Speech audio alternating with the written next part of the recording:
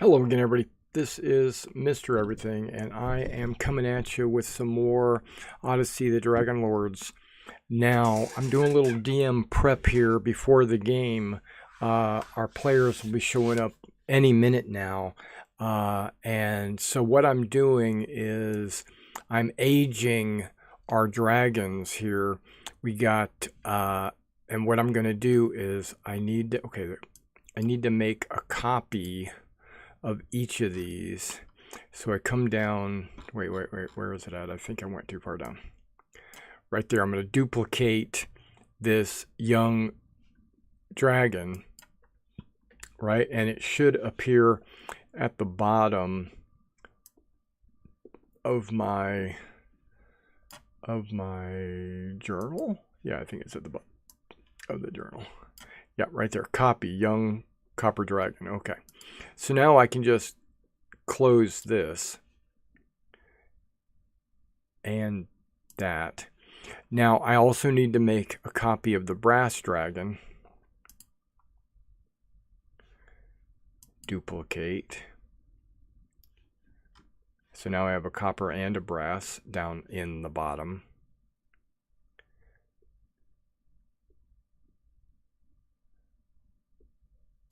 Cancel. Should keep it down there. Yep. We're not really doing any editing of the actual dragons. Now I need to make 3 copies of this. I wonder how will it give me 3 copies? There's one. What happens if I hit it again? Ah, it does. Nice. Okay. I needed to make 3 different character sheets for the 3 different dragons. See? So what I'm going to do is I'm going to open each one of these.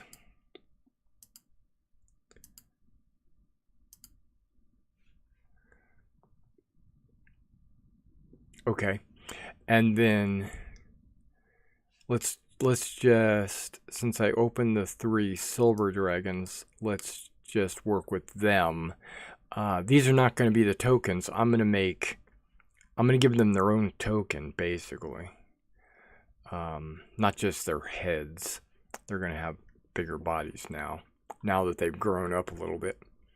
Okay, so I think it is under edit.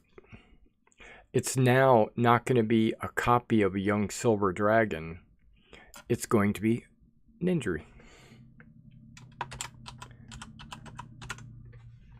Right? And I put a letter in front to let me know who is their, what do you call it? Bondmate. Okay. So in player's journal, it's going to be Electo, right? And can be edited by Electo. Okay.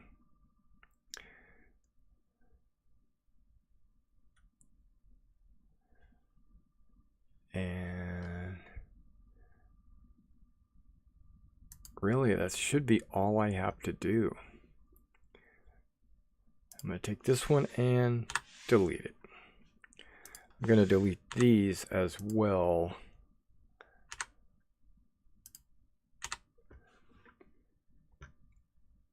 See, and now there's Nendry all the way at the bottom.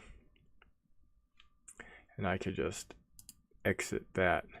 Now, do I have a bunch of silvers? Oh, okay, I do. Okay, so the next one, edit. Liara. That should be Elias.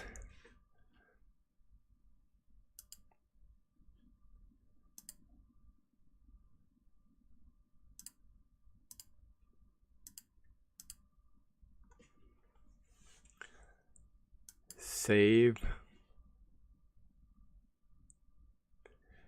And Elias. And it's in his journal. Perfect.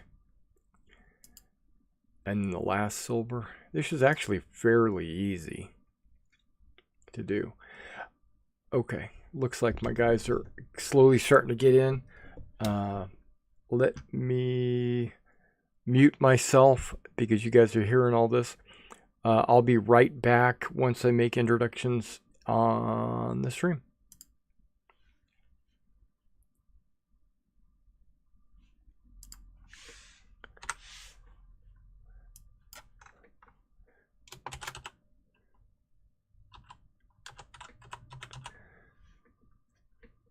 Okay, I know I typed it in.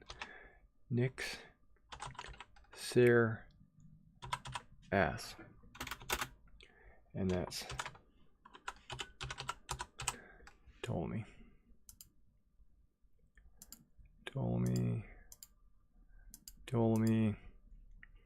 I'm just covering for my own work here.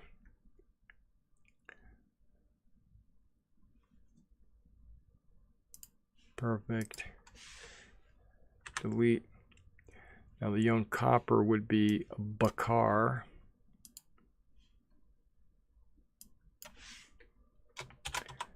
Bakar. Hylas. I didn't spell that right, I don't think, but here we go. 2 L's. Okay.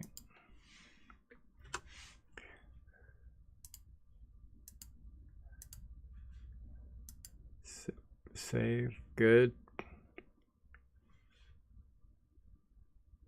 Bakar. Get rid of that one. And then Astrape. Edit.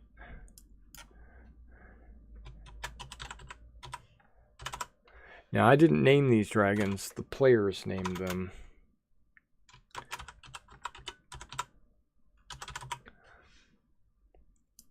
Andromecha. No.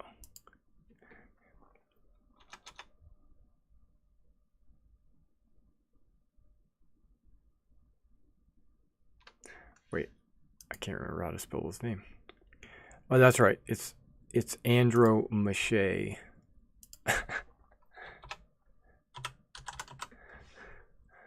Yeah.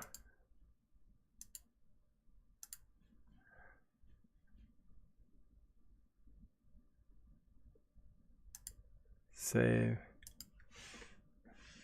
Delete.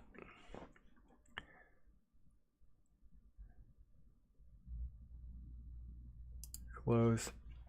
All right, so let's go ahead and get started. Let me jump into the stream where everybody's at, and we'll bring them on. Let me go ahead and turn on desktop audio so everybody can hear what's going on.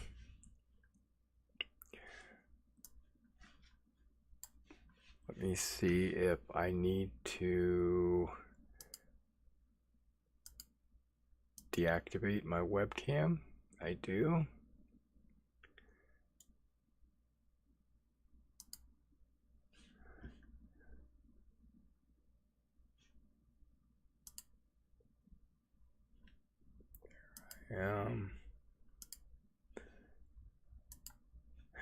Hey guys, how's everybody doing today? I fixed my camera. Oh, that's cool. Finally. What was wrong with it? I don't know. I ended up uninstalling all the drivers and uninstalling the camera and reinstalling it all. Yeah, that sometimes works. I just only ever think to do it when it's game time, and I'm like, well, I can't sit here restarting my computer now. Okay, so I am going into your journals where you have your dragons, and I'm going to age them because they've all just become young dragons.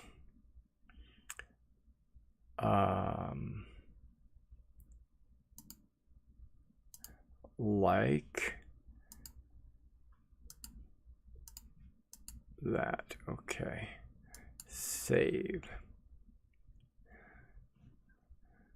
I'm working with Hylas right now. I got rid of his Bakar dragon. And now I'm going to drag up the young Bakar.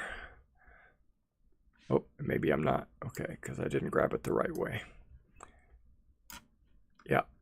Now you've got young Bakar in your journal. And Elias, you should have... Oh, I don't see you having any dragons in there. That's okay. We can get that squared away. Because if I remember right, Liara was Elias's bondmate, not counting the gods. And so I drug Liara up there. Nendry was Scruffles. Yes. So let's take a look here. We got Scruffle, Nendry, edit, delete. Okay. So baby Nendry, which had an unusual name, is no longer there. Now you have the new Nendry.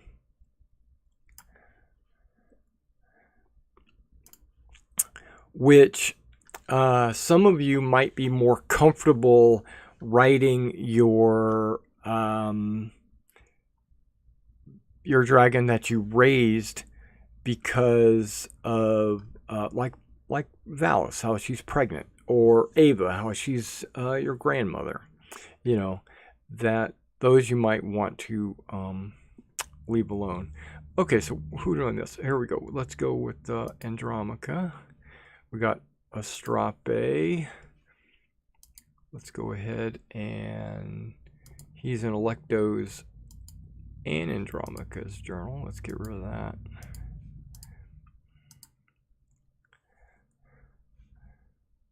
Luckily, as soon as you said you were doing that, I copied Nendry's horde. I was tracking that on his sheet. Okay. No, that's... I didn't delete the sheet. I just removed it from your journal. Oh, okay. Well, I copied it to mine anyways, and now I pasted it on the new one. Okay. So now I have it in two places. And then Ptolemy... Not that he's been adding to it. Nyxeris. No, he's been too busy training to be a Dragonlord mount. Yeah, he hasn't been with us the last few adventures. But he still has 18,000 gold. Yeah. That's not bad for a 6-year-old. Right. Okay, Nyxeris is out. And the new Nyxeris is in. Okay. Yeah. So you have options.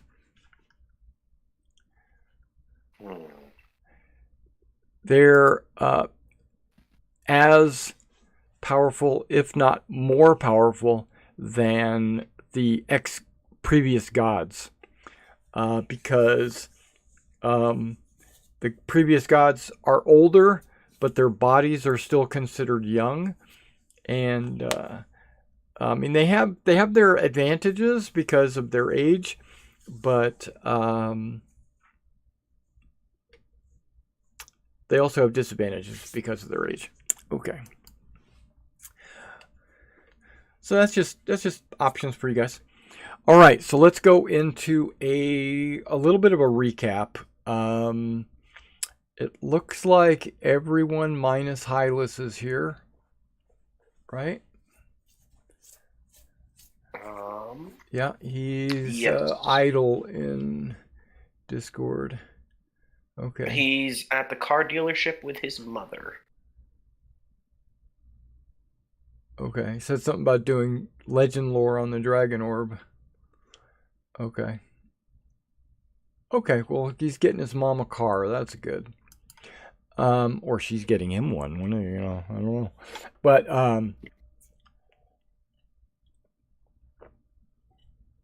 we'll move on from there.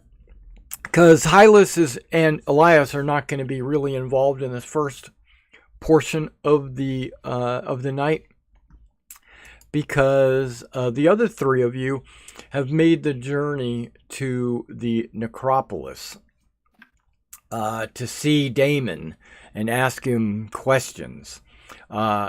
Previously, in Odyssey the Dragonlords, we have started the episode with you guys fighting a battle on the plains of Thylea against the followers of Sidon, and you thoroughly trounced them, and you saw that a familiar face, Laurentius, was part of that group. He was a you don't know why he was there, but he was there, and it seemed like he was fighting, but he didn't fight to the death. He fled with the rest of everybody else. Immediately after, you had a party. Everybody celebrated. Everybody said it was a good time. Then you got word from Mitros that Versi wanted to talk to you guys about the coming destruction of the world. And then you guys flew back to consider teleporting, but decided it was best just to fly back to the city and with your dragons and talk to Versi. And you found out that she had a new vision, a more clear vision of the end of the world. The apocalypse is upon you because 4 Nether Titans have been released upon the world, and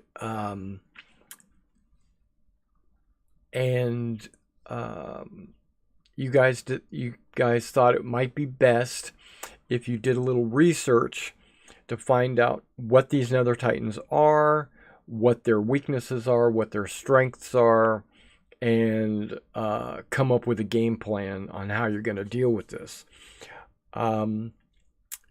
Part of that game plan was, part of the research revealed that Damon has information that might help you in defeating these Titans.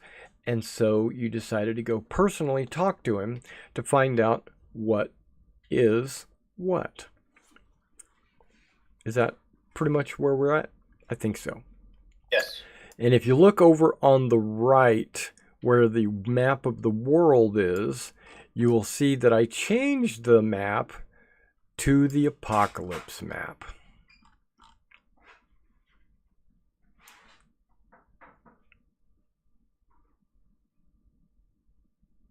Everybody good? Nice. Yeah. That was a little tricky to get it just right, but it's in there.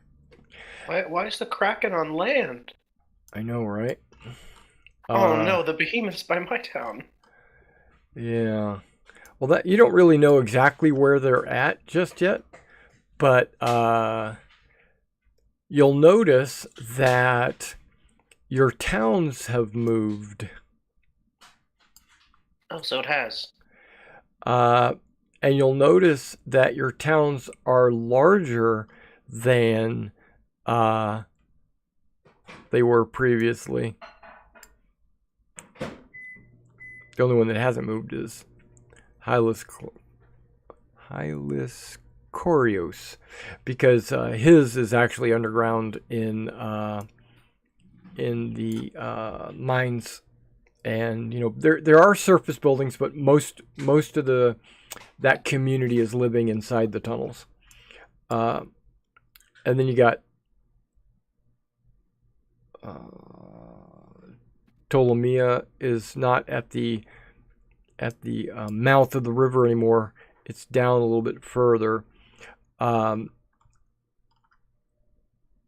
because even though you want it to be one place, your people don't want it to be there, right? So they want it, or I should say the community might be better farming in a certain area, but might be better mining in a certain area, better land for building, better resources, stuff like that. So even though, I mean, that's not your job really to decide exactly where these cities are built. And of course, Astoria and Mitros are exactly where they're supposed to be. Maybe this old location turns out to flood, so we went up a bit. Yeah, or so, exactly something like that, because it might be marshland down in that area or something. But you'll also notice there has been a change. There are other towns springing up, because you'll see like one right here under the Kraken. You'll see one in the middle of the plains right there. You'll see another one up here by the Scorpion. Right above the Scorpion, there's some ruins right there. You'll notice there's a big town over here. So in the last 6 years, the land has prospered. A lot of babies have been born, a lot of stuff like that. So yeah, it's actually good times, except for the apocalypse. Okay, so let me see if I still have the Mines of Telemoc. I don't think I do. I think I'm going to have to pull it out of my archives. Yeah, the apocalypse does tend to put a damper on things. Yep, let me go to my 70 archived maps.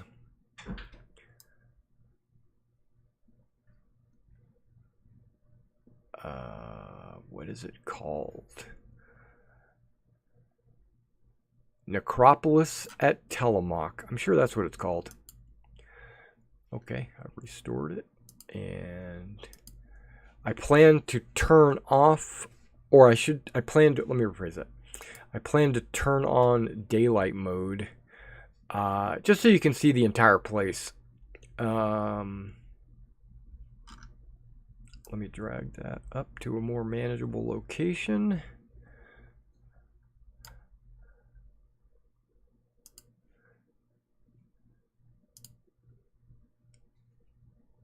Daylight mode is on.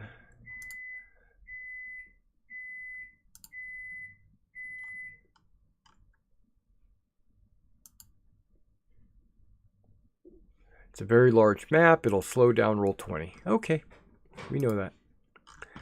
Okay, let me zoom out. Let me get rid of all these old tokens. Oh my gosh, look at that. There's even Cadmos on there. Okay.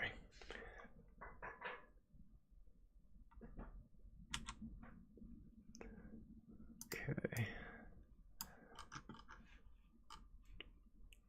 Okay, we'll keep all the monsters where they were because you never really messed with them.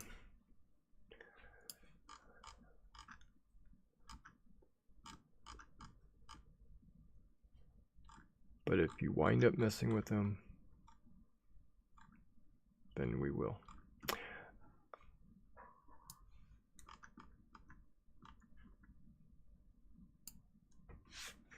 All right. We got the Necropolis. Now let me go ahead and drag over some. I'm going to drag every token over just so that everybody can see. But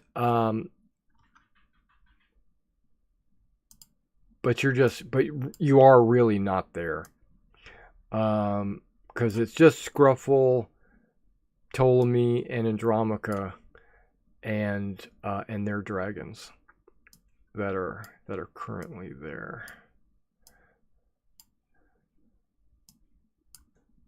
Hylas and Elias, I'll drag you guys over as well, just as a just so you have eyeballs. Okay, copy.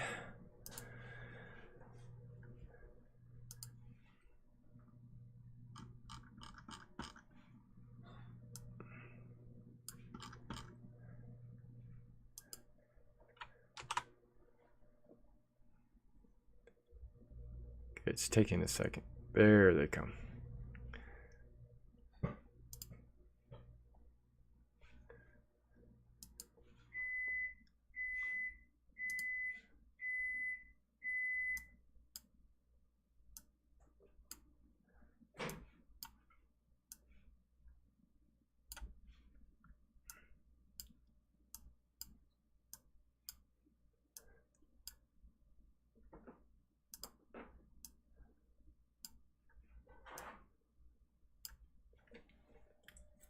Okay, so let us bring the landing page over. And it might take a second to load because it is a gigantic map.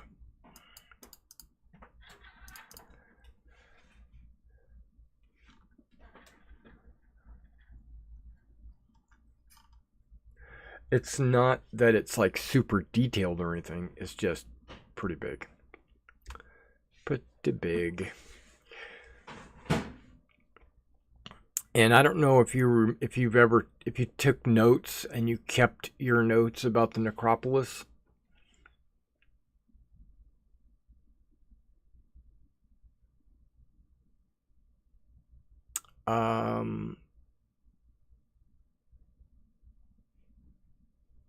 That's not where you're supposed to be.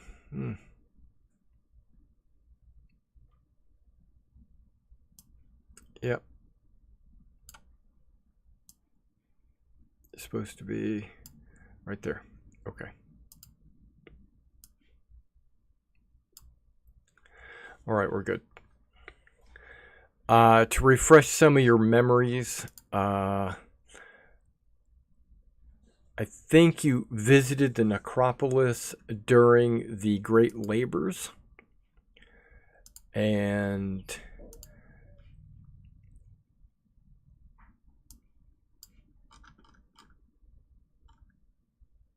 yeah, the approach is where you're on, and it's the ancient necropolis stands before you, awe-inspired in both size and splendor.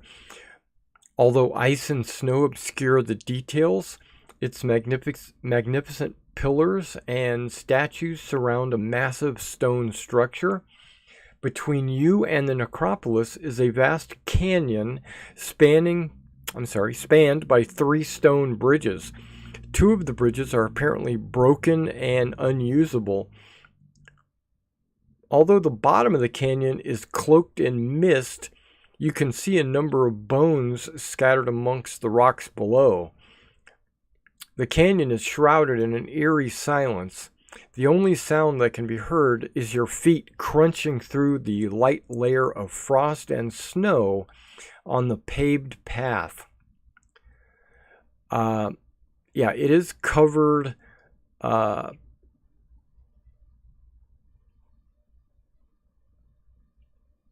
is covered in snow, right? This height, this altitude in the mountains, it's always snow covered. It's pretty much never not snow up here. A lone skeletal figure stands at the center of the bridge. A tattered cloak covers the figure's thin frame and obscures its face. Golden runes are traced along the hems of the cloak. As you draw closer, the figure holds out a skeletal hand, expectantly, as if waiting for some sort of payment.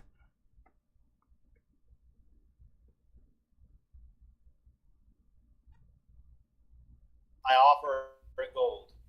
No, we need the Dragonlord coins. Yes. Is there not free readmission?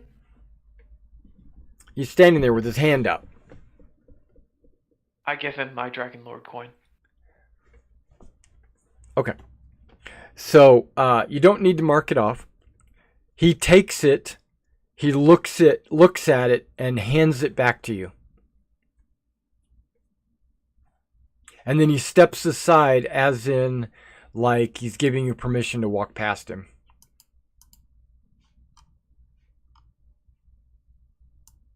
Guess onward we go.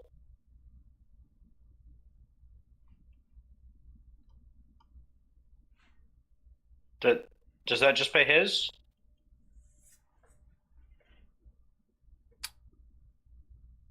Well, Damon's not holding his hand out anymore.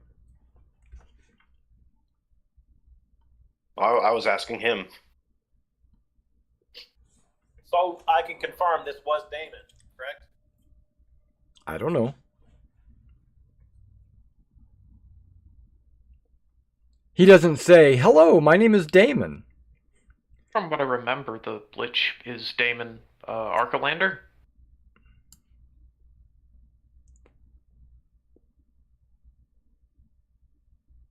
Across the bridge, you see 12 tomb entrances carved into the cliffs, each marked by 4 stone columns. To the north is a great white marble mausoleum the size of a small palace. Close to the mausoleum entrance is a 13th tomb, much greater than the others. Yeah, you remember it. You've been there. That was the Xander's tomb, if I remember right. You see many bodies lying upon the city paths. I'm sorry, the icy paths that wind around the ruins. Some are the desiccated, half-frozen corpses of would-be grave robbers, while others are statues of various sizes and styles. Their frozen eyes seem to be watching you.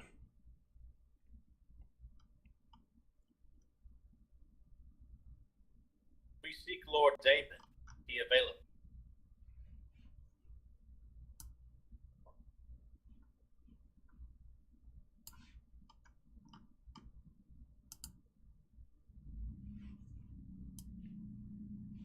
Who you asking? You asking Ptolemy this? I'm asking the skeleton. Yeah. He just stands there, looks at you. This is Damon, according to my memory at least. Listen, Damon. I'll be blunt. So the Nether Titans have apparently all escaped. And our research has told us you may know a few things that could help us.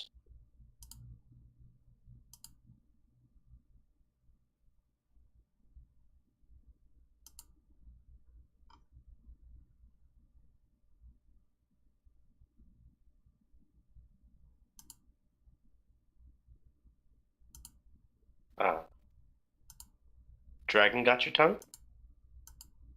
Yeah, he just stands there staring at you.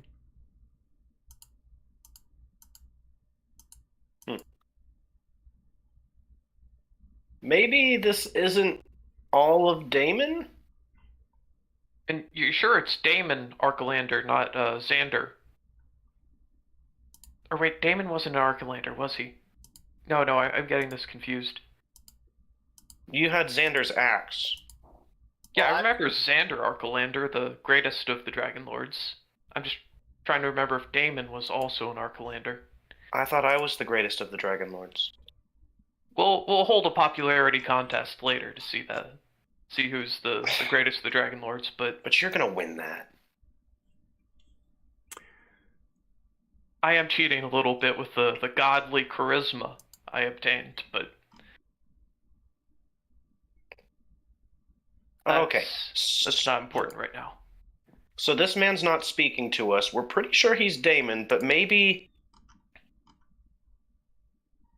Damon was a wizard when he was alive, right, guys? That is correct. Wizards are really smart. They're not the sort to sit here and watch a bridge for eternity. So maybe his mind is somewhere in one of the tombs, and he just left his body on guard on, like, magic puppet strings. So we should search around for his tomb. I swear, if we open it and there's like a person inside drinking tea. Well, I would think he would have found us because all the carnage that's all the popsicles, I should say. Well, where should we look?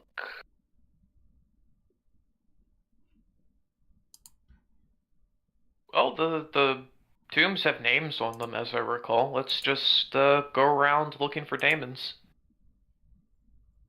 The main thing I remember is there was one with a lot of gold on it, and there was a maze with a functionally immortal minotaur. Yeah, I remember that guy. I'd rather not have to deal with his ambushes again.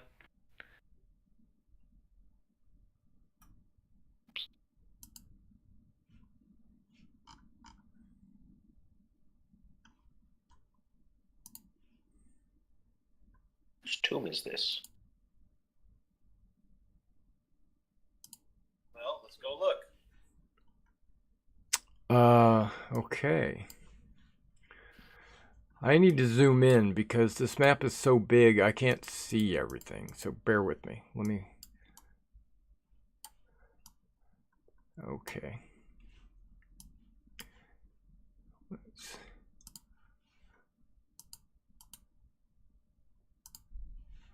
That is tomb number 3.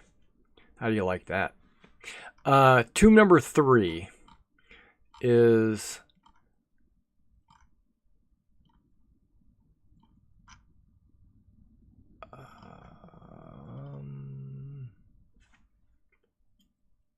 the tombs are built into cliffs that are about 15 feet high. Most of the tombs have 4 marble pillars set into the cliff face. These pillars are entwined with dragons. Each tomb entrance is sealed with a chiseled marble slab measuring 5 feet wide and 5 feet tall and 5 feet thick. Removing or resetting the stone slab requires an action and an extremely high strength check. Warning inscriptions. Each tomb's inscription names the Dragonlord and interned inside, along with a warning.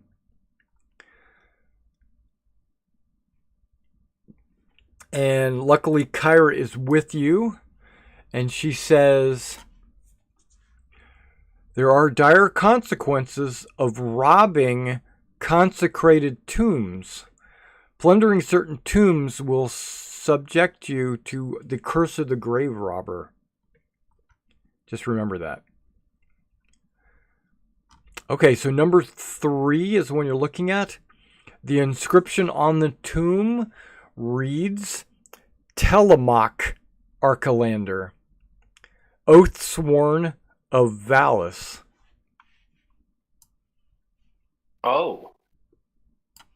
That's spirity. He is not here. And then the warning says, death awaits any who would desecrate the great warrior within.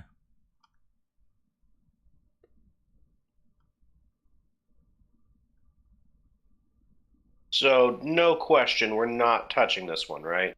Right, guys? Correct. Okay. Wonder if I can jump up there. It's 15 feet.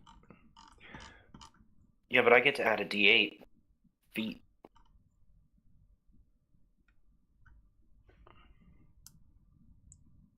Yeah, if you want up there, the dragon can just lift you up there. Oh, right. We're not on foot this time. Well, you are walking around, but we have. But you got assistance. Yeah. Okay, are we talking about this one right here? Sure. Okay. I'm going to go to there, and I'm going to go to there, and I'm going to change that to the token layer, and bam, it's number 4. Going almost in order. You skipped Almost. you skipped 1 and 2. Actually, 1 and 2 is just so you know, 1 is the approach and 2 is the lich. Okay, so there you go. You're happy with that. Okay, number 4.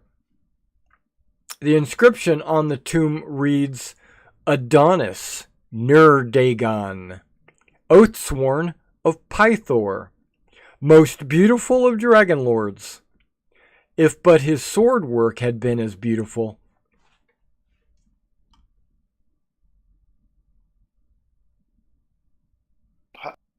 Pythor? Yeah, you know. I guess opposites attract? I don't... He was a good warrior. That's not what it says here. I know. People were jealous of his beauty. Oh, so it was like a Ptolemy situation. You see Pythor scratch the back of his head?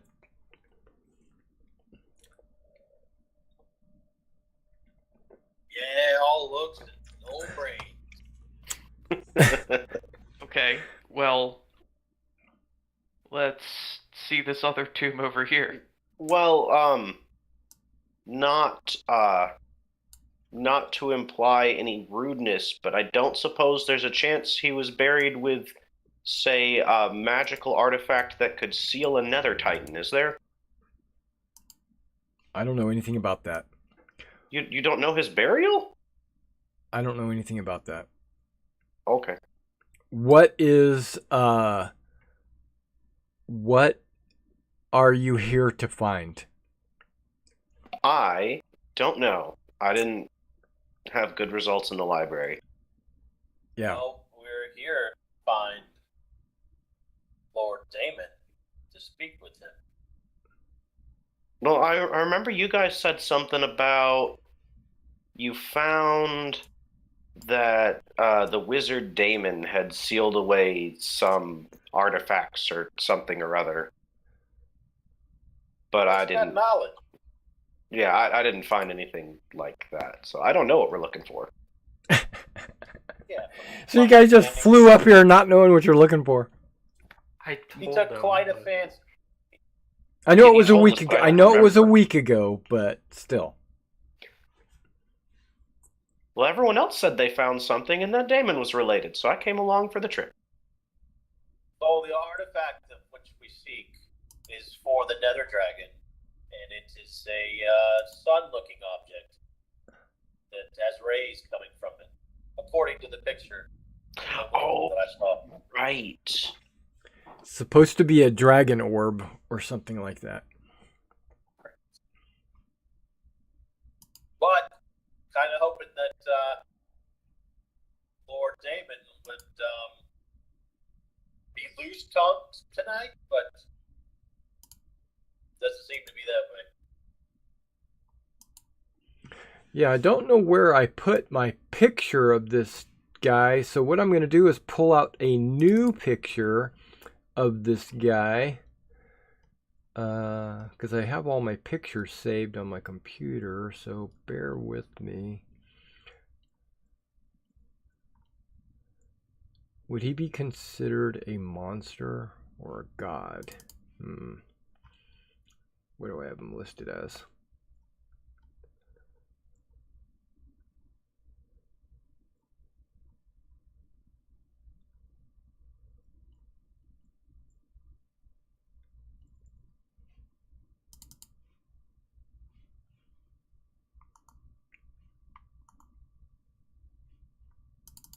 Maybe a monster.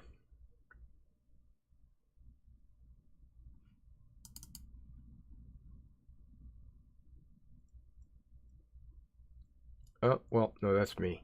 Okay, hold on.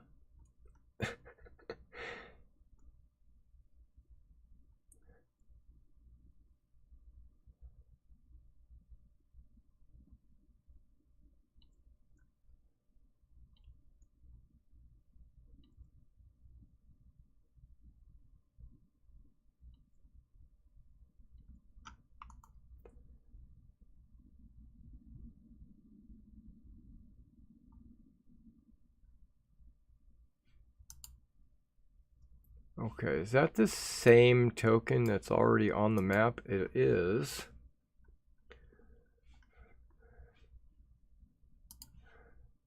Yeah, because we got...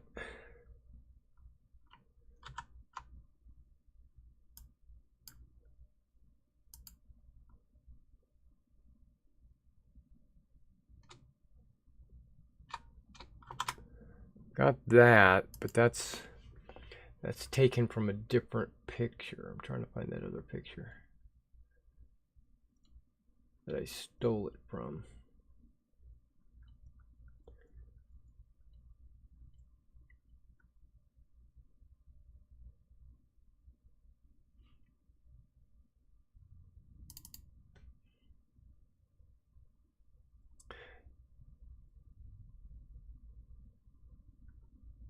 And I thought that was under mood art, but when I go to the mood art, I don't see it on there anymore. So, introduction, appendix, handouts. It's not there.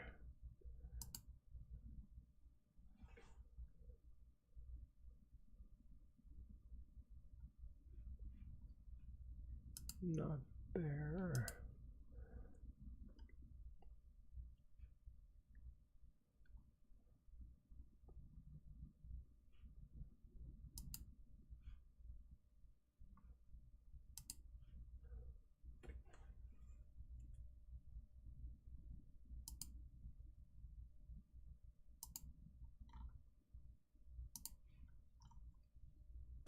Yeah, because it might give you a clue. That's why I'm taking my time to look at it, to find it.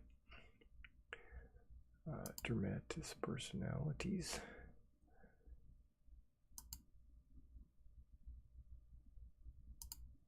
Nope. No.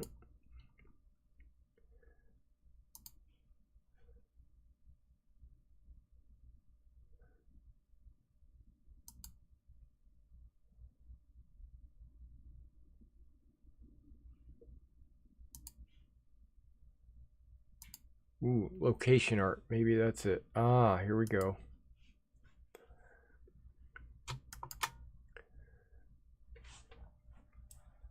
Okay, so that's kind of what you're looking at when you're looking in the necropolis. See, he's standing like in front of a bridge that leads across to the all the tombs and stuff. And that's him. He just stands there. He doesn't. And you can see that there's statues around and pillars and all that stuff. A lot of times their art is not exactly what it's supposed to be, because I don't think the artists and the writers communicated. So, but he basically is watching you guys and paying attention to what you're doing, but it doesn't look like he has the capability of talking. When you were struck with lightning and he was there on the hilltop when you guys were going into Mitros for the first time and Sidon was throwing lightning bolts down, he was there, but he never said anything. He was here the first time. He never said anything.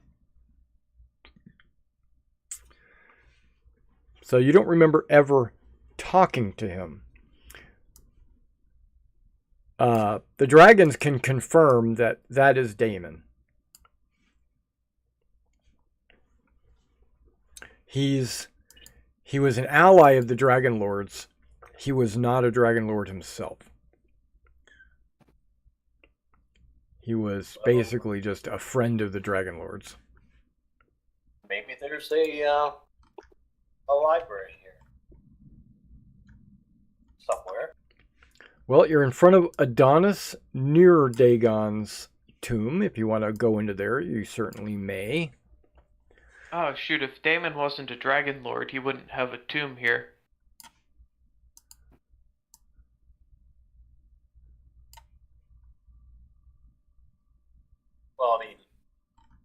Maybe. glitch, so Maybe. I don't know. Well, we can keep looking. Right. Okay, so we're going up to this one here. Yep. Okay. That one is number 5. The inscription on this tomb reads, Esther Archelander, Oathsworn of Kyra. Yikes. Hey, that means we called it before. too soon. Disturbing images adorn the walls. Rather than heroic battles, the carvings largely depict a man slaughtering unarmed dryads and satyrs in gory detail. Clear pain and fear mark his victims' faces. In one panel, his dragon companion appears to beg for mercy on behalf of a group of nearby creatures. A blood-red marble sarcophagus bearing the same man's image sits in the center of the room if you were inside. Jump to the inside. There you go. I mean, if there was ever a crypt to defile. Well, to be honest, I don't think we were too far off from Esther here when we first started off. You can see a single tear appear on Kyra's face. I mean, some people just choose the wrong path. And no amount of help will get them back on the right one. And Kyra has got her back to you. She's looking over the necropolis.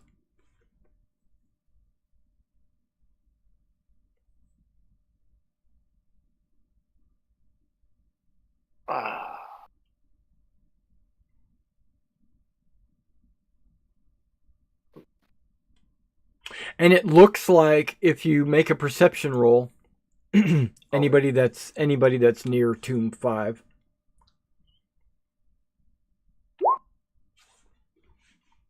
How about a 28? Yeah, it looks like it's cracked open. I wonder.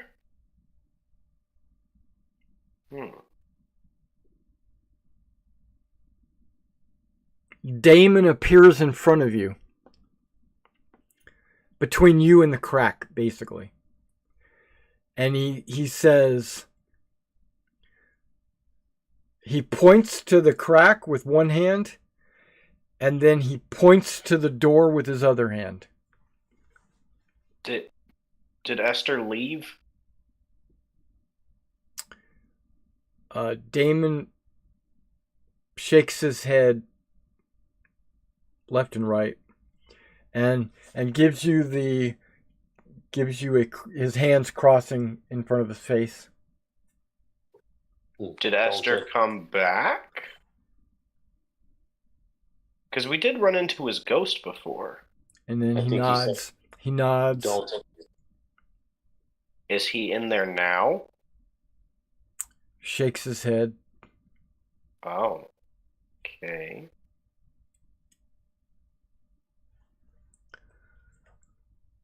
Do you know who we are, Lord Damon? He nods his head, yes. We come seeking your counsel in regards to the Nether Titans and any information that you have. Can you assist us?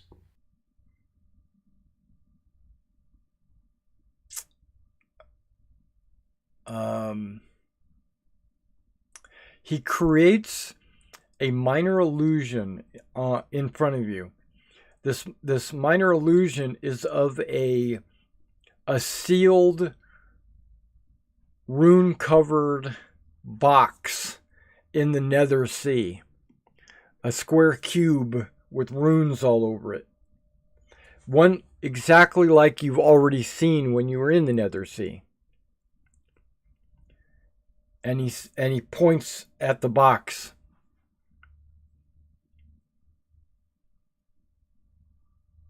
The artifact? That's not the question you just asked. Well, I'm asking if the artifact is in the box. That's not what you just said. You just said the artifact, whatever that's supposed to mean. I'll rephrase it. The artifact in the box? No, I think the box. He looks is... at you like you're crazy. Even though you can't really see that because he has no eyeballs. Or no eyelids and no brows to raise. All you see is a skeletal face staring at you. I take it the knowledge is in the box then. No, I think the box is just where they were sealed originally. We saw them when we went to the Nether Sea.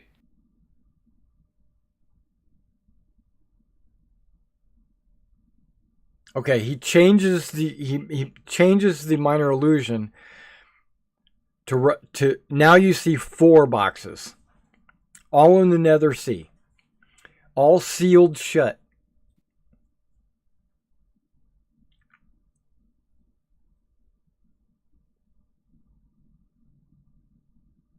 And he points at them knowingly at the boxes.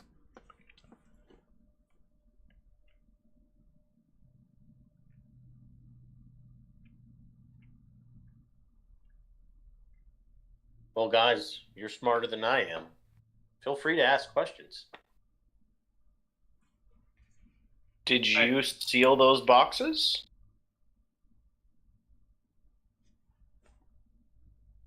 He points at the boxes. This isn't working. So, you want us to put them back in the boxes? And then he looks at you crazy. You can tell he's looking at you crazy because the green fire that's growing out of his head kind of flares up a little bit. Goes, instead of just being, he goes. Yeah, they're all out of their boxes. Okay, so the illusion disappears. And now Damon looks off into the void, right? He's like looking into the void, and then he disappears. He vanishes.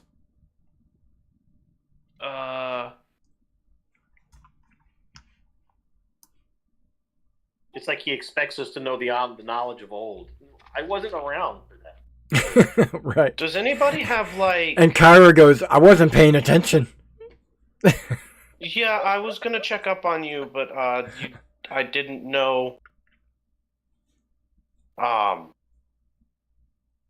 mean, we were around 500 years ago, but we weren't. We didn't pay attention to that kind of stuff. That was Damon's business.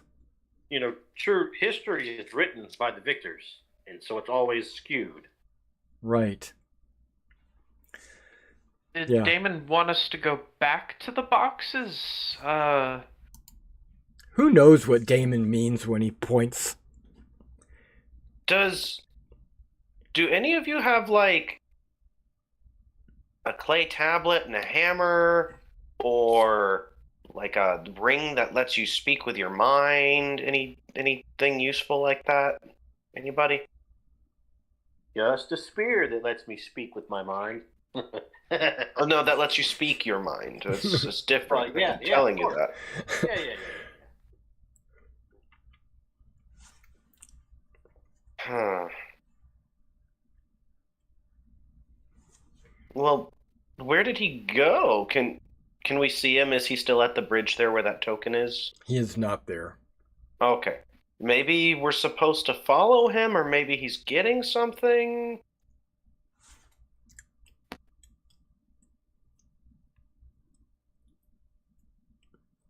Let's just keep. Do any of you have the ability to see invisibility? I almost took true sight. I do not. Nope. Yeah. So he might be standing right next to you, invisible. I can turn invisible. When you're invisible, can you see other invisible creatures? No, I don't think so. you can't.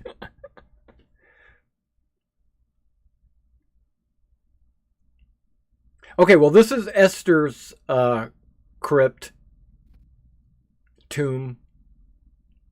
Well, It is partially open. Yeah. we did run into him before, and we did have to fight him. So maybe he's at least at peace now. I doubt it. Well, I mean, he was in Ptolemy for a little while. Oh, the smell. And then you had to communicate, exercise. Yeah.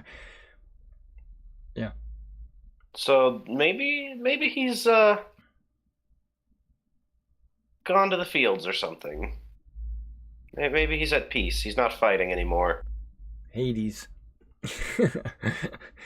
Well, I didn't want to say the Elysium fields. No, he doesn't deserve those fields. Or maybe he's working with Maybe he freed the Nether Titans. Exactly. Oh. He would do that, wouldn't he? Maybe we could talk some sense into him if that's the case. Sure. I'm with it. Okay, so where are you guys going to? Are you guys going to just continue to venture around? Yep, look into the tombs. Okay. I'm just looking south on the map to see if you missed anything down there that you might want to see. I don't really see it. There's a cool overhang. You can see this right here where these two pillars are knocked over. Right? And then you see there's like this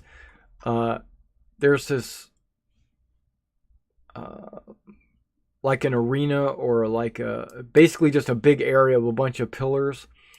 And then there's this one right here.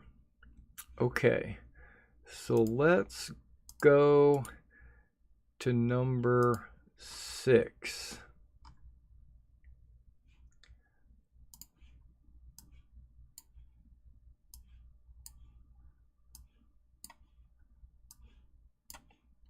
Okay, and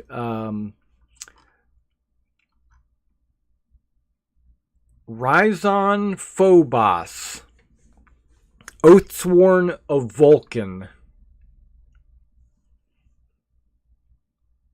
I'm beginning to sense a pattern. Vulcan says, because he's with you guys. Yeah, Rhizon, he rivaled Xander.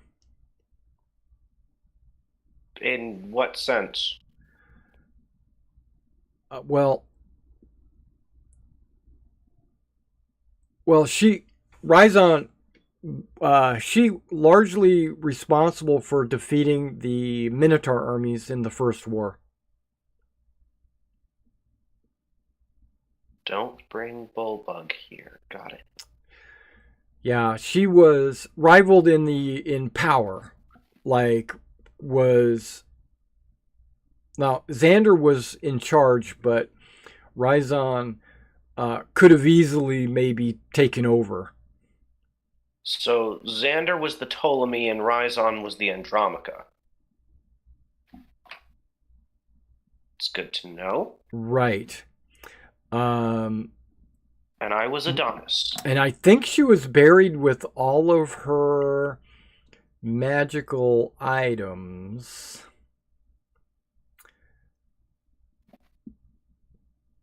But I think her tomb is consecrated. I can check using a divine sense, I think. Well, I think you can. Even if it's not, I don't think we need them. You want to use divine sense? Yes, I do. Okay. You detect undead.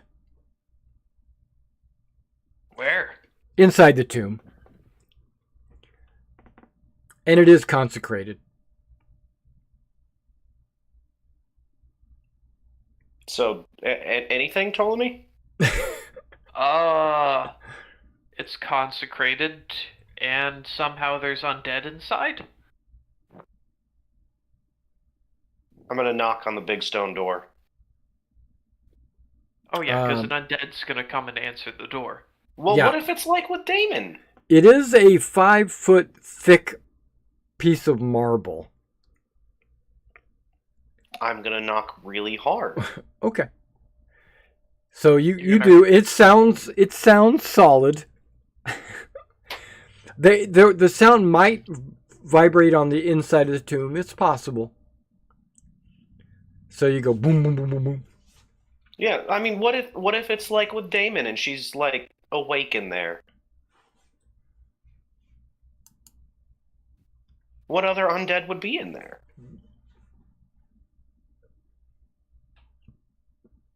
A lich.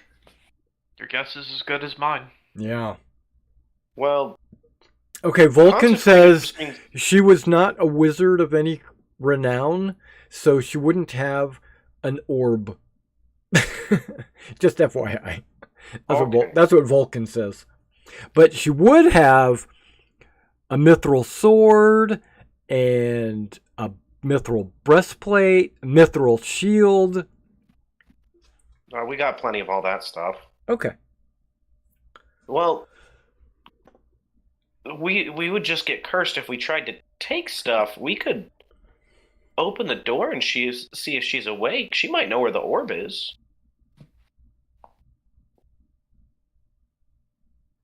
I don't know. I say we move on, but I know how Ptolemy is with the undead stuff. Personally, it makes me want to heave. But Look, whatever floats Ptolemy's boat floats Ptolemy's boat. That's not my Wow. place to judge. Did I do something to the two of you recently? just saying, undead makes my skin crawl. At least my skin is crawling.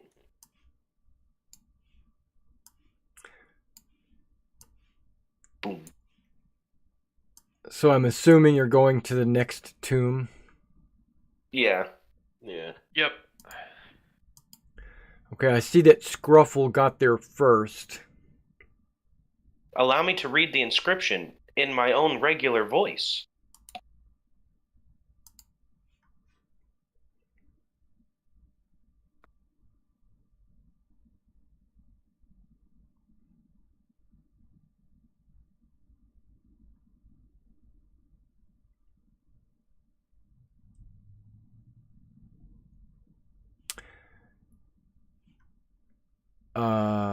Okay, it simply says Cosmo Phobos, son of Rhizon Phobos.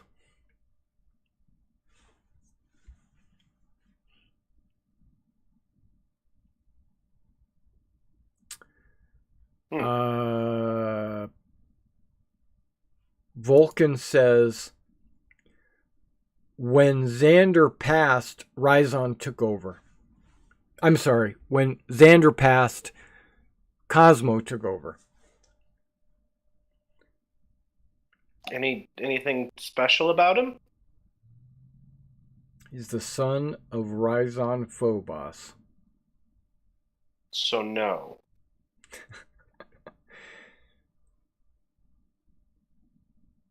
Well, he was the leader of the Dragonlords.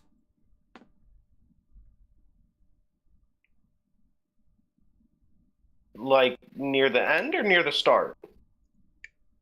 After Xander passed.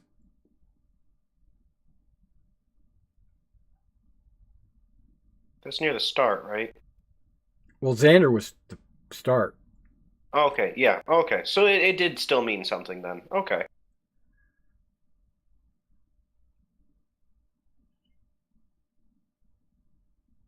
Now, you don't want to bust it open and go inside? I don't want to do that to any of these if I don't have to. All right. Okay. These are our brothers in arms from another mother's in arm. They Some of are. them.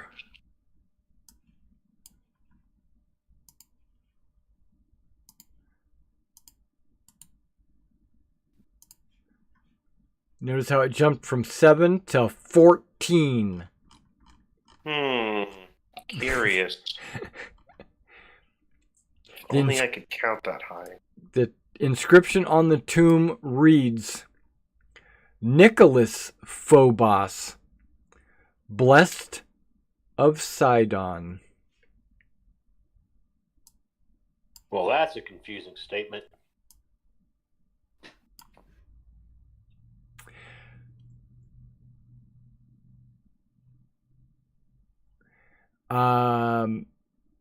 Pythor says Nicholas was one of the last Dragonlords. He ruled and died 1 century ago.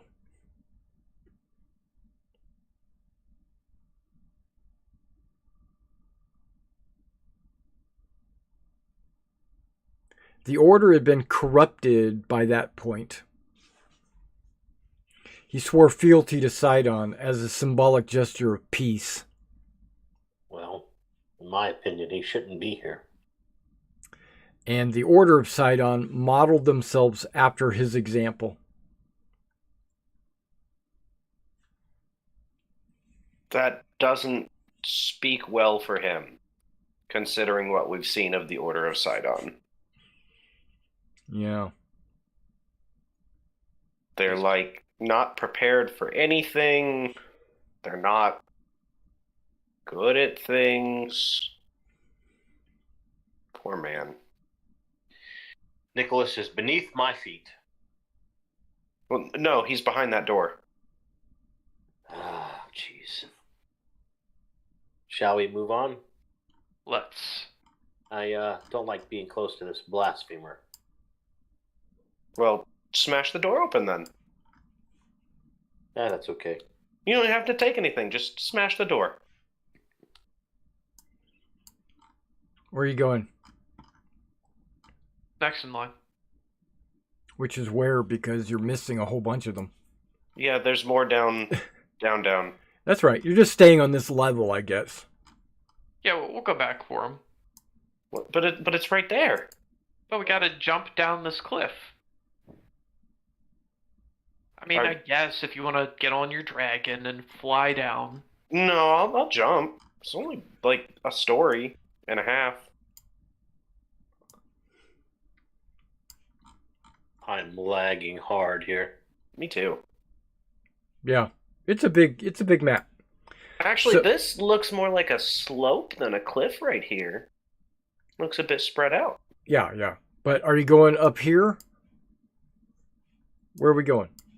I want to go over... Or are you going all the way back to the bottom where you missed everything? I wanted to go northeast. I don't know what that means. I'm trying to... Just move your token. Okay. Boop.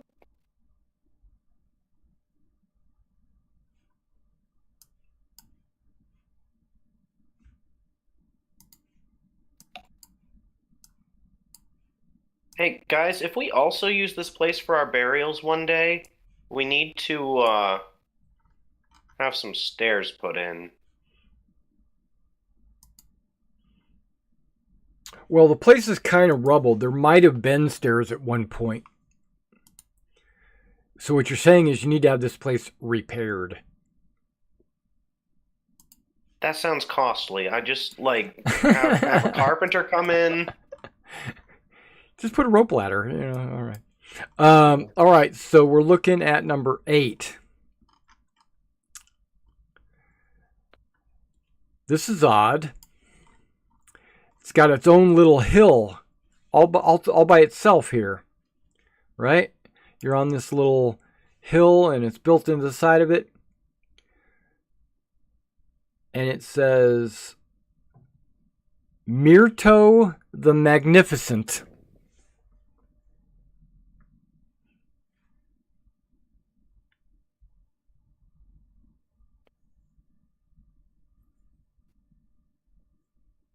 Is that like Mitros?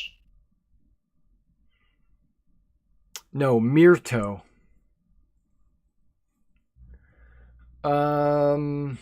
Tomato to Myrto.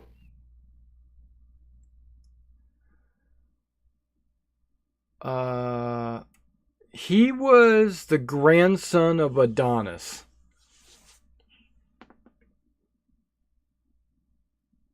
So that implies that, Adonis had children. But he's the grandson of Adonis. He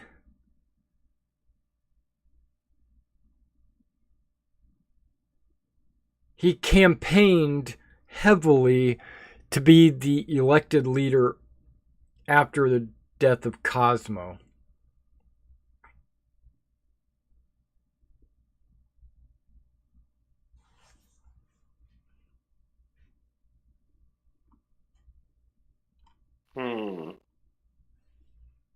And Cosmo was about 100 years ago, so he wasn't that long ago.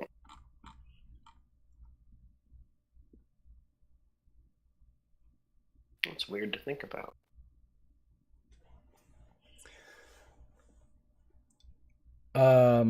Cosmo was 100 years ago? Are you getting your notes mixed up?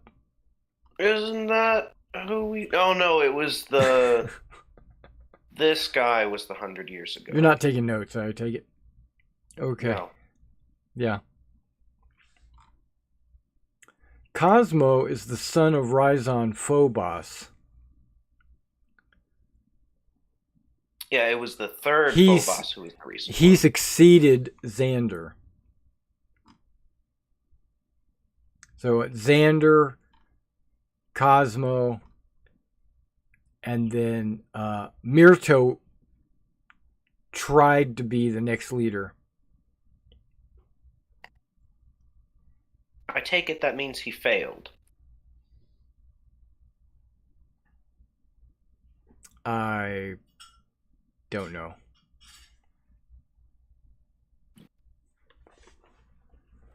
Okay.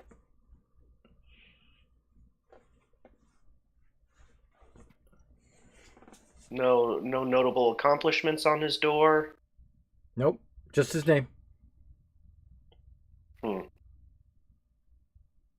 was very rich.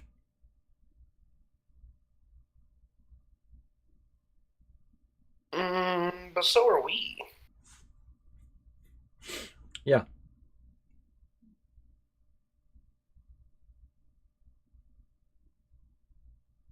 I feel like this is getting us not many places. Mm-hmm. Oh, what can we do? We don't know where Damon's tomb is, and we can't understand what he's trying to tell us. Maybe we had to go over to Balmetria? She's in a big box. Isn't she in like a pyramid? She is. She's in a... Well, yes, but she's in a big cube of marble in the pyramid.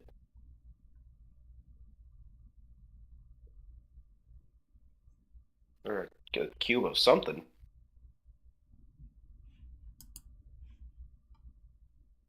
Let's check these tombs to the south, and then we'll decide what to do. Were there some to the south? Yeah, you've missed about 10 tombs. 1, 2, 3, 4, 5, 6, 7. Okay, about 7. Oh, I'm not seeing... You're not supposed to. Oh. Well, that'll be why. Yeah. But you also didn't go over the entire map, so. I called a couple of places out already. Okay, so Ptolemy's walking through some rubble. Let's stop right there. That's spot 13.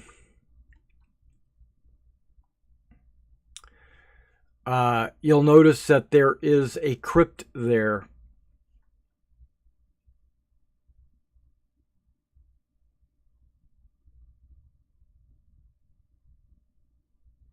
And it says,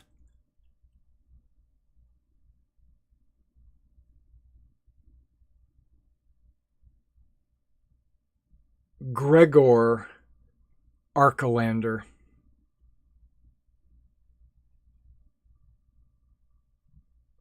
Oath sworn. That's not true. It just says Greg. Okay.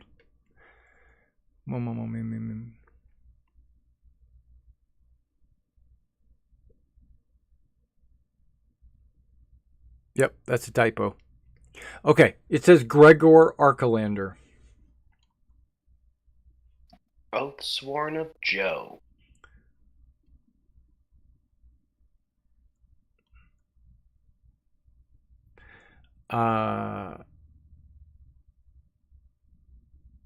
It looks like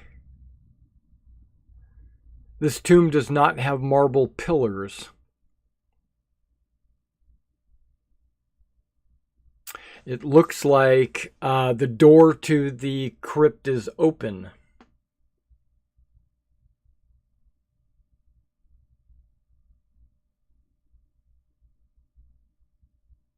So if you wanted to look inside, you certainly could. I do. Well, you're not even close, but okay. Yeah. Okay, the crypt is empty and has no sarcophagus. The murals inside are painted. The murals and painted ceilings tell the story of a young man traversing the islands and waters of Thylia. The man, however, is absent from the final panel. This simply shows a grieving woman looking across a stormy sea from a palace balcony.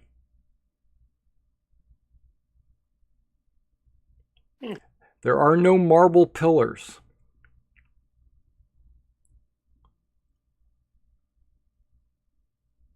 Okay, it must not be Archelander. It just says Gregor, the tomb of Gregor. And then later it says Gregor of the Horath family. His tomb was prepared, but it's never been occupied. It's like you could tell that there's never been a body in the sarcophagus. There's no treasure, it basically is just an empty tomb, like it was prepared for someone and then it was never filled. Well, maybe they're still alive.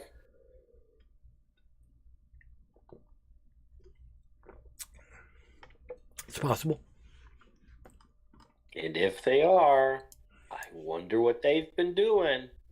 I know, right? I think maybe he's lost at sea.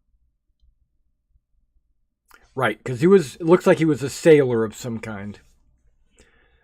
And then a woman, a grieving woman looking across a stormy sea from a palace balcony. After closely looking at the grieving woman, make a perception. Make an investigation. We'll call it investigation.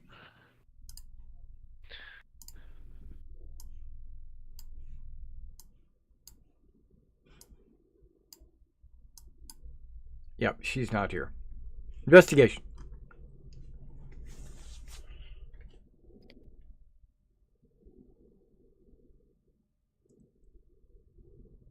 No? Yes? There we go.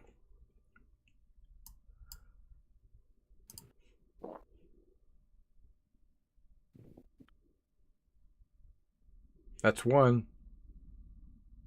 Oh.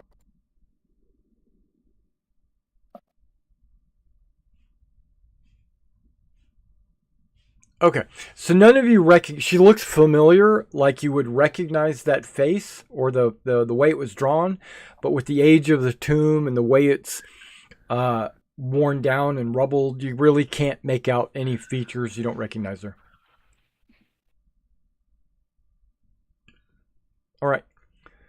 So from there, you want to go in? You want to search the place? Nope. Okay. It was empty, right? Yeah, it's empty. From looking in from the doorway.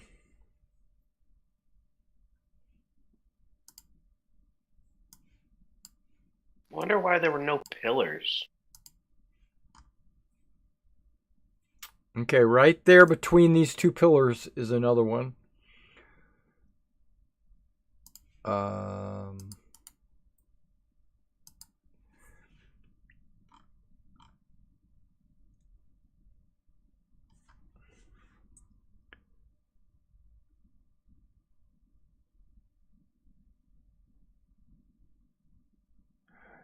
It says Dorian Nirdagon.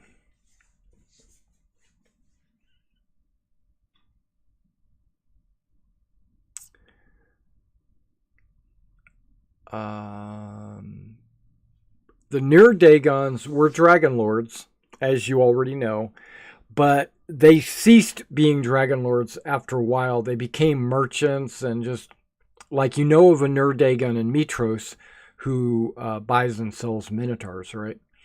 Well, this is Dorian Nirdagon. He was the last of his family to be a Dragonlord. The doorway is broken open. You can tell that someone used chisels or crowbars and they broke into this tomb.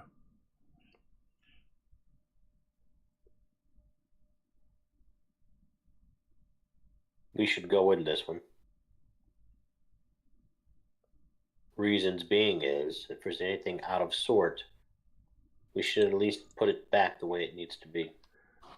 Okay, so looking at the doorway, the door has like chisel marks and crowbar marks, but it still seems to be sealed.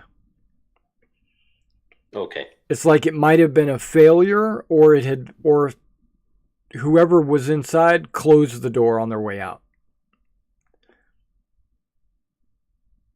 I accidentally deleted my token, so I put a new one down, and I'm really big now.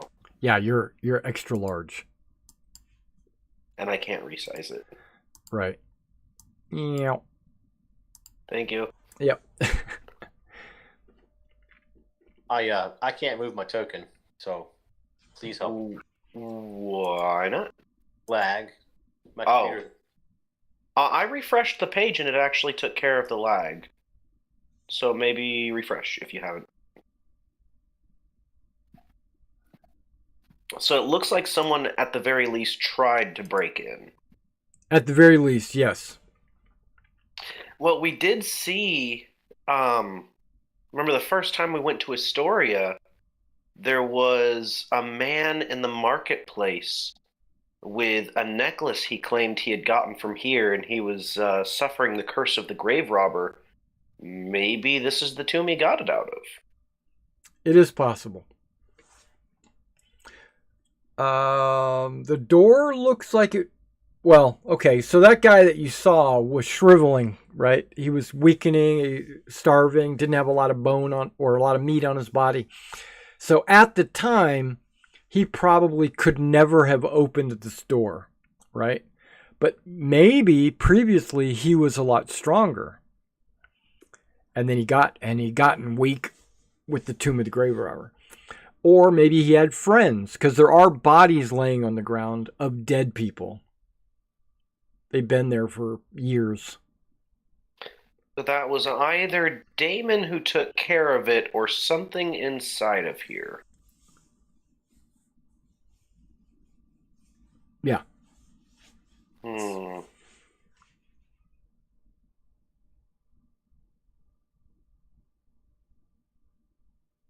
I'm more inclined to say it was Damon.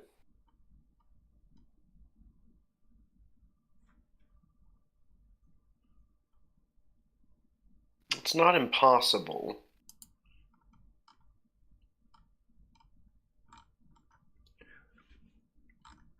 Okay, so that is all of the tombs in the south.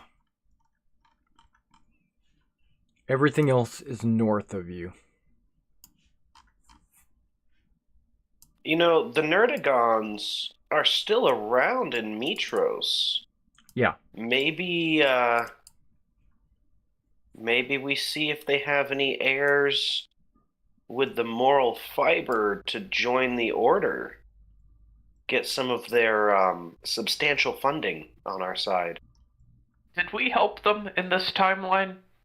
The whole thing with clearing out the bandits? No, the Thieves Guild for them? I think we did, because that led us to Themis and all that. That's true. Yeah, and you used the And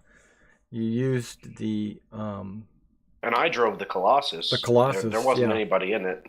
Yeah, there's no thieves or minotaurs inside the Colossus.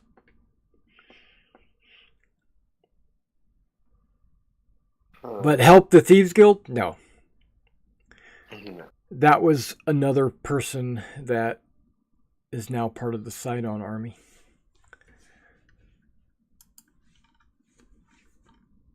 Why don't we go check the pyramid?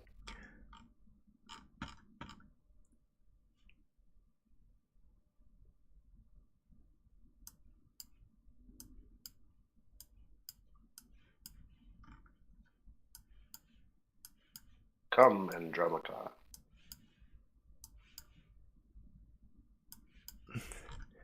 Okay, so you guys are going up to the... What do they call that thing? The Triangle of Balmetria. Triangle. Yeah, that's what they call it. The six-sided die here.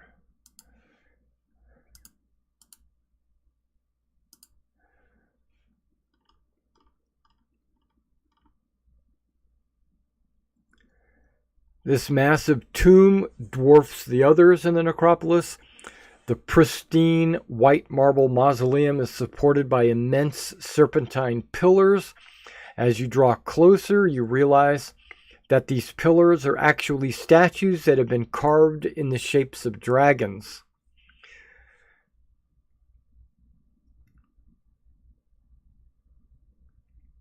This is the largest tomb of the necropolis, as befits the burial place of a dragon. Some believe that it houses a passageway to the underworld.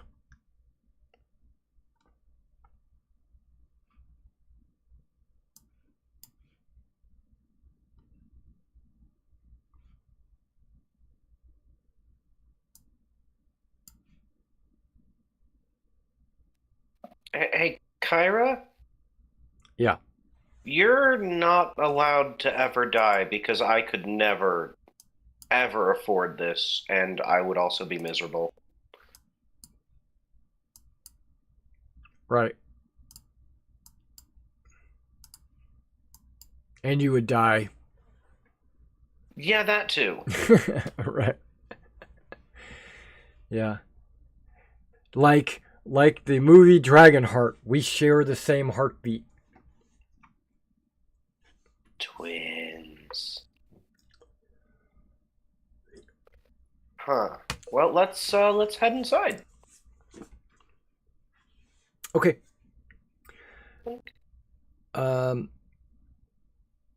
Unlike most of the art in the necropolis, the mosaics that line the walls and ceilings here are pristine, almost new in appearance. The panel closest to the entrance depicts 5 majestic dragons, 1 silver and 4 bronze, soaring through the heavens. A formidable human warrior is mounted on each dragon. The next mosaic is dominated by the verdant coast of Thylia.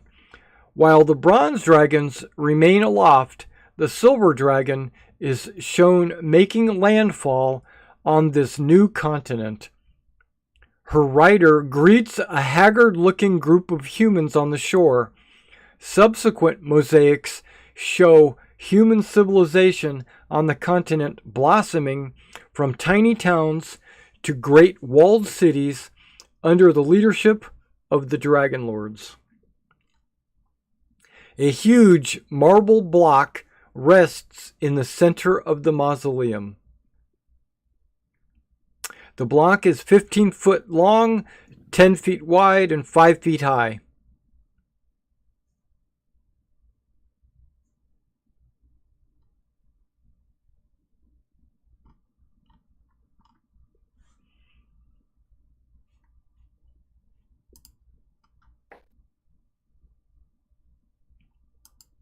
It looks heavy. Beyond your strength. Well, I hate to visit without an appropriate offering. Hmm.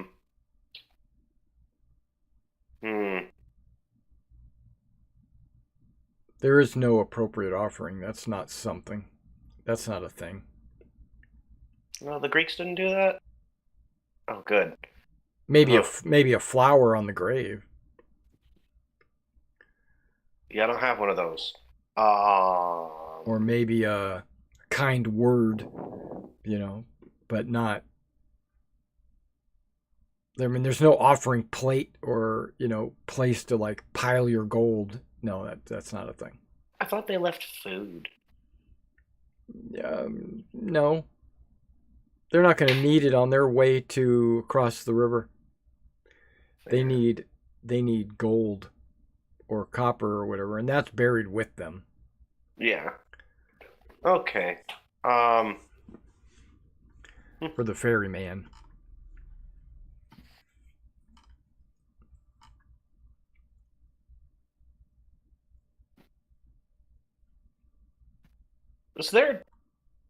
Kyra, is there really an entrance to the underworld here?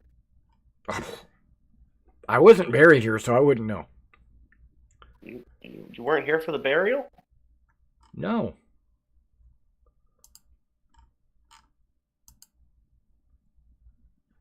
No. But that's Belmetria. It is.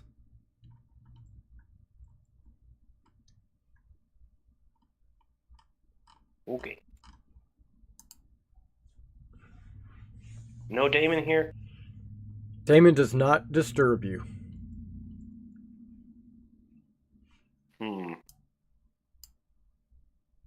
I wonder why he showed up at Esther's tomb then. Maybe we should have gone into it. Well, if we find nothing else, we can always go back. I suppose so. I don't want to keep Elias waiting too long, though. Why isn't he here? I kind of had a memory lapse. Because they didn't want to come. No, I was doing research. Like I said.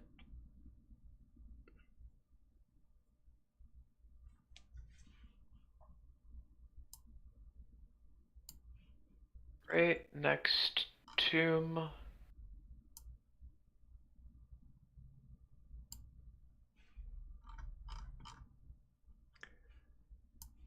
Would be this one.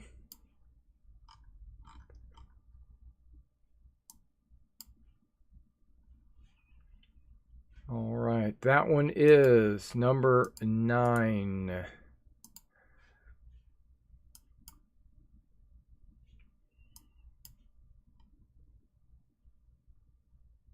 The inscription reads, Isidore Horath.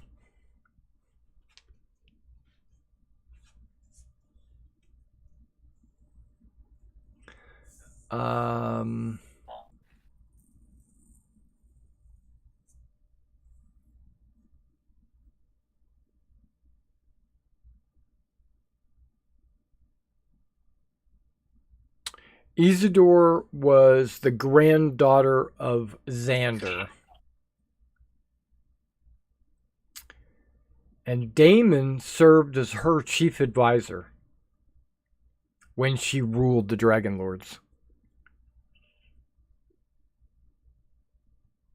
And when she died,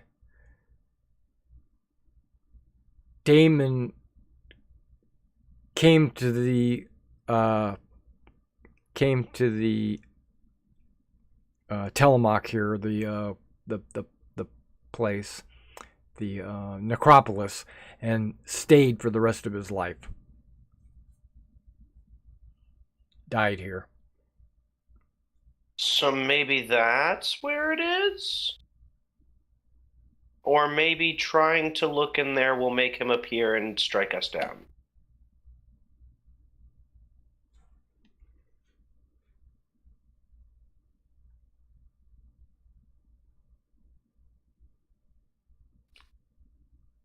Well, lead the way. In? Oh, however you feel. You tend to lead with your gut. That would make sense. Why else would he come live here? I don't know. Maybe he was in love with her or something. So he came to live by her tomb? There are some creeps out there. No offense, Damon, if you're invisible next to me. No, if that's the case, full offense. That's creepy.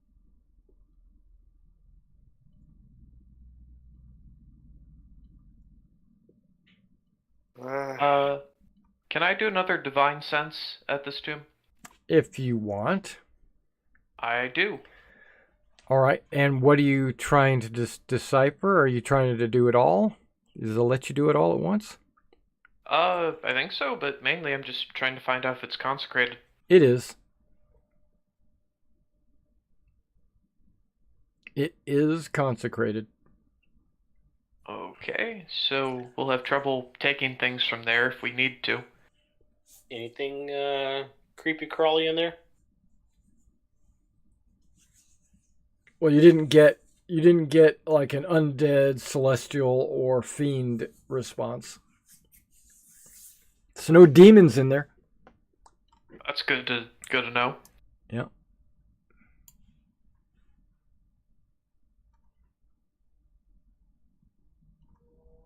Up here is Xander's tomb, if I'm remembering right. Or maybe it's this one? Yeah, it's one of them. Okay, so you're going to check this guy out right here? Yeah. Okay, number 16 is...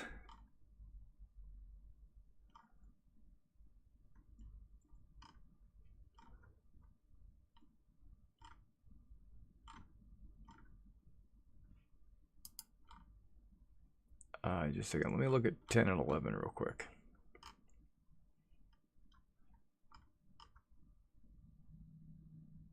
Yeah, I do believe 16 is the Tomb of Xander. That's the one with the lions out in front on statues, and you've been in there. That's where you got that's where the maze was, and that's where the axe was found and all that. Yeah. So that's the Tomb of Xander. You've been there. Done that. And he was still awake in his tomb. So maybe all of these tombs are resting places in our sense of the word resting.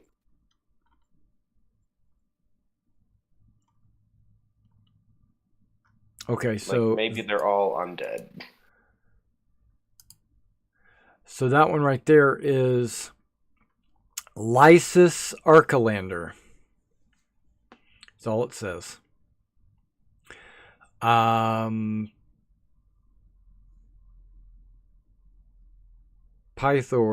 mentions Lysis was the grandson of Esther. He's the last of Estor's family to rule Astoria.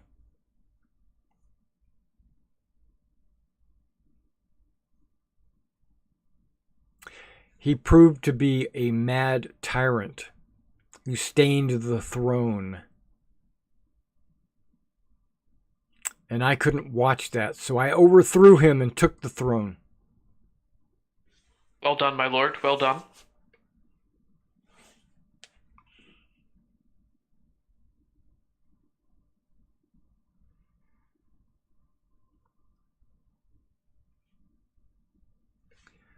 And what I remember was he wore like a bronze breastplate and shield. inscribed with platinum. So they might be worth some money, but I don't think they were magic. That's what Pythor says. Okay, moving on to number 11. The final countdown, the final number, the last number.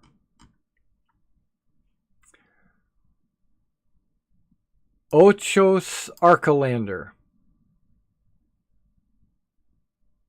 Or Ochos, but it's, I'm going to say Ochos.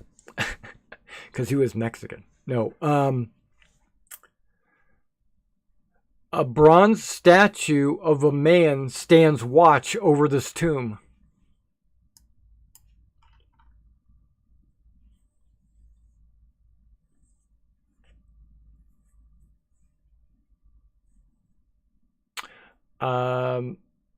He was a warrior, not a king.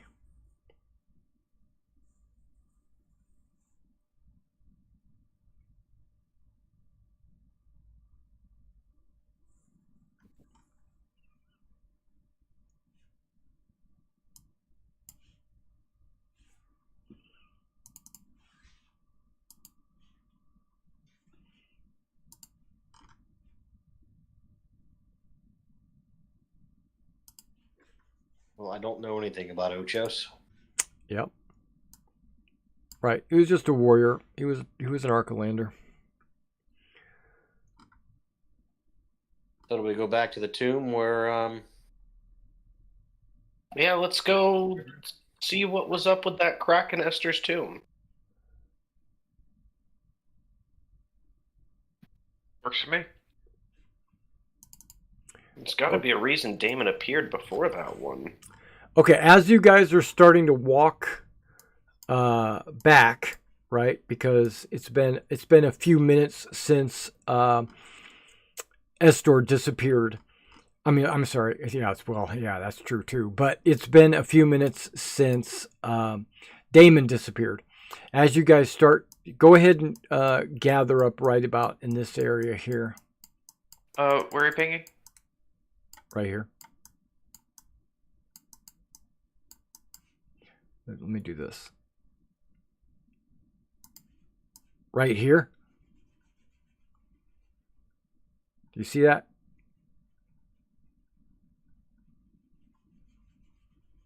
Maybe I'm zoomed out too much. Does anybody else seen it? No, and I'm zoomed out to be sure, and I'm scrolling up and down, looking for a ping. It's not a ping. Not a ping. I have arrows. No arrows visible for me. Okay, Vulcan's almost standing on top of it. You don't see this? What layer are you on? The GM layer. Okay. Ah. What about there? Yeah, now I see it. Okay. I was on the GM layer. Boink. Good call. All right, so when you guys get to about there, Damon appears in front of you. He just pops into place. Boop. And he puts his hands up like, stop, don't move, don't go anywhere. I've got something to say.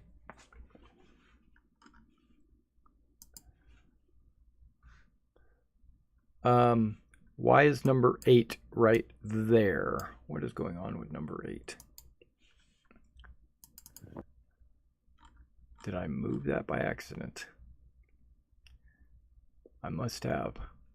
Because number 8 is Myrto the Magnificent, so I must have moved it. Or I duplicated it. Yeah, I moved it. Okay, that belongs over here. Got it. Yeah, so he stops you. And then he makes an illusion again. This is his favorite way to communicate. He makes a little illusion of an orb, right? And it's glowing. It's a glowing orb. And then you can see that the illusion pans back like the camera is moving away from this orb. It's getting smaller and smaller. And then you can see that it's inside of a cave. A cave. And then it pans back and you see fish swimming around, and it pans back and it pans back. And now you see the surface of the ocean, and it pans back and it pans back. And it keeps panning until you're in the clouds. It's in a cave underwater? Damon touches his nose. Is it... You guys don't think it's with the dragon turtle, do you? No. There's also the lair of the Kraken that we never visited.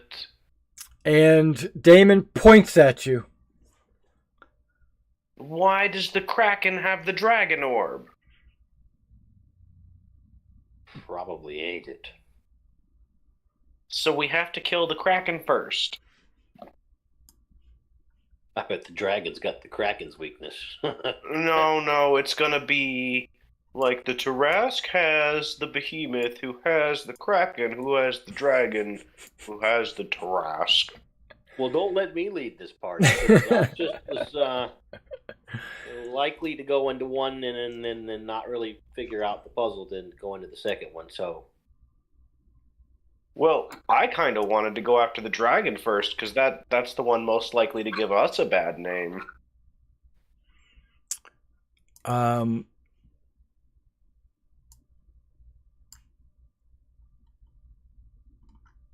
Huh.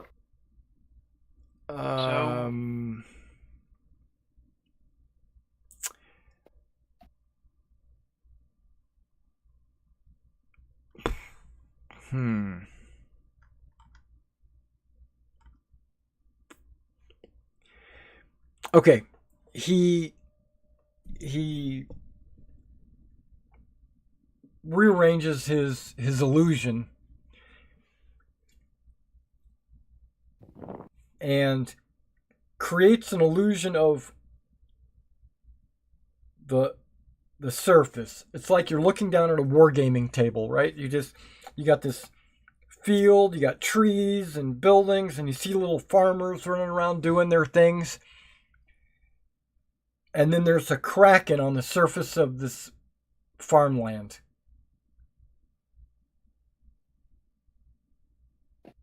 But why is the Kraken there? And then he creates a second illusion of a orb in a cave underwater.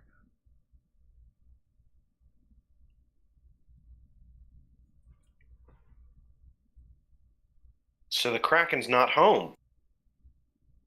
But the orb is.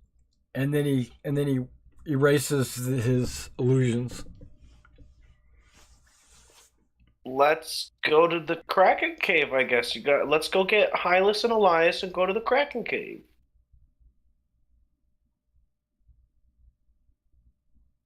well, I'm all for it.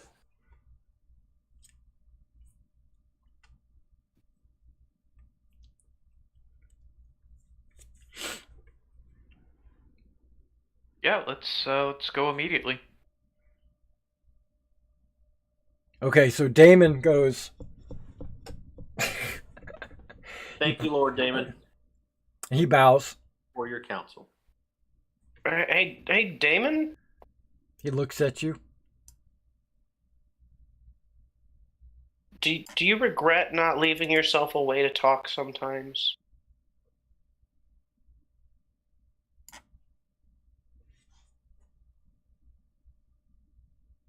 That seems inconvenient.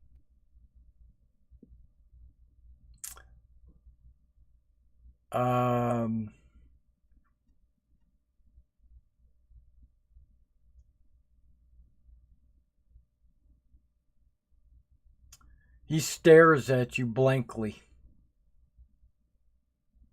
Ah, no one to talk to here. Okay, yeah, I get it.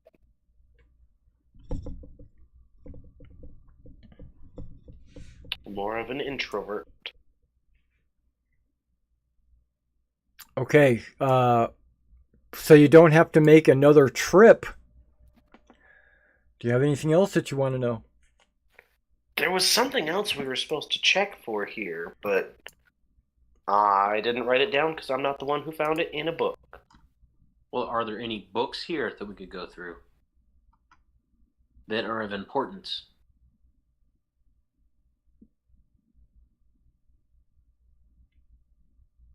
There was. He goes like this. One book.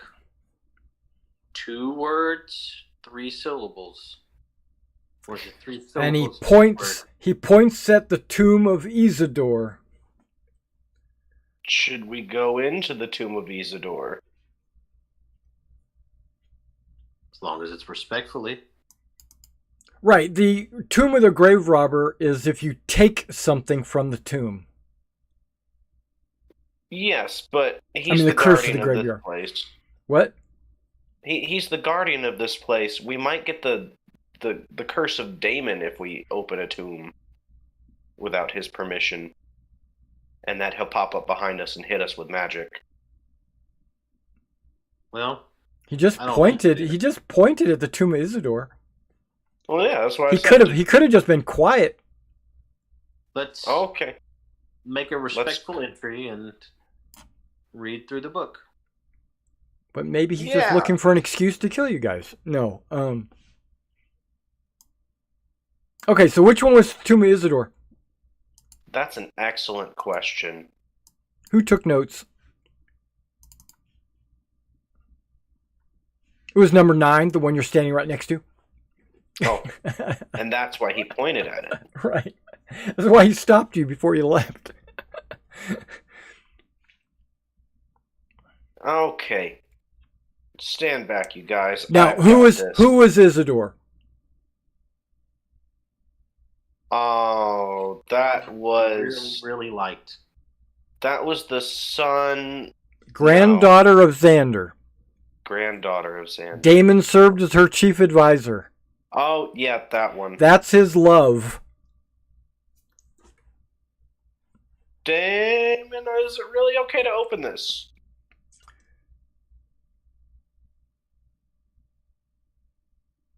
Then open it I shall. Because he didn't say no. He's standing there. He's watching you. Are there Oh. handles in the stone?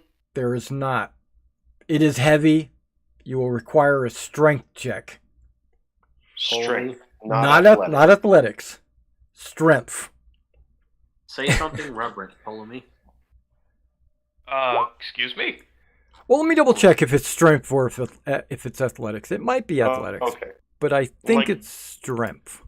I'm like digging my fingers into my nails. If you into the fail the slight roll, you gap. cannot make a reattempt. That's fine. I have terrible strength. I mean, Ptolemy, you are the Holy One. I'm the bastard, so...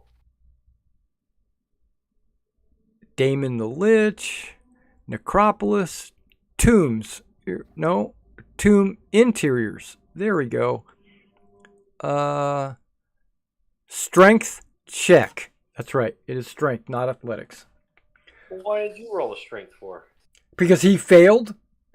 He went up there and pushed on it and said, "Oh, this is heavier than I can push."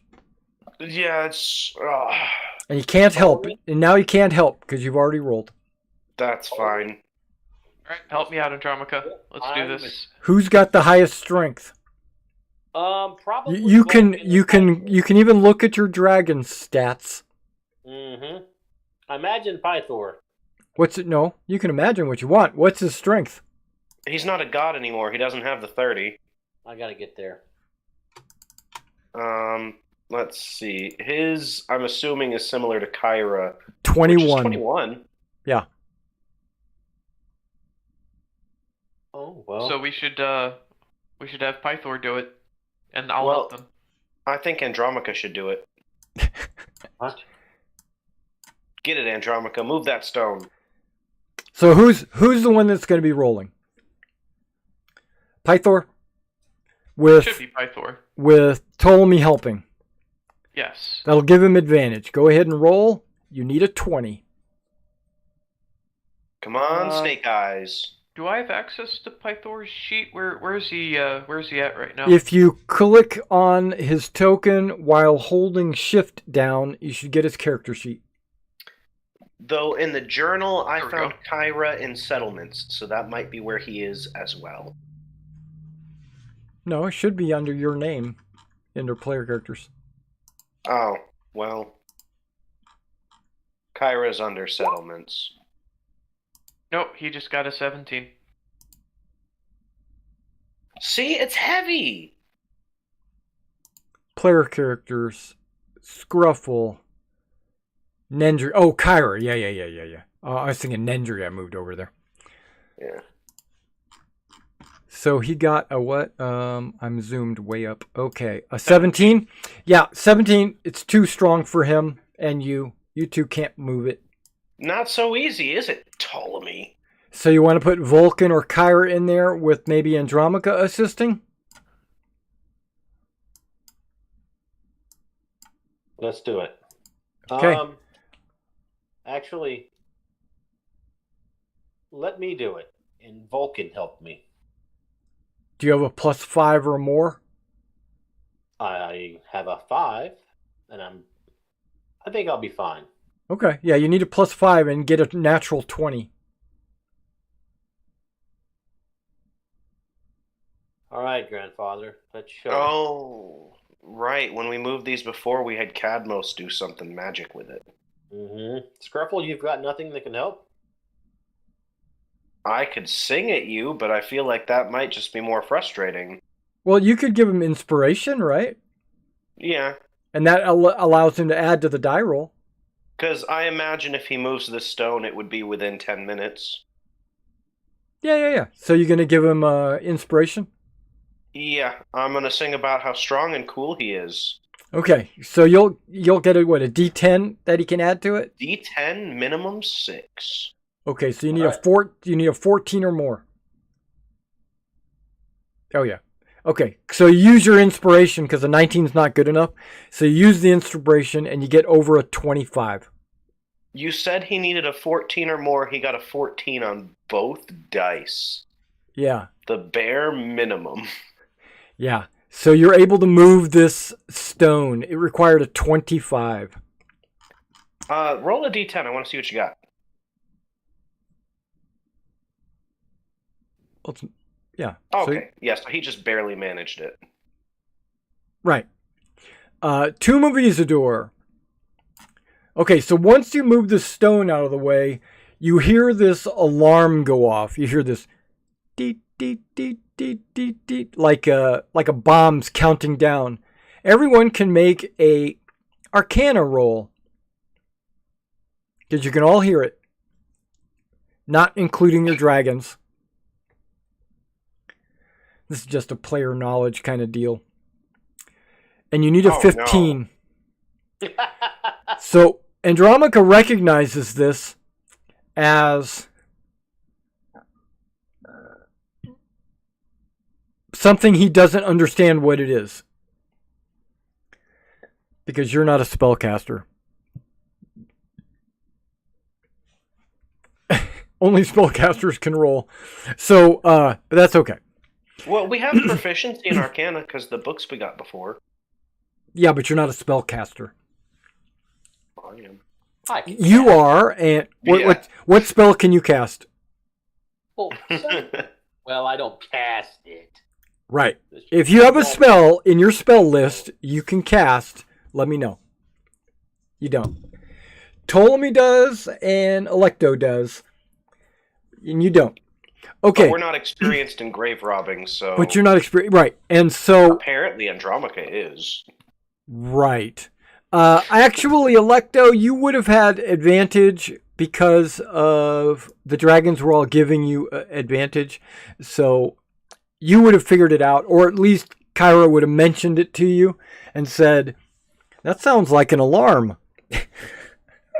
Is it the alarm spell? It is. And Damon's standing over there with his hands on his chin.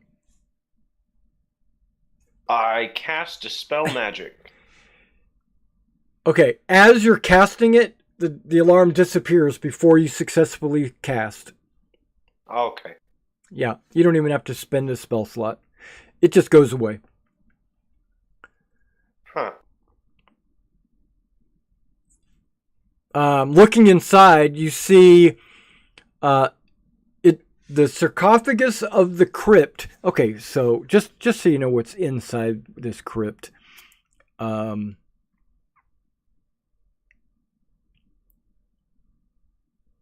It's a 15 by 15 chamber, and in the middle of it's a 5 by 8 sarcophagus, and everything is made of marble. Yeah, so the sarcophagus is a marble sarcophagus and all that great stuff. And the sarcophagus of this crypt depicts an athletic woman of regal bearing. Murals in the tomb show her competing in foot races, javelin throwing, and other competitive games. Always at her side is a man in a cloak that resembles the one worn by Damon.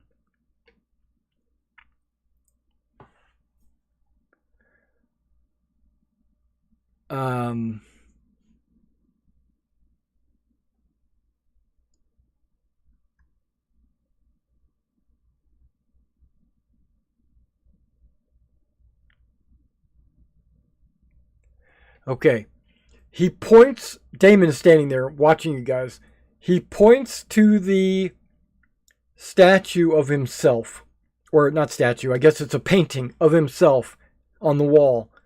It's a mural. It's kind of like 3D, like it's etched into the wall. And he points at himself. A younger version, a living version of himself. And he just stands there with his arm out pointing at himself. Doesn't move.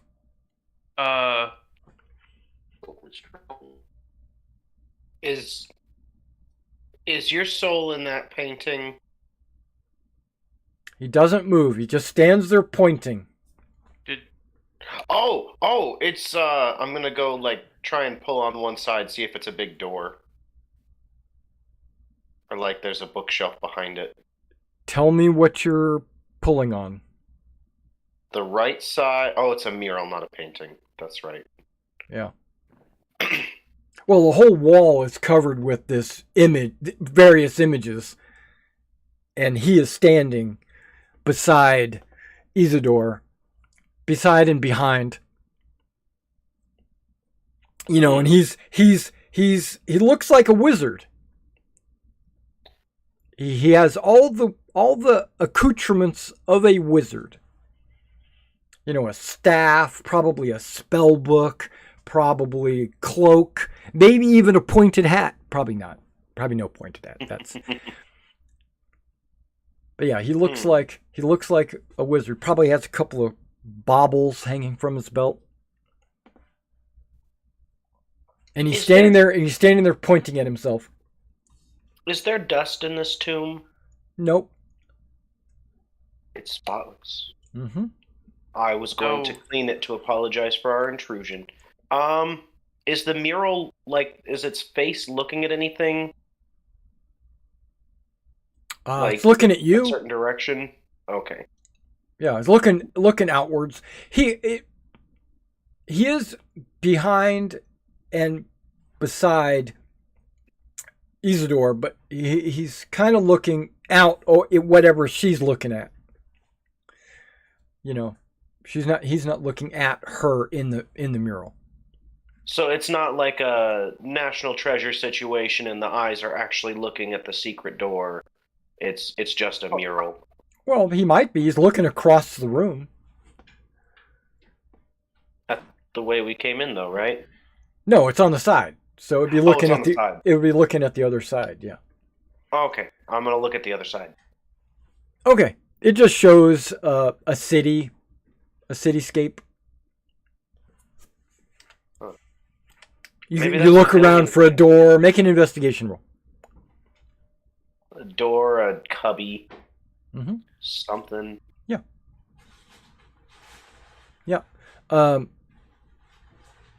Got a 20. It feels very carved into the side of the marble wall. You don't find any seams or cracks or anything like that on the cityscape.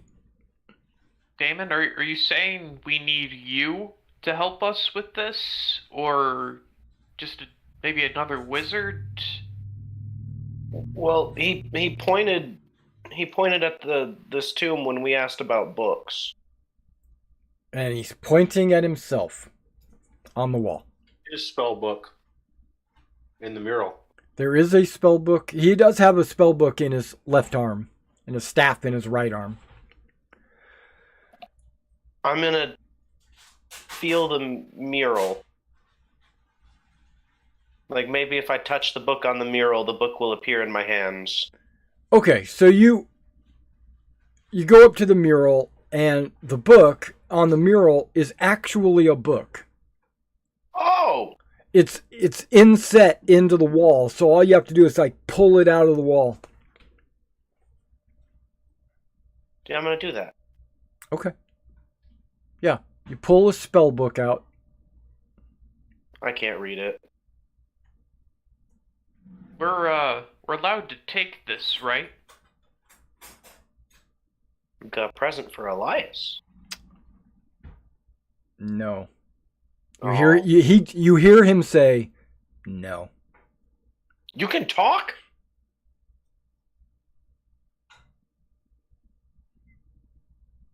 We will have to bring him here. Well, try to read it first. Maybe there's some normal words in front of all the weird wizardy pictures. I keep looking in between the book and Damon as I slowly flip it open. Yeah, you open the book, and there are pictures of, plants and spell components and people blowing up and, people going invisible and illusions and, every page has got, it looks like a picture book. It's full of pictures. Every other page is kind of written in a language that you can't understand. But it's 50% pictures with scribbles in common written next to the pictures, this is a fireball, And then on the other side, the second page, when you open it up, one side is the fireball and the other side is the actual spell that you can't read. And so what are you looking for? Because you see a lot of spells and a lot of that you can't understand.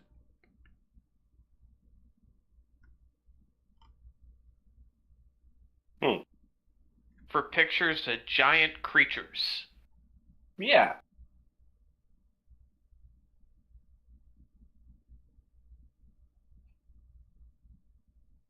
Well, how about we just come back with Elias? Yeah, maybe. Because again, I wasn't the one who found anything useful at the library. I don't know what you guys know to look for. Well, Elias is smarter than we are. Now, in the book, as you're flipping through, you see pictures of a kraken. You see pictures of a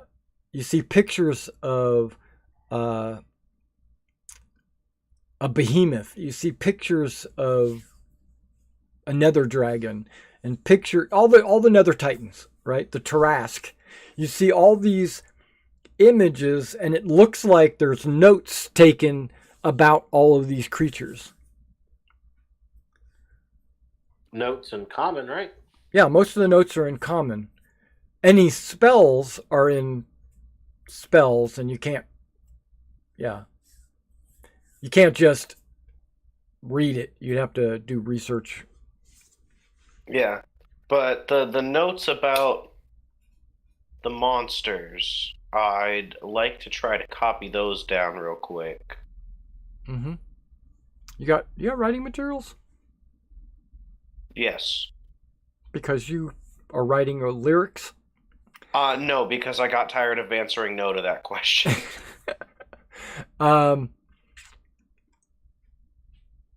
The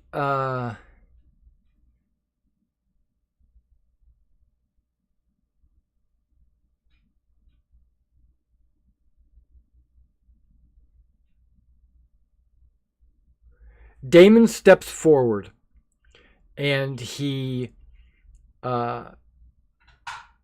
puts his hand out like he wants his book. I immediately handed over, no hesitation. Okay. He opens up the book and he flips a few pages and then he rips a page out and hands it to you.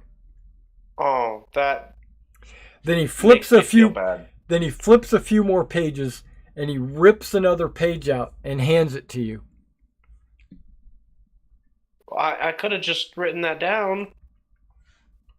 No. Do you want me to bring them back when I'm done? No.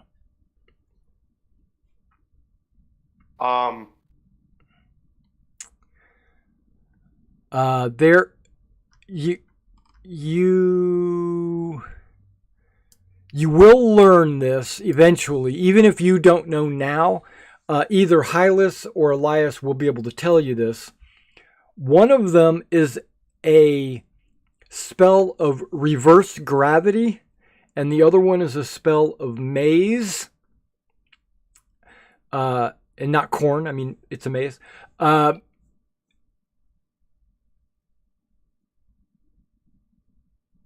both of those should work against the Behemoth.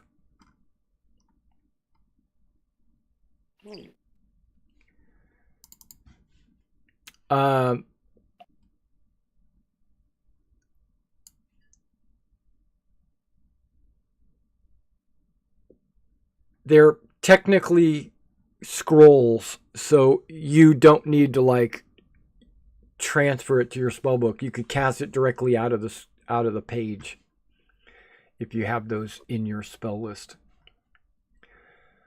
Let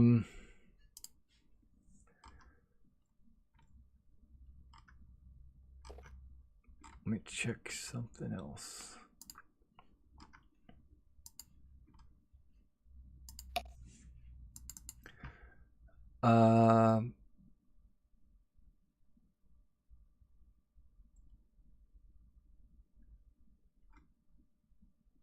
Yeah, in the notes, because you're taking notes from the thing, it does say that the dragon orb would be useful. Let me back that up. It says that the daylight spell and a symbol of insanity would be useful against the nether dragon. Well, insanity. And his notes on the Kraken say the symbol of hopelessness can trigger despair in the Kraken.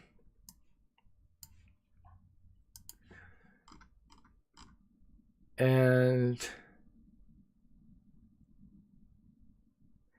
the maze spell and reverse gravity can temporarily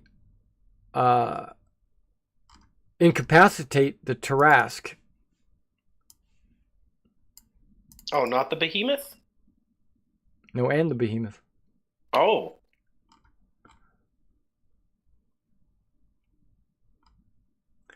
But the Behemoth is vulnerable to all types of damage, so it's basically the maze spell can trap the Behemoth for a limited time.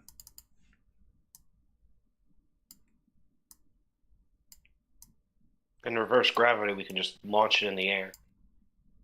Yeah. Well, And then Damon disappears with his spellbook. I go ahead and, because I haven't been doing it all the time, I do the daylight spell from my halo. Here? Yeah, Okay, it gets really bright. it looks like I'm the bane of that dragon. Yeah, probably. I feel like you've made that claim before, though. Yeah. Well, it's at a point I choose, and I right there. And so when we leave, it's going to go back to normal once we get out of range.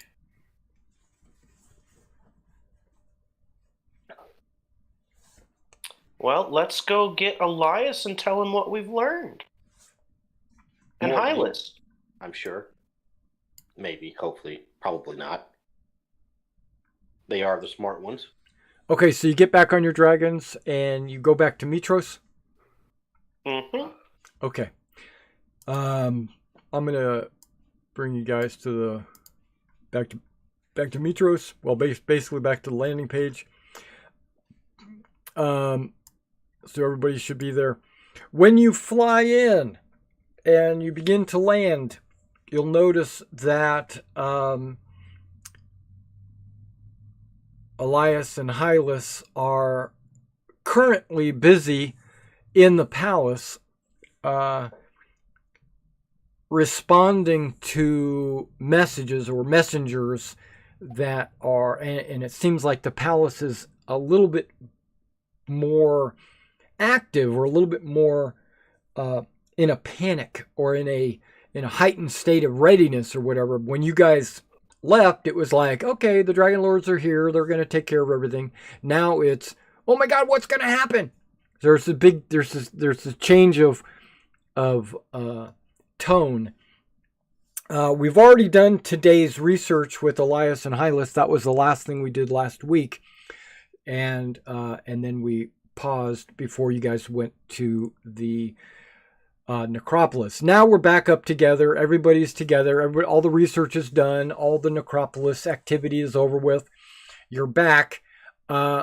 What messages have you heard? Well, there are messengers that are coming in from the fields and other areas of the kingdom that are letting you know, scouts, that kind of stuff, rangers that you have out doing rangery type stuff, keeping the land safe, letting you know of like where bandits are and stuff like that. They have come to the palace to warn or to let you know what they've seen.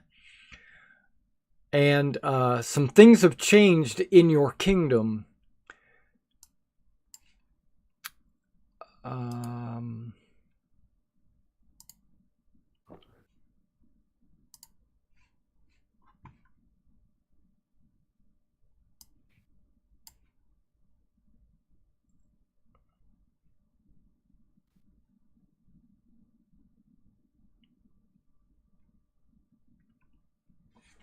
There are advisors, scouts, and refugees have begun to stream into Mitros. And the refugees and the scouts and everything speak of massive titans laying waste to outlying settlements. So they are currently in your kingdom doing damage to towns and farmlands and stuff like that. An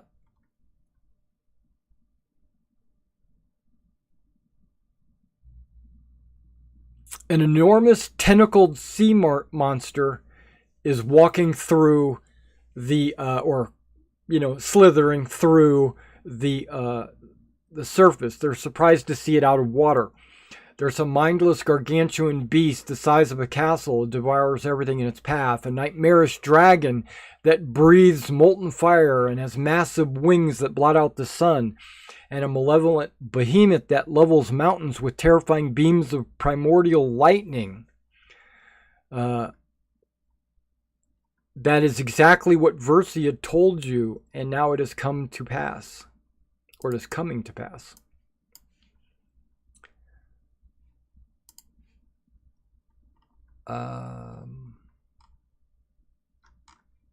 Okay. Let me edit that. I've already...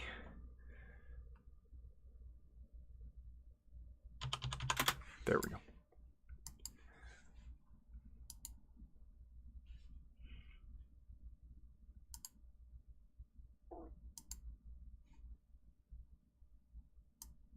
So has anyone ever heard of this symbol of hopelessness?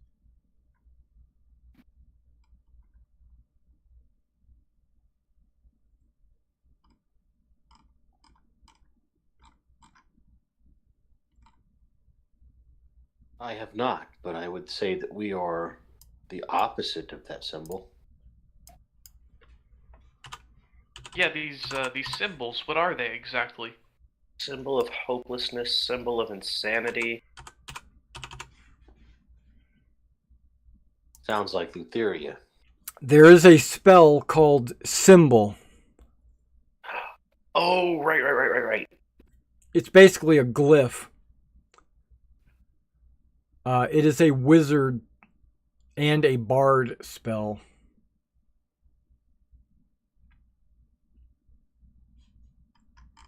And a cleric spell.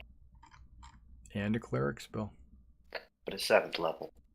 It is 7th level. So that might have been a hint as to their weaknesses.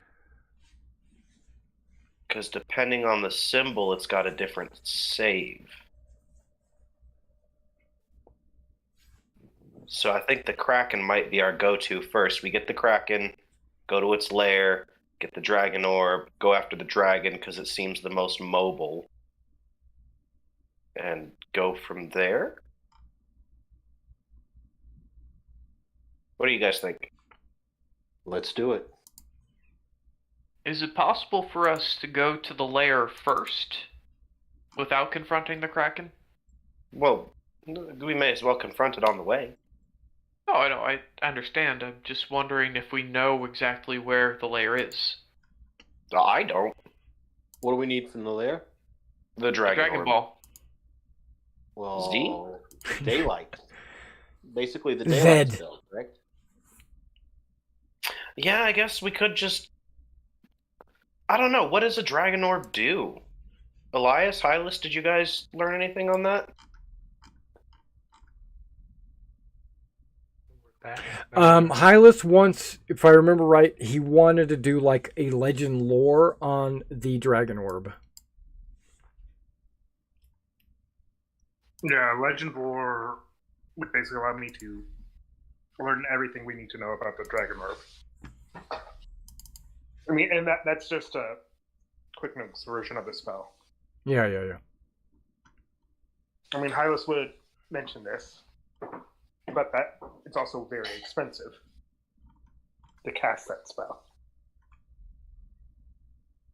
Well, we gotta know if it's worth it to go get it. All right. Like only 250 gold, I thought. It's close to 500 gold. I think it's like 450 total for all of the supplies. I will just pull out 10 platinum and hand it to you. Well, it's supplies, it's not gold. Yeah, we need incense and 4 ivory strips. Yeah. And I don't see a problem with you getting that at the market with no problem. Right. There's nothing like you need star metal or you need the tooth of a titan that's born on a Wednesday. So there were nothing like that. It's just normal stuff. No. So Yeah. Of and course, so and you, of course, like, yeah. so you should be able to do that. Ugh. Go ahead and post legend lore in the chat. Yes, I will do that. Give me a moment.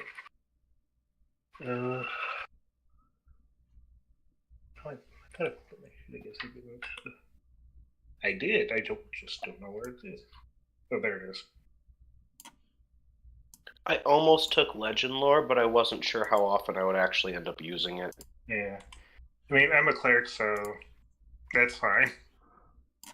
I went ahead and prepared. I get like 1 spell every 3 levels. I know. Meanwhile, clerics get all their spells. They just have to choose which ones they're taking. So yeah, there's Legend Blur. Okay. Takes 10 minutes to cast. I name a thing and I learn about it.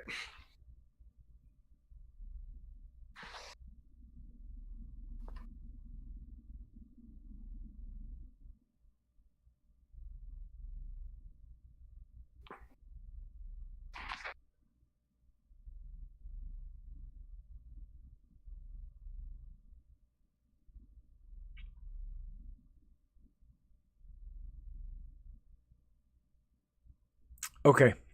So this dragon orb that you're seeking,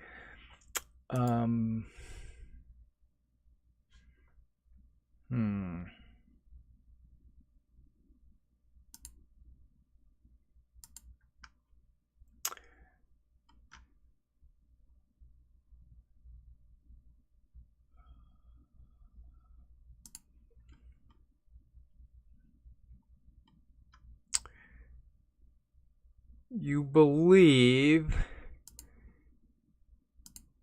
that it is currently in a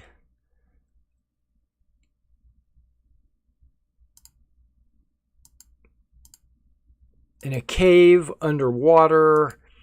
I'm trying to find the cave.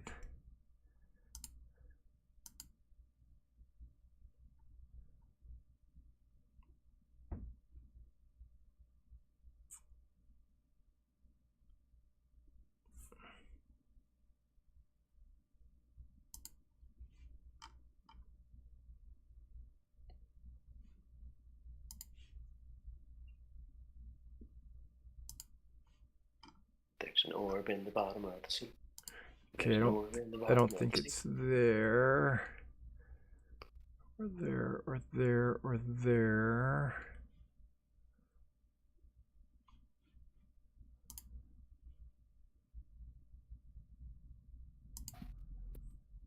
Yeah.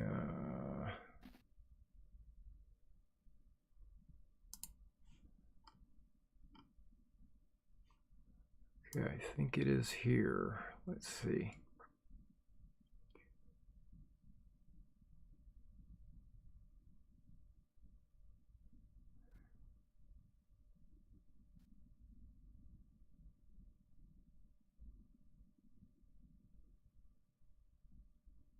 Yep. Okay. So, you see the island of the dragon. So you know that the lair is somewhere in the water near the island of the dragon. You know that the silver orb. Wait.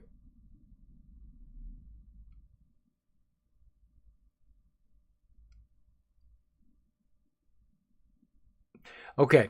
This orb came to Thylea there was a unnamed wizard that came to the mainland from Greece, and seeing that there were dragons, relatively powerful dragons on this continent, this evil wizard wanted to have some kind of defense or guard against those dragons. And so he made a pact with a demon from either the abyss, Hades, somewhere, where they, to allow him basically to protect himself versus these dragons, this demon provided him with this orb that would allow him that protection. In return, he had to serve the demons, to serve the demon, basically. But that was a long time ago, and this wizard had died off since then, and the orb disappeared. Nobody really knows where it is, except you do, because Damon basically suggested that it is in the Cave of the Kraken. Its abilities are similar to a standard orb of dragon kind. I'll just tell you what that is.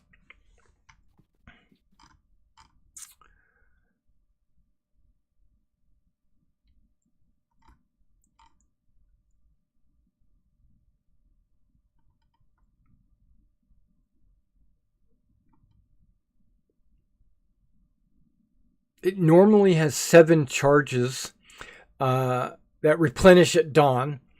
And if you control the orb, you can cast Cure Wounds, Daylight, Death Ward, Scrying.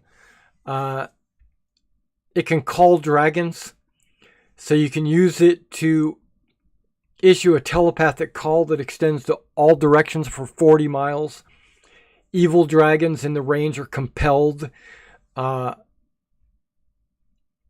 And destroying the orb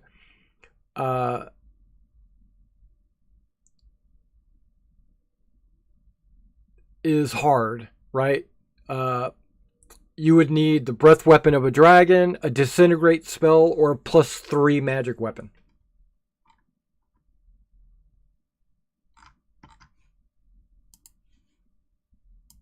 And that's... Go ahead. But so it can control an evil dragon.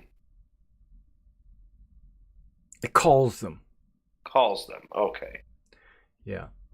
Brings them to you. Okay. It contains essence of an evil dragon. It's a crystal globe about 10 inches in diameter. It does require attunement. When you're attuned to it, you cannot end your attunement to it.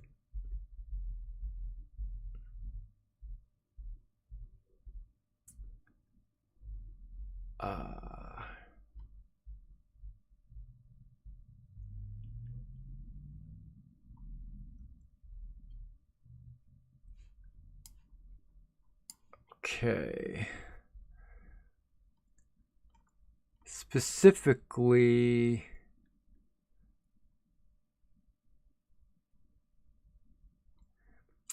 the dragon knows of its... I'm sorry. The Kraken knows of its presence in his horde.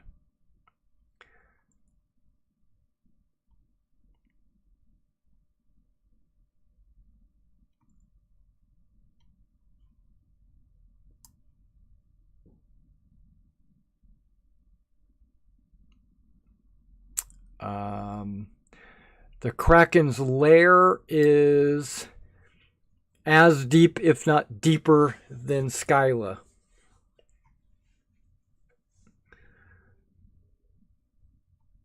So basically, you're just crushing depths. Call dragons. When you control it, evil dragons in range compel to come to the orb.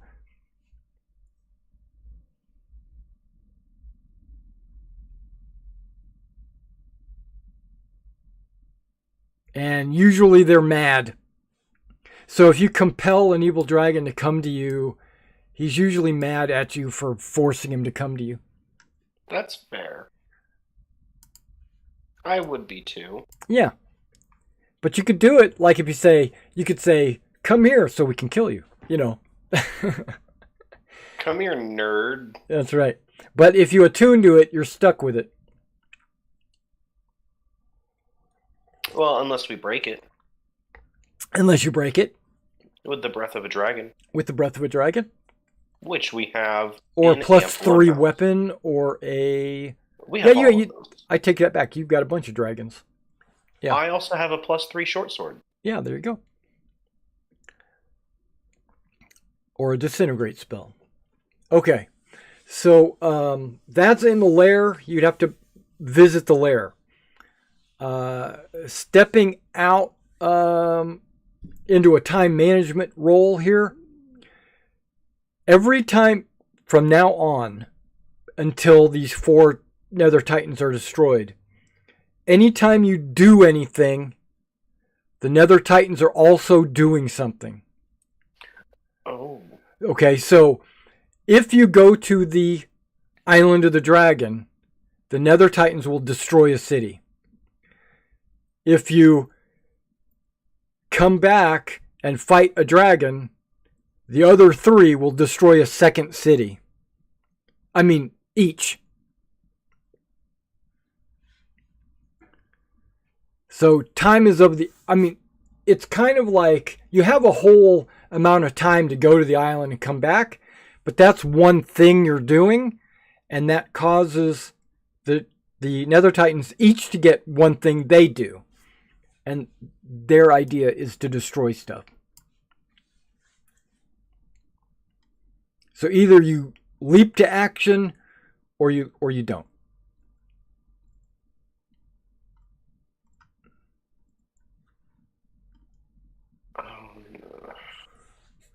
Now, if you're just going to do some research on the city or whatever, then I'm going to say the Nether Titans do a little bit, but not a whole lot, because that's not really considered a big thing that you didn't do. You didn't go somewhere and do something. Okay.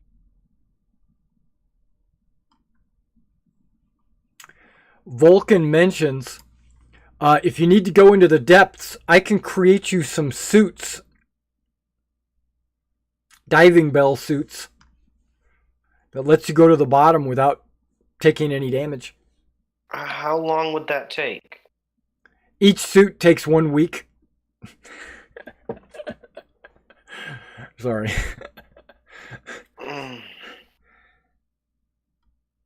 That would have been important if you knew you needed it back when you were visiting the Island of the Dragon.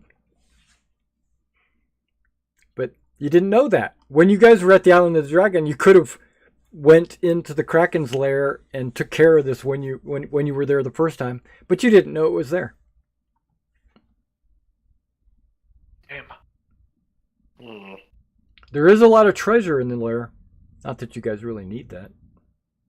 We'll put a pin in that. Mm-hmm. Say we go straight for the Tarask or the Behemoth. Now, is the anti-gravity or reverse gravity, or what was the other one that it had in there? The maze. Are those spells that are they higher than what you can cast? Right. Okay, so you can still use the scroll. You just have to make a roll. Mm-hmm.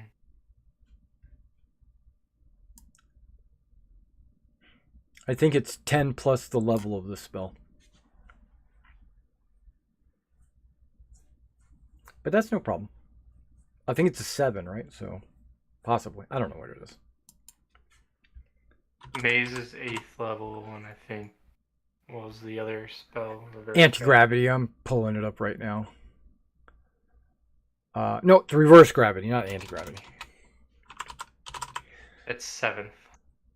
So it would be a 17 and an 18. Yeah. So I definitely need some inspiration to cast these.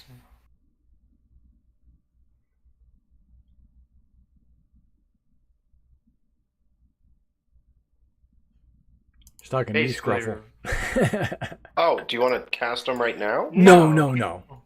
Just like when we're going into this, I'm reading what Maze does. Reverse gravity is kind of obvious. So you're going to be the priority for my singing for the next foreseeable future.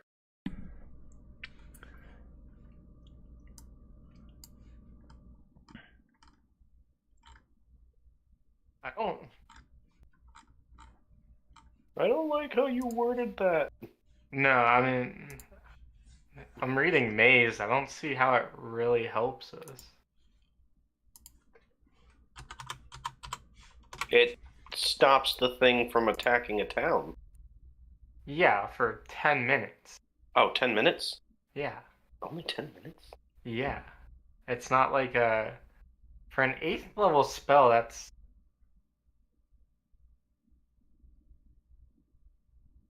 Hmm. um, Yeah, that is.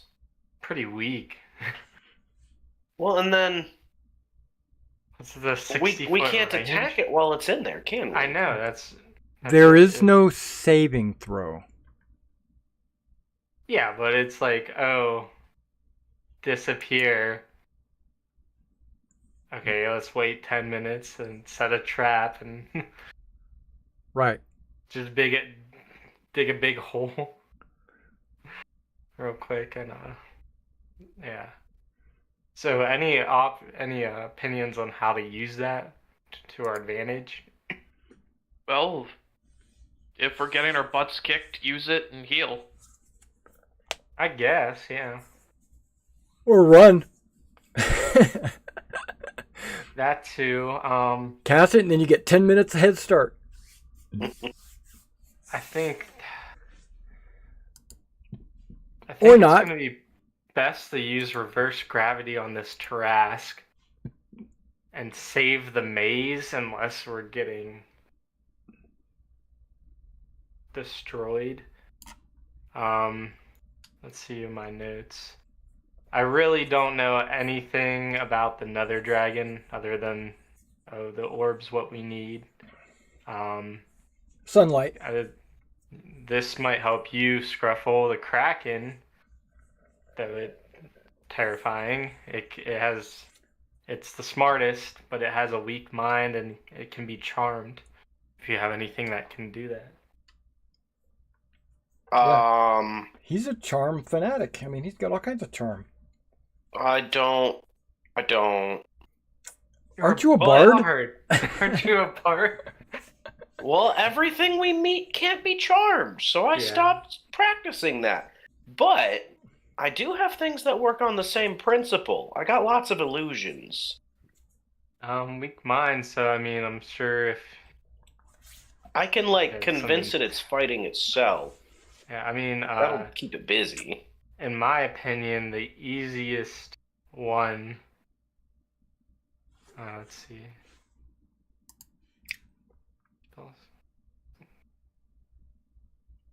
Okay, so the easiest one's probably going to be the Behemoth.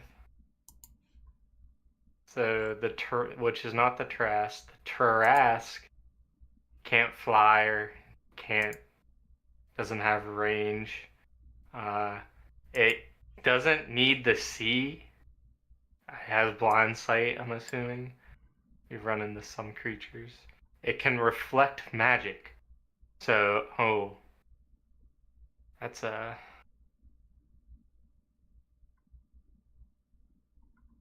that's a problem. If it can reflect magic, I don't see how the spell scrolls are its weakness.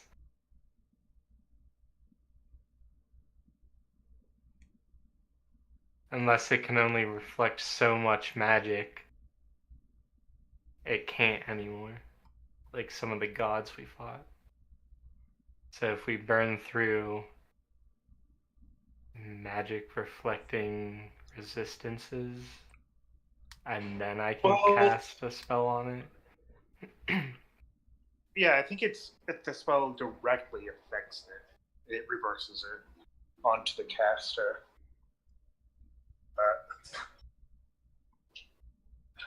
Like reverse gravity sounds like something that doesn't affect an area. Alright, it's a 50-foot radius. Yeah, 55. yeah, we're reversing gravity in that area, preferably under the Tarask.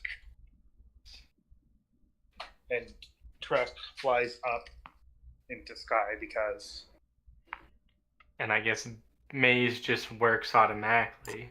The other thing, did you guys find the artifact that would help us destroy it? Destroy what? The Tarask.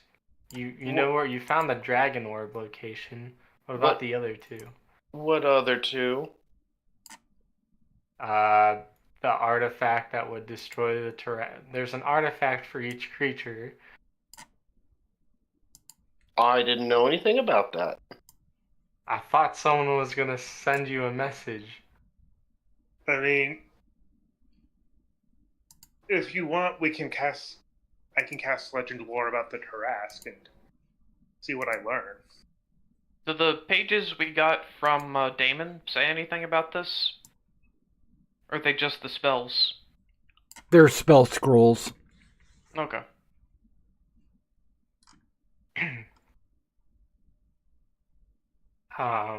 Yeah, the artifact for the Tarask is the 2 spell scrolls.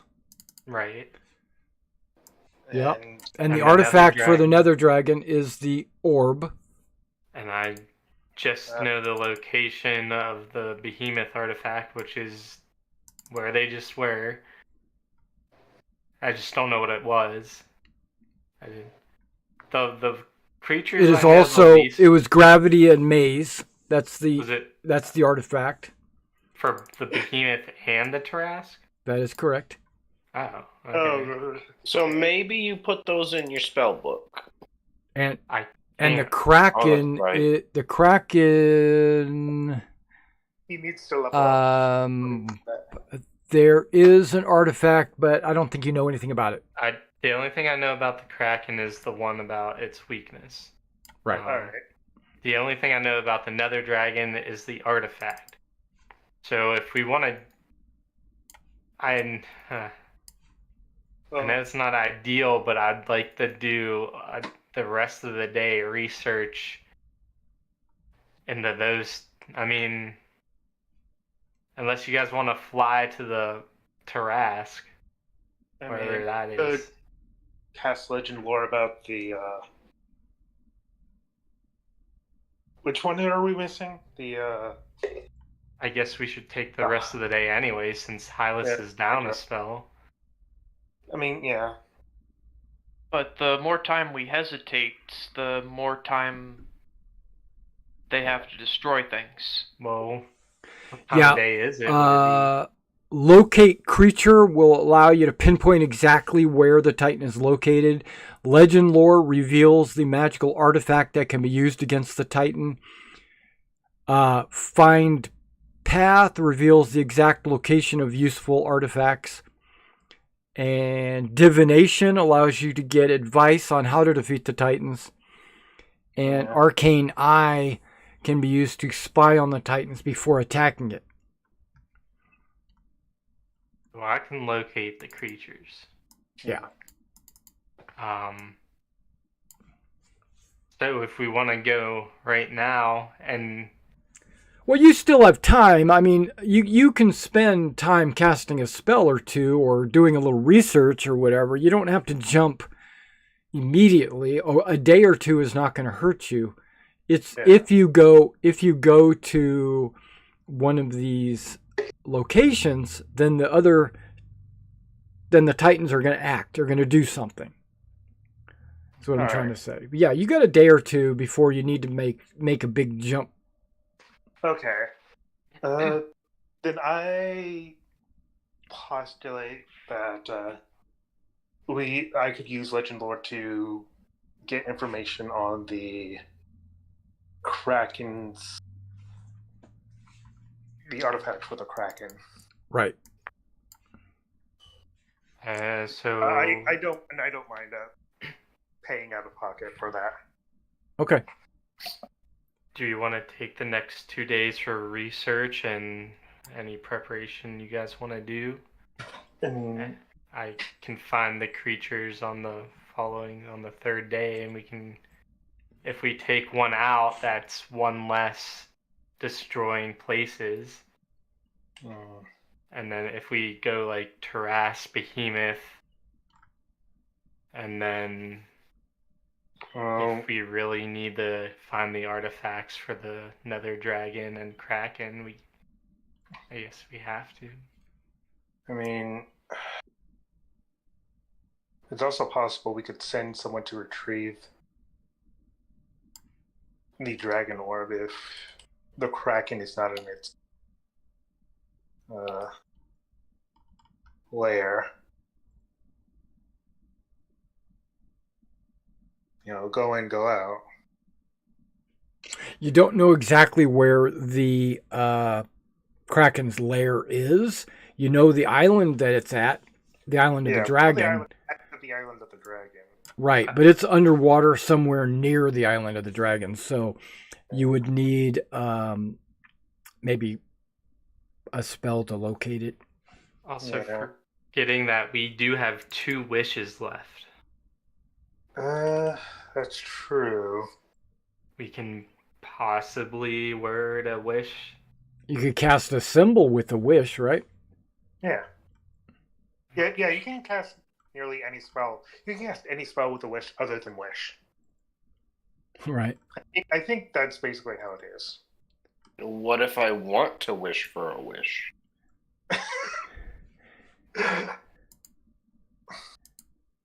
Then it's up to the DM to see what happens. The world implodes. Well, see, in wishing to cast wish, I have fulfilled my own wish, and therefore the spell is done. Yeah, it can cast up to 8th level spells. Yeah. So, for symbol, what did you guys learn about that? Was that suggested to cast on these creatures? Yes. Yes. Okay. I learned that the symbol, let me check my notes. The symbol of madness could, the symbol of hopelessness could trigger despair in the Kraken, whereas the symbol of insanity would be useful against the Nether Dragon. Hopelessness is a charisma saving throw. The target is overwhelmed for despair for a minute. It cannot attack or target any creature with harmful abilities. And symbol of madness for the dragon. Yeah. Insanity. Might just be calling it madness, but it's insanity. Makes the saving throw 1 minute. Can't take any actions or understand creatures. Can't read or speak. It only speaks in gibberish. Wait. An insane creature cannot take actions. Period. There it is. So it just sits there. Seems like we have found 2 weaknesses there. I mean, let's see what my research turns up. And I mean, those are saves, so you might not want to use one against the wrong one because they might have a good save on one and a bad save on the other. Right, use symbol of hopelessness on the Kraken and symbol of madness on the dragon, possibly. Possibly, right. Possibly. You still have 2 wishes left, right? Right. And there's... There you go. I mean, I could wish for, the artifact to destroy these, but like I said, that puts me out of commission or whoever wants to do it. Okay, well, let me do the... go ahead and spend for the legend lore, and we'll go ahead and quickly cast that for the Kraken to find out what the artifact is. So go ahead and mark that off for me. And you discover that there is a talisman of pure good. It was forged by the god Vulcan during the First War. It would be a powerful item to use against the Kraken. Hey, Vulcan, you know anything about that? Yeah, I made it. For who? Do you know where it is? Well, the last Dragonlord to possess the talisman was an Oathbreaker. So he's probably on the island of the Oathbreakers. And that's in the Nether Sea. And it's guarded by the Aranes. Yeah. And you're not allowed to take it.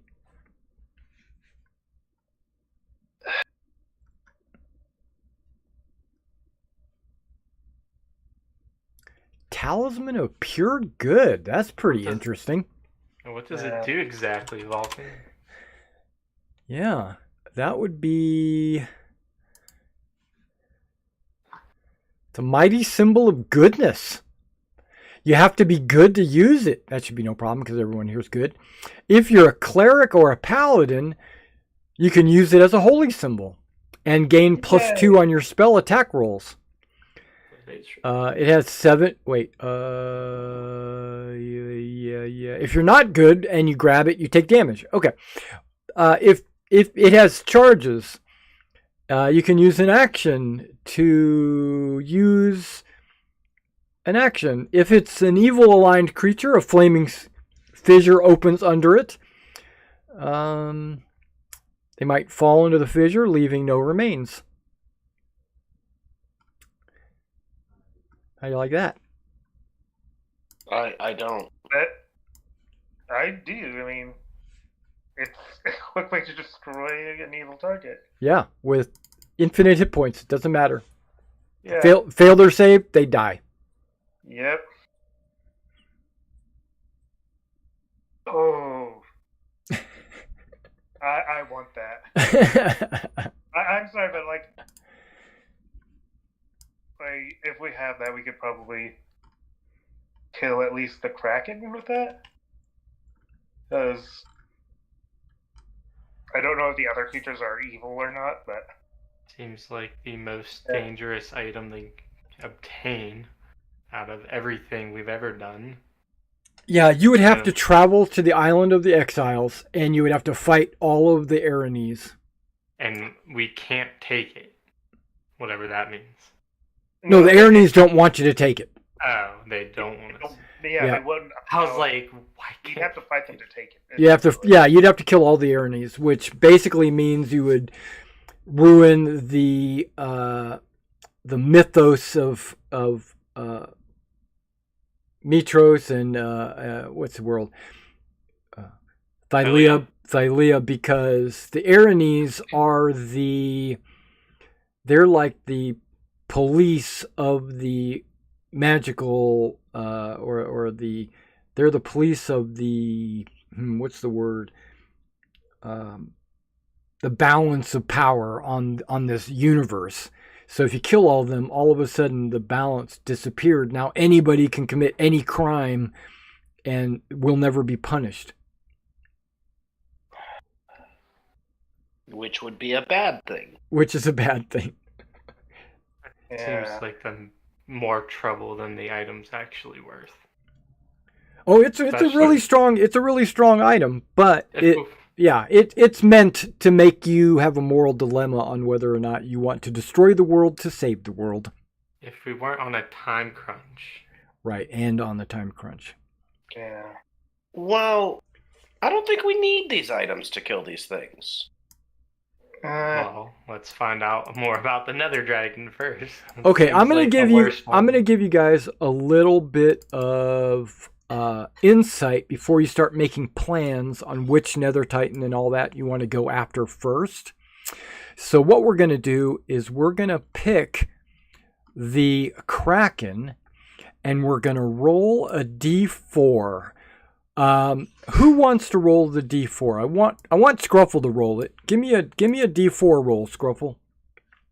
Okay. I got a 3. 3. The Kraken, and on our map, I'm going to draw a line so that everyone will know.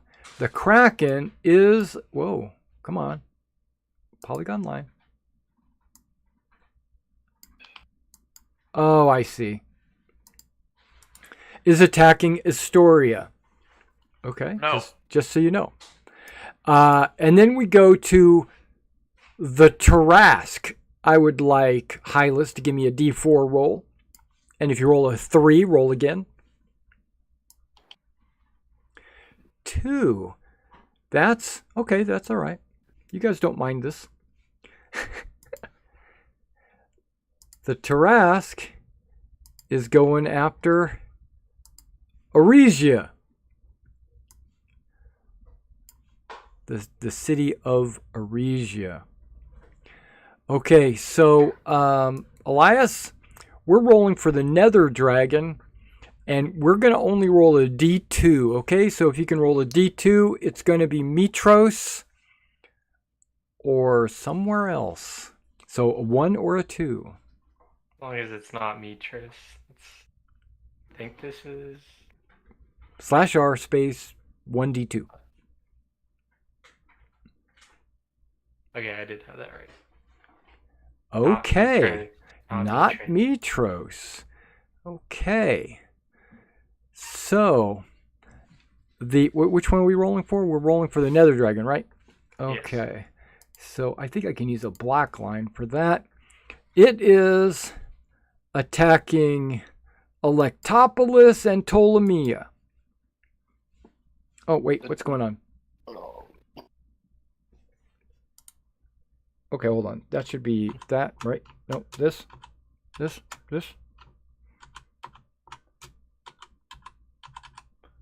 That? Nope. Okay. I see how you want to be.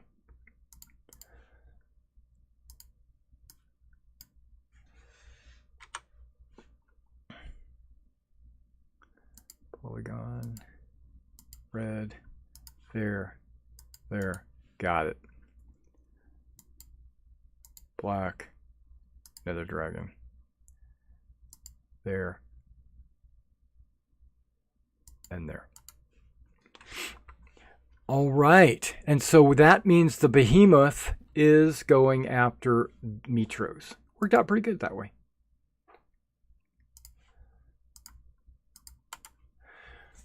So now you know which city you might be saving when you defeat the Titan.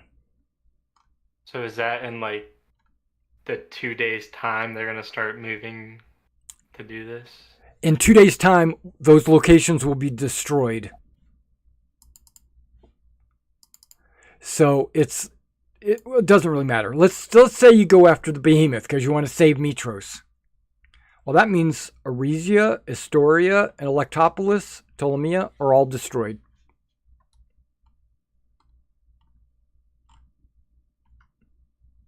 Damn. Well, maybe not destroyed, but at least they're moving in that direction.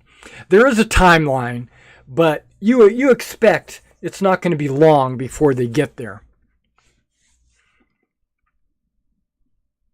I feel like does physical distance matter on the map? No. Or will they all no. be arriving around the same time? They'll all be arriving about the same time.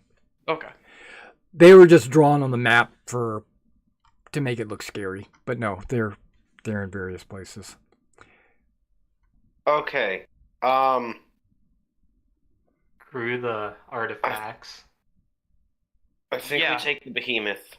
I'm going to say Behemoth, not only, no offense, but Mitros is, I think, the most populated place. It is. It has the most people in it. It's also the closest. I'm thinking, if possible, we do the Behemoth and the Tarask back to back. Yeah, that's still considered 2 actions, two battles. Yeah, unless you split the party, I think which you're allowed to do. If you split the party, which you can do, but and if you're able to come up with a plan where you split your group into 2 and defeat 2 Nether Titans at the same time, you will be rewarded for your ingenuity. It's the only way all 4 cities can be saved. But I don't anticipate it happening.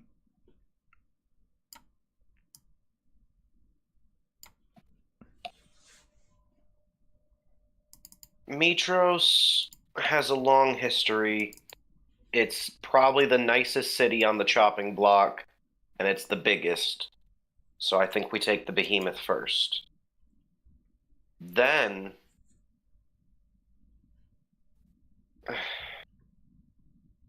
I think we save Aregia. That's got the next best warriors, and they could come in handy. At the very least, we don't want them to have any reason to be mad at us while we're trying to rebuild from all of this. Well, I'm pretty sure me and Pythor don't want our city to be destroyed. And I don't want mine to be Well, destroyed. I've got a sister there. And that, just going in threat level, in my opinion, the Nether Dragon is the worst. It's going to be the hardest. And the Behemoth's going to be the easiest. Because Behemoth, Tarrasque, Kraken, Dragon. Obviously the Dragon because none of you can fly. Everyone can fly. I mean, on dragons, yeah, but Whoops. Okay. I'm assuming a gargantuan dragon's going to move faster than ours. Nope. Oh, you're talking about the Nether Dragon? Yeah. Possibly. Let's take a look. Does it have a character sheet? Or is it terrain?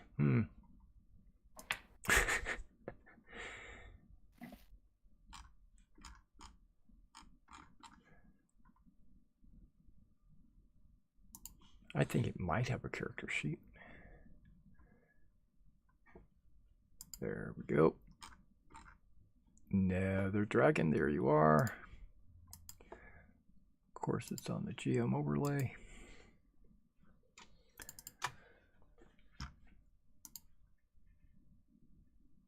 How fast can your dragons fly?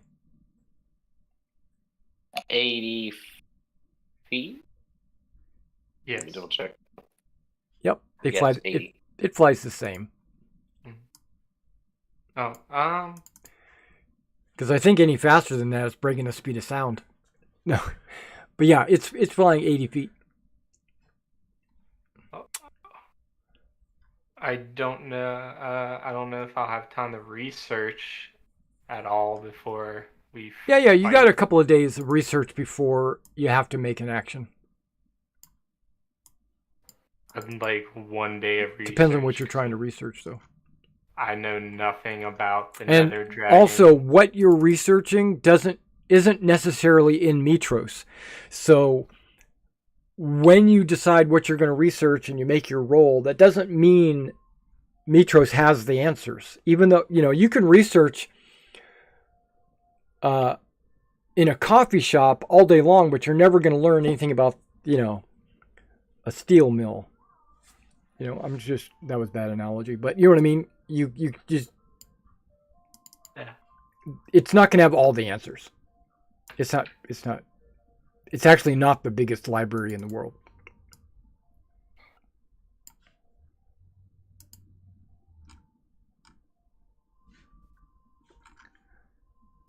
But you might find whatever you want to find. Can you cast Legend Lore again, Hylas? On what? On either the Nether Dragon or Kraken for its preferably the Nether Dragon for its weaknesses All right, give me or abilities. Nether Dragon, or which one? Nether Dragon weaknesses or ability, whichever you guys think's more important. Okay, I'll cast Legend Lore on the dragon. You can cast it again today? Yes. How many times can you cast it? I can cast it a total of 3 times in one day. Okay, so you got another one. No worries. You're casting it on the Nether Dragon, is that what I'm hearing? Yeah. And what's the question you're asking?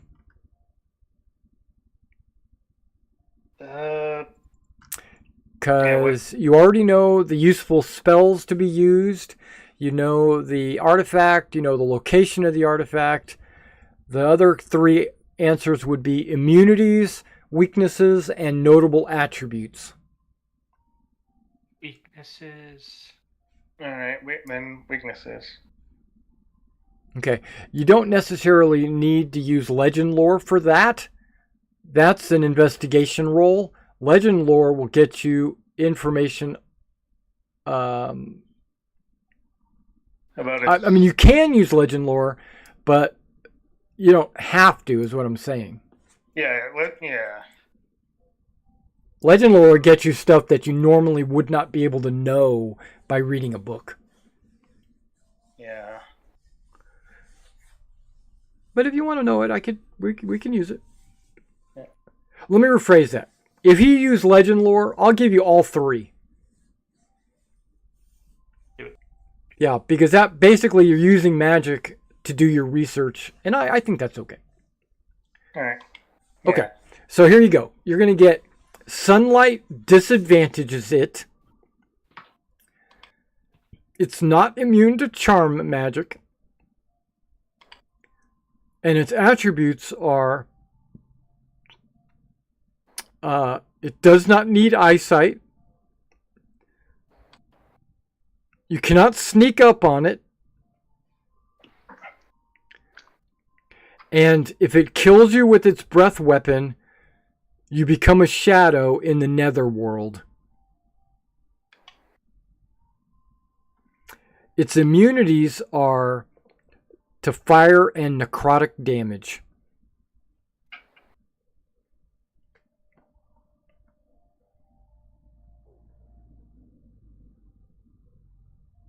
Yeah, so if it kills you with its breath weapon, you don't get a death save. Well, you still get death saves. But if it like instantly kills you, or if you fail all your death saves, then you become a shadow. Which might be cool. No. You become an NPC, make a new character.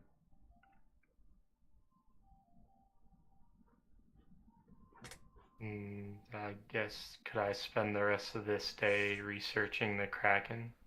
Yeah, absolutely. I'll Give me a investigation roll. do the whole. What are we trying to investigate? Weakness, notable attributes, or immunities? The same three, depending on how high I roll.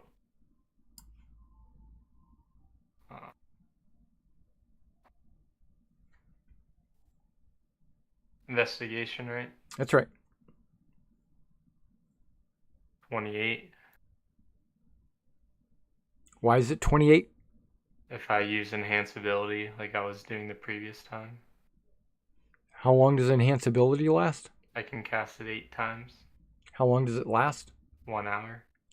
Okay. So you cast it 8 times. And 28 is pretty good. That lets you know that it's the most intelligent of the Nether Titans. It's also the most susceptible to attacks of the mind. Its attributes are it can see through any illusion, and it can call down lightning on its victims. Which one was this? The Kraken. Okay. The one you wanted to cast illusions on? And it's immune to fear and lightning.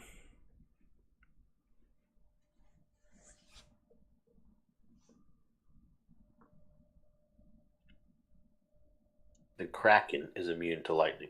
Correct. They It actually uses lightning as its attacks, and it's immune to its own attacks. So And it has a weak mind, but it can't be. But it can be charmed, but it can't be. You can't use an illusion on it. yeah. And it's immune to fear. weird And this is the one- combination. What's that? This is the one where the artifact is the talisman of pure good. Right, that's a Right. pure good. Yep. So I think you know More- I think you know everything about the Kraken, except its location, but that's not. Yeah. You know where it's heading. It's heading towards Astoria. Tomorrow, you guys want to fight the Behemoth and come up with a plan today? Yeah. Sounds good. Hey, Vulcan? Yeah. How long would it take you to make another talisman of pure good? Probably about a year. Could you cut that down to like 4 days? I could cut that time in half if Steros and Bront help, and I have the hammer of Vulcan, and I'm working in the forge. I can bring it down to about 6 months. Yeah. What if, hypothetically, we wished for the Mark of Good to be teleported to us? The talisman of pure good. Yeah, the Talisman of Pure Good. Then I'm pretty sure we would have. That would be very. Who are you asking? I'm asking the room and potentially Falcon. Well, we're in Mitros, right? Yeah. You are. Let's ask the loom. Ask a loom, and then we can all. Yep. Hylas You can guys. also You do guys the have same. two questions for the loom if you'd like. And Hylas also has augury If that's a good idea. Yeah. Right. Yeah. Hylas can literally ask the gods if that is a good idea. I do. Yeah, but isn't the answer vague? Yeah, we can do both if needed. Yeah. Yeah, let's just ask the loom. We'll So- say, It's also vague, but it's a picture. yeah. We'll just say, if we wish for the talisman of pure good to appear in front of us, will it appear in front of us? Using a wish spell. Using a wish spell, yes. And augury can tell us if it's a good idea. So. Like maybe we appear in front of it. Maybe we can ask if the protectors of it are going to attack us. No, I think they just want the prisoner. Yeah, we as far as my research on wish goes, that's out of the realms of the norm, and a number of things could possibly go wrong. So let's ask the loom. Yeah. So you can ask the loom if you can wish it to your presence, like bring it to you. Using Yeah. a wish spell. Okay, so Versi using the loom, asks the question, and she's frantically making a towel, and it comes out, and it's a white towel. No image. What's that mean? It's blank. That means even the loom doesn't know. I say, give me the No. ring. I will take. No. the risk. The loom always knows. Oh, it won't appear. Nothing will happen. Yeah. Well, it was just an idea. Now, And do you want to ask augury if it's a good idea to go get the talisman, or do you want to just hold on to that augury? Isn't there like a middle between good and bad option? 'Cause There that is. would- That would be, yeah, There- that's going to be it. Well, there's will for good, will for bad, will and woe are both good and bad, and then nothing. And doesn't it have to happen in like the next half hour? Yeah, within the next minutes. It would take us like what 3 days to get there or something, to maybe like 2. Yeah. So No, that's there's not no gonna way. happen. Hey, Yeah, I mean, like, if you were going to have Switch to summon it, then that would be the question for augury. Do you remember the thunderclap in the fire lizard cave? Yeah. Yeah, well, me and grandfather, we're about to go do what we do best. So, you can come with me or not. What's that supposed to mean? Yeah. What's that mean? Just the same thing we did in the fire lizard cave. I wasn't there. All of the fire lizards to you by being loud? Absolutely. Okay. So, see you at the Behemoth. I mean, Didn't really make sense, but all right. Tomorrow. Yeah, we'll fight the behemoth. Yeah, and as long as we do not group up and surround it, what we need to do is surround it. Because your powerful wizards don't have any spell slots left. Well, they make great senators. Yes, I do. I have spell slots. I just, When were you a powerful wizard? Since always. Since I'm never. at least as powerful as Hylas. Neither of you are wizards. Andromeda's got to at least leave the room. He's getting fed up with talk. I mean, Yeah, we're going tomorrow. That's Hylas he can cast locate objects. So if you want. Well, we know where it is. Yeah. No, I mean, we know what island the Dragon Orb is on, is what I'm saying. under. Oh, I don't think we actually need that. If the dragon's weakness is sunlight, I mean, Andromeda gives that off from his head. I said that a couple times already. Yeah. Yeah, but the Dragon Orb also allows us to summon the... To call it, and then we could fight two of the behemoths at once. Yeah. 40 miles. Bad idea. Well, I mean, we know it's going to be close. Yeah, it's close Where- enough. that's 40 miles. Yeah, we definitely do. Yeah. Again, that's not where they're located. Yeah, but if the dragon's gonna go attack Electopolis Right? and Ptolemea, You right? Yeah. You guys within are 40 within miles of about each other. within about 10 miles apart. Yeah. Yeah. So I mean, that, of course, he'd be short Hylas for the Behemoth fight, but what if? one dragon, probably. Okay, I have a terrible idea. Okay, let's hear it. Okay, so we get the dragon orb, right? But Okay, we actually you go save get the dragon orb, and then all the cities are destroyed. Now what? We save the dragon for last, and while we deal with the other behemoths, we just have someone flying away on their dragon, repeatedly calling the nether dragon for like a week, and then they die of exhaustion. Oh my god. And everybody we love and care about's already dead. Correct.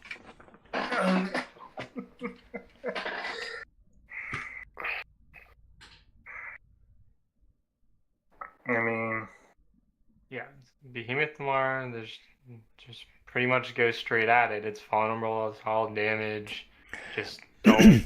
group Okay, up. so while you guys are making ready for the tomorrow's journey, Vulcan comes in to the room with 5 dragons in tow.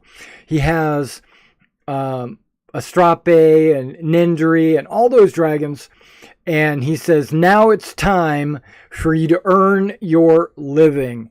And then he says, it is time for me to go to the Mithril Forge and see what I can do to make ready for the inevitable attack by the Nether Titans. Hopefully you guys, with the help of your younglings here, will be able to destroy the Nether Titans. And so Vulcan disappears, and Kyra says, Grandfather, I'm coming with you. And then she runs off with him. And then Pythor says, well, looks like I need to go to Astoria and protect my family.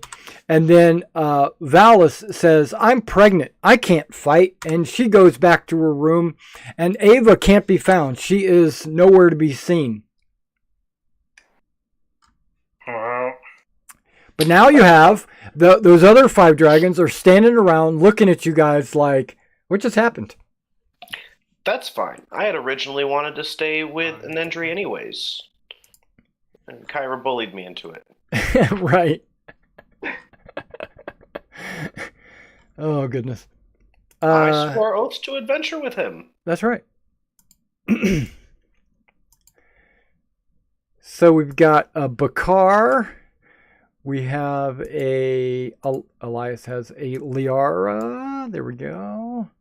We've got Andromaca as an Astrape. All right. Hey guys, we're in Mitros. We got a Scruffle, which is Nendry. Whoops. Wow. Really small. Okay. Colossus. Someone getting the Colossus, yeah. That's the wrong Nendry. Okay, I drugged the wrong one. And the Colossus. And then Ptolemy has Nyxeris. Okay. What, Elias, why don't you drive the Colossus? It's really fun and it keeps you out of danger. Yeah, but you're not fighting at Mitros. But the Colossus was really fast. Yeah, but it's not leaving the city or it'll lock up. Oh, really? That's the worst anti-theft deployment ever. Yeah. So it stays to defend the city. But it's not intelligent. Now just remember, the Arisia does have its own Colossus. So they might be okay for a bit. And their Colossus is sentient. Yeah. They might be okay for a bit. Yeah.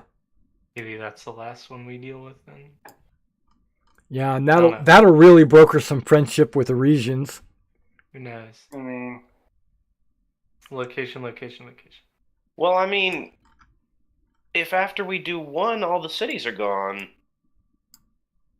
except the one we picked. Well, they're not necessarily gone. They're in the process of being attacked. Okay. Because every city's got a militia. Well, then maybe we should save the smallest cities first. Because the bigger ones will hold out better. That's also a possibility. yeah. So maybe we hit the Nether Dragon, and then the Kraken, and then the Tarask, and then the Behemoth, and let Mitros be destroyed. Yeah, let's change our plan the night before you go out. Good. To be fair, we made the plan the night before we go out. That's right. Okay, so somebody give me a call. This is where you're going, and Behemoth tomorrow. Behemoth. Is that where you're going? yes. Okay. The one Behemoth we're it most is. prepared for right now. The Behemoth. Okay, with your new young dragons. My buddy Nendry. Not your gods. Okay.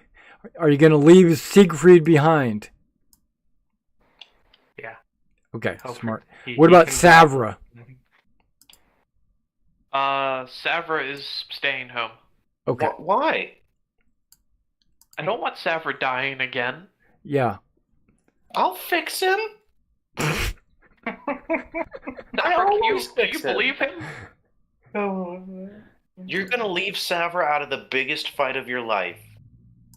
After everything Savra he's done for paid you. the ultimate price once. I'm not gonna ask her to pay the price a second time. Okay. Savra, get in my backpack. Do you, This doesn't look right because these all have like young dragons, young silver dragon. I gave them names, but it all disappeared. Huh. Did you give it the name and then set it as the default token? No, I didn't bother. Well, that's why. Yeah. do we want to do any hero feasting before any of these or all of them? Oh, yeah, the night before. How long does yours fast? Yeah, but when I click on the token, it should open the proper character sheet, and it doesn't. It brings up young dragon. Oh, weird. Let me see what happens if I drag what you gave me. Nendry. Oh, yeah. And I can't click it or anything. That's weird.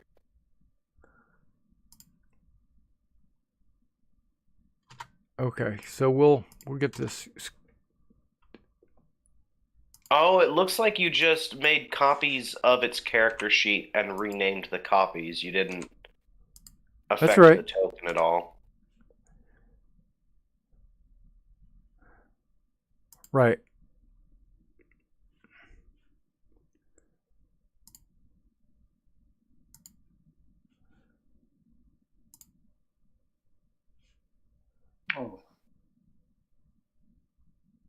Oh. Yeah, not gonna worry about it right now. Okay. Okay, so Behemoth. That's what you guys are gonna do. Yep. Yes. Okay. Are we doing a hero's feast? Because That is gonna cost you. I want to, but you see, it's rather expensive. here's 1,000 gold. Go buy a chalice. A jeweled bowl. Thank A you. jeweled bowl. Yeah, because see, all my money's back in Electopolis, which is about to be destroyed. So I don't have 1,000 gold Oh, on me. here's 4,000 and buy them just in case we're not coming back here. Okay. On me. Yeah, cast the Hero's Feast. So the night before, we forget all of our troubles and eat for a whole hour, because then it's done. The food vanishes if you haven't finished. So let's hope you finished. Ooh. Stop changing the names. What? Somebody Oops. went in and changed the names of the dragons. Now I can't find them. I didn't touch mine. I don't think we can. Hmm.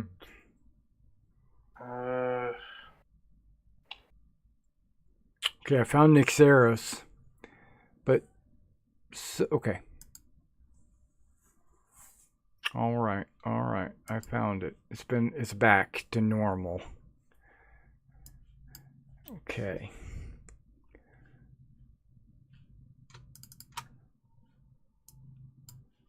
All right. I'm doing one at a time here. Okay. So that's a 15.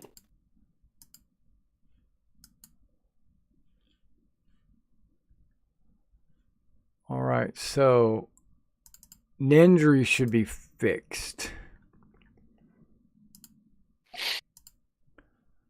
Let's see what happens.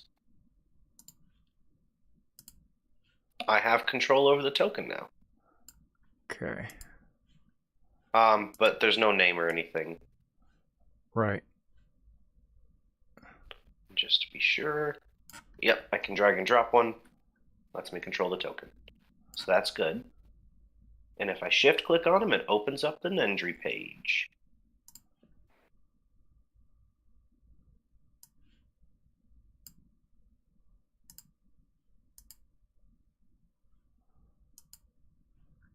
And that should be Bakar.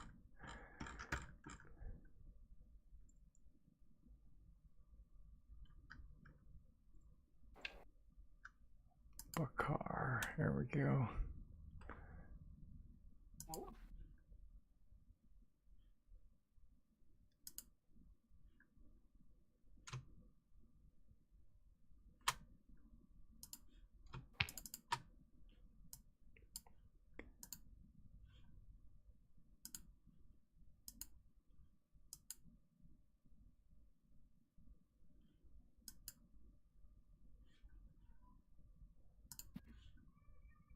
Okay, Bakar should be fixed.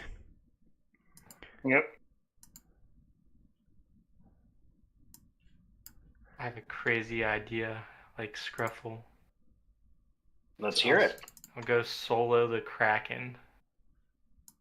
I've repeatedly casting suggesting on it. What are you hoping to do? Delay it. What would you suggest it to do? Nothing for 8 hours at a time.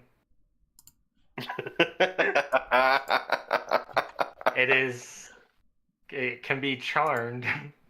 Yeah, that's true. That is. Not a bad idea. Yeah, I want to say that. It would also save Astoria. Yeah. If you guys think you can take the Tarask or something.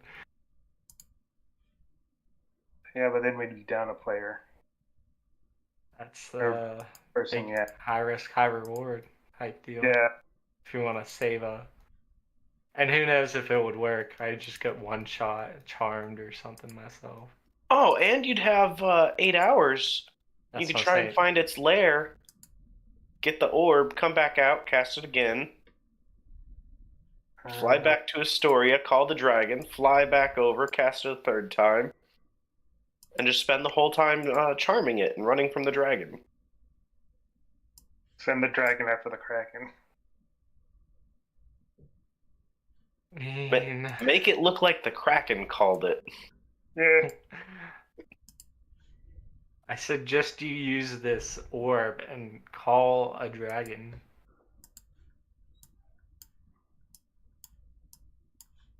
Tune to this and call a dragon. Yeah, I mean.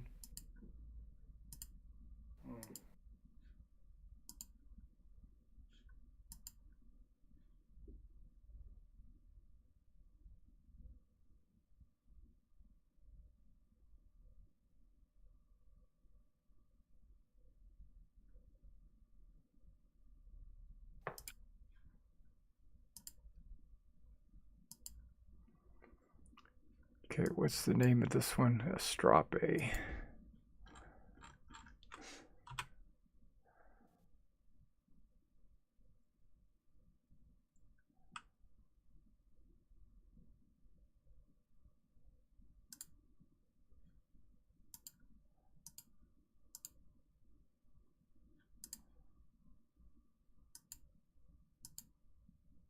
Don't worry, I also took Featherfall. I think I have that.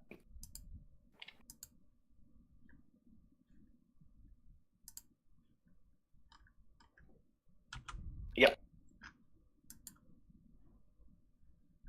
Wait. Yes, I have Featherfall, and then I've got my usual, Tasha's Hideous Laughter, Heat Metal that I'm never going to get to use. My little teleports. I got Spider Climb if anybody thinks they need it.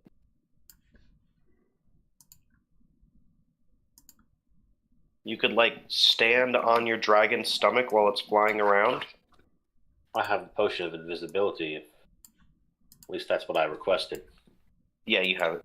I have a spell of invisibility.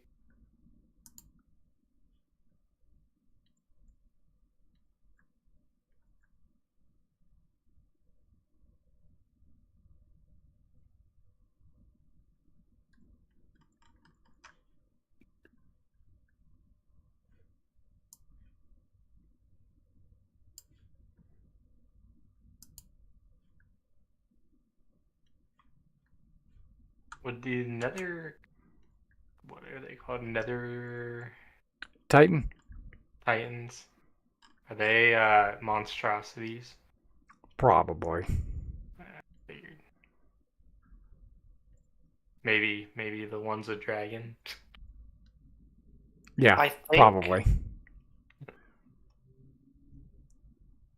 I think we get the Nether Dragon next. We seem the best equipped to fight that.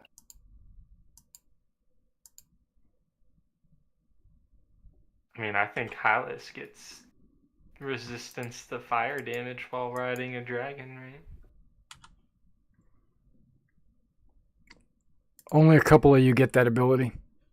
Yeah, I think it was me and Hylas, but I'm cold damage, so not elf.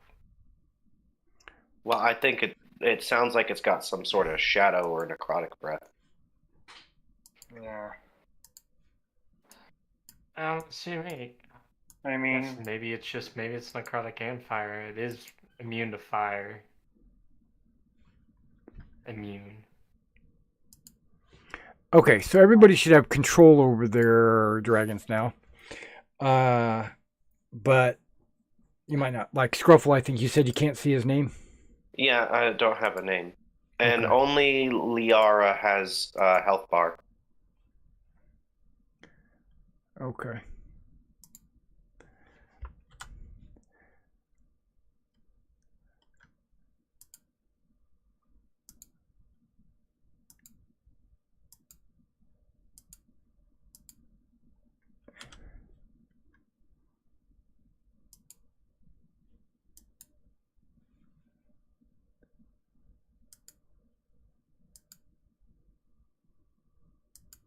I wonder why your health bar is not showing up.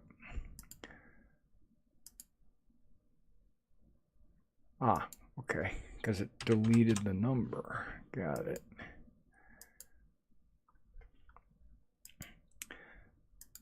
Go through here and make sure these are all squared away. Nameplate, HP,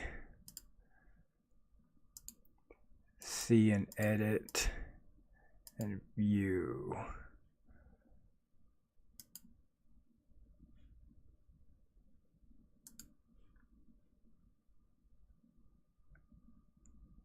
And then it changed it. Got it.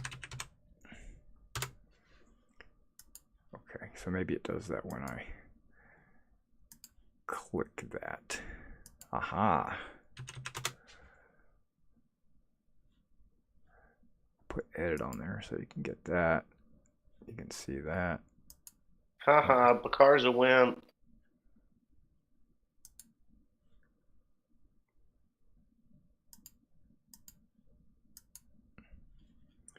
Why do you say that? Yes. Oh, Astrape, look at that health. Well, these are all brains. Yep.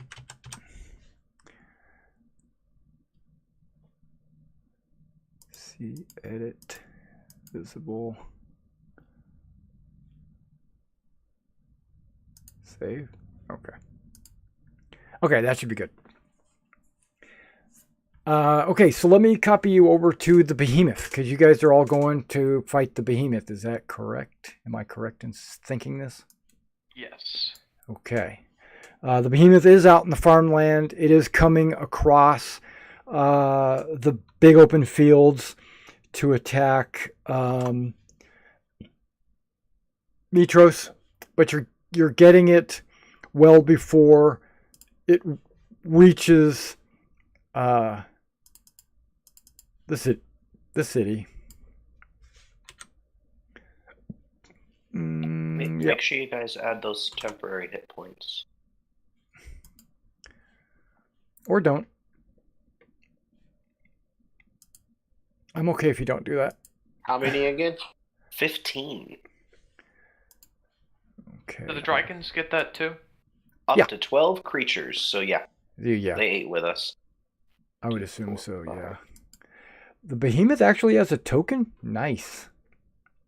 And there's enough left over for either Siegfried and Savra or Gregoria and the Pegasus. Yeah, but they're not there.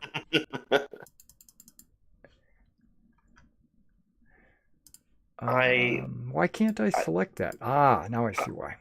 I quintupled Siegfried's health for the day. No, it added 500%. I sextupled it.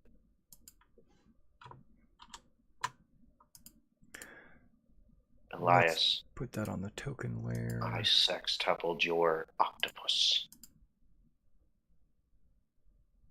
It's only you did it by 8. Okay, I think I have a picture of the Behemoth somewhere. The Behemoth. No, that's a Titan. I need the Behemoth picture. Where would that be? That would be in an appendix. That would be in a monster, probably. Ah, the Behemoth. No. Oh, it has its own little thing? Really? Engines of Destruction. At the dawn of creation, the ancient gods fought countless bloody wars against themselves, vying for divine supremacy. In these primordial battles, the gods created weapons of such unthinkable power that the very fabric of reality was threatened. Some of these weapons were gargantuan titans that could rip apart dragons and giants as if they were insects. With these divine wars came to an end. The gods that remained were forced to imprison the behemoths that they had created. They locked their creations away in impregnable prisons buried deep within the bowels of the world. It's possible that the gods imprisoned these creatures so that they could use them again in future conflicts, but it's also possible that the gods were simply incapable of destroying the creatures. Such immense power. Behemoths have the ability to use the energies of creation against their enemies. They are capable of breathing out streams of energy that can obliterate flesh, metal, and stone. Few creatures can survive a direct hit from such a blast. When the gods imprisoned the behemoths, they were forced to muzzle them with adamantine chains in order to keep such immense primordial energy contained. But when it's free... Okay, that's a cool picture. Okay, I hope the behemoth picture I have is as equally cool. Handouts. Here we are. What would it be? Would it be a monster? It would be a monster. There it is. Behemoth. Show. Boom.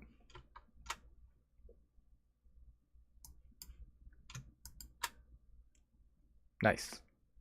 What do you see? Looks sort of like a Looks like- Balrog. Kind of like a Balrog with no wings. Oh, I was muted. Godzilla. Godzilla. Exactly. It's the Balrog's scarier big brother. Right.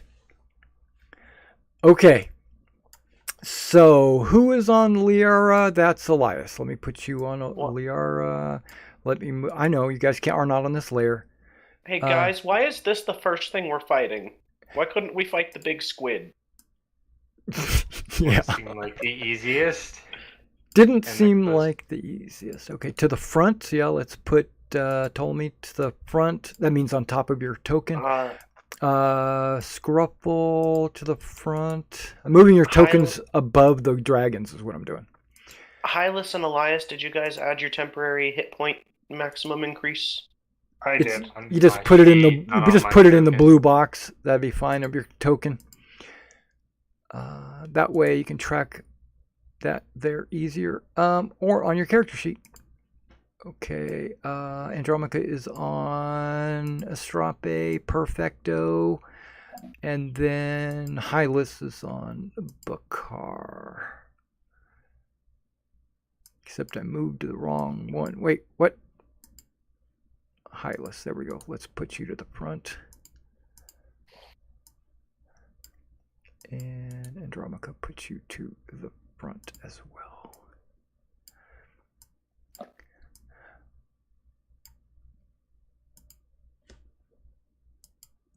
And we're on the token layer, and perfect. Here we go. Let's move you to the battlefield.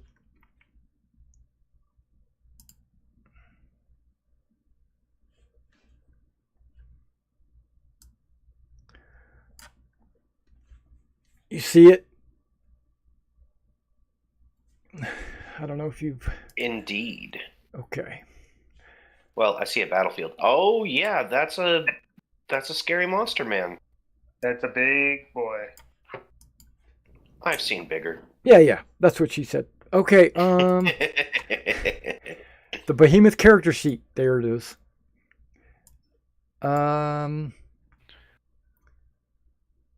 You would suspect it is a monstrosity.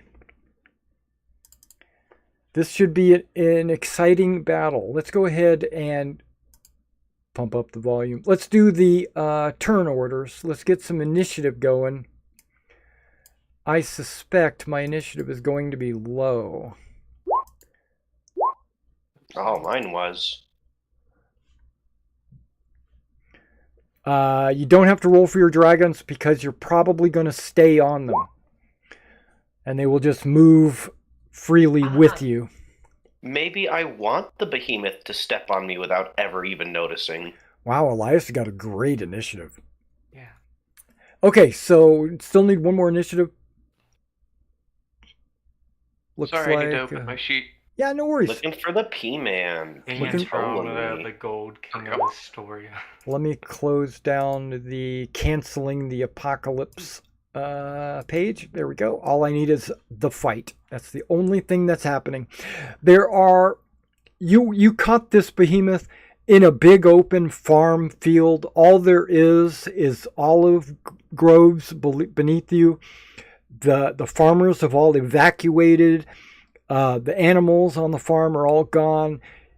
You caught this creature out where he can't cause any harm to anything, basically. There's no concern about rescuing people on the ground or anything like that, because this is the first behemoth or first titan that you decided to go after. All right, Andromeda, you and Astrape get to go first. You can fly 80 feet, right? Is that correct? Plus, you could double it to 160 if you just want to fly, and then you would be able to attack. Yes. Well, let's do 160. Let me go ahead and show that to others. Okay, I'm just kind of reviewing all the abilities that this thing has. While you do that, I don't think it can interrupt you in any way. It does have a few interrupts, but it can't interrupt the dragon flying over there. Wait, Okay. wait, what is this? Oh, no, okay. Yep, so where are you going? Right there, it's 160. Okay, and you moved around to the creature? Hang on just a second. Oh, Lord. Like right there. I moved you back. I got you. Boop, you're there. Yes. Okay, you're adjacent to it. It seems to be very big, and you're flying up around it, you know. I assume nobody's landing and just, you know, hacking at its toenails. I assume you're flying around it. Kind of like Clash of the Titans. Yes, I'm going to spin around it the whole time, actually. Yeah, exactly. All right, I can attack. You can. Yeah, you can. All right, let's get it. What are you doing? Attacking it with my rod in spear form. Spear form, okay. Boom. Ooh, a 14. That misses. You're hitting it per se, but you're just not penetrating a skin that's probably like 3 or 4 foot thick. Right. And second attack. You stuck into that fur and didn't cause any damage. Oh, Lord. All right, third attack. You found a spot. You basically stabbed directly into that same hole to get to some meaty flesh inside. And you did succeed. A 25 does hit for 9 points of piercing damage. All right, and my hang on. Yep. Because it's magical, you do 9 damage. All right. Ready? I am now. And my bonus strike. You do 9 more. You're just digging it deep into that hole. Good. And that's all I can do. Yeah. It is immune to damage from bludgeoning and piercing from non-magic weapons, among other things. And it has a natural armor that's at least a 21. Or over a 19 at least. Okay, because the 19 missed. Okay, Ptolemy, you are next. Yes, over there you would get advantage. Okay. I'm having Nixeris dash, and I'm going over there. Sounds good. You guys are Dragonlords. Take him out. Can you move? Okay. Here? Yep, that looks good. Okay. You can't move This party Nixeros? started. Huh? You can't move Nixeros? That's weird. He moved for me when I moved just now. Is he He's frozen? he's still in place for me. Huh. Let me. He's moving now. Yeah, that's me. He's catching up. Weird flying pattern. Weird. He's a chubby boy. Refresh. Yeah, I'll refresh.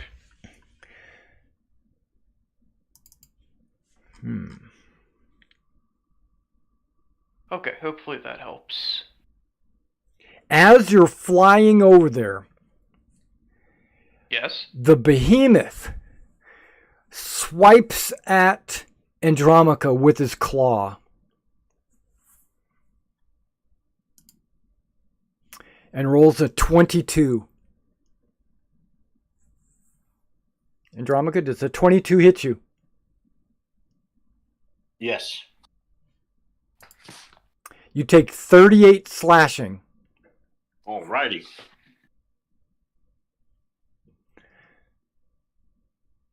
And then Ptolemy catches up, gets beside the Behemoth, gets advantage for having Andromaca on the other side. I stab it. You stab it with advantage. And FYI, it is a Titan. Excellent. Yes. So Titan's Bane hits it for a 25.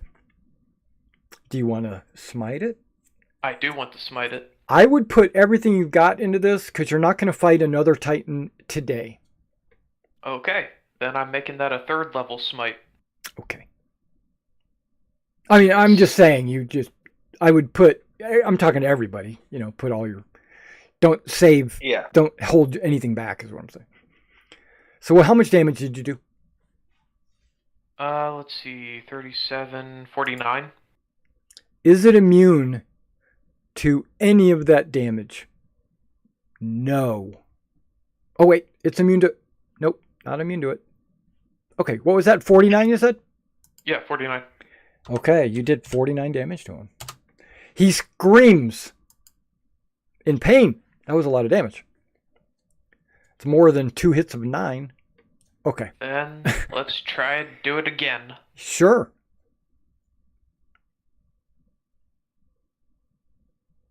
And I'll smite him at 1st level this Yeah, time. 24 does hit, yes. 27 does hit, I'm sorry. Yeah. Yeah, go ahead.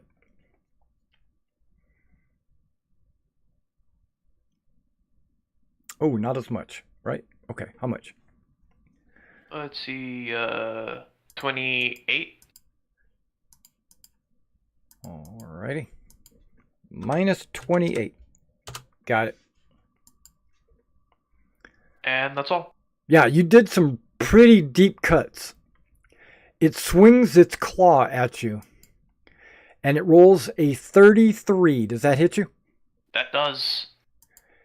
And it is a magical attack, and it does 37 slashing.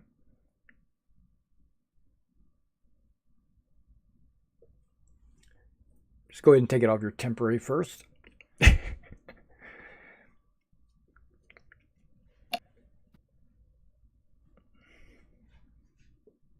And that's all for me. Oh, yeah. Your turn was over. So, who's next? It looks like Scruffle.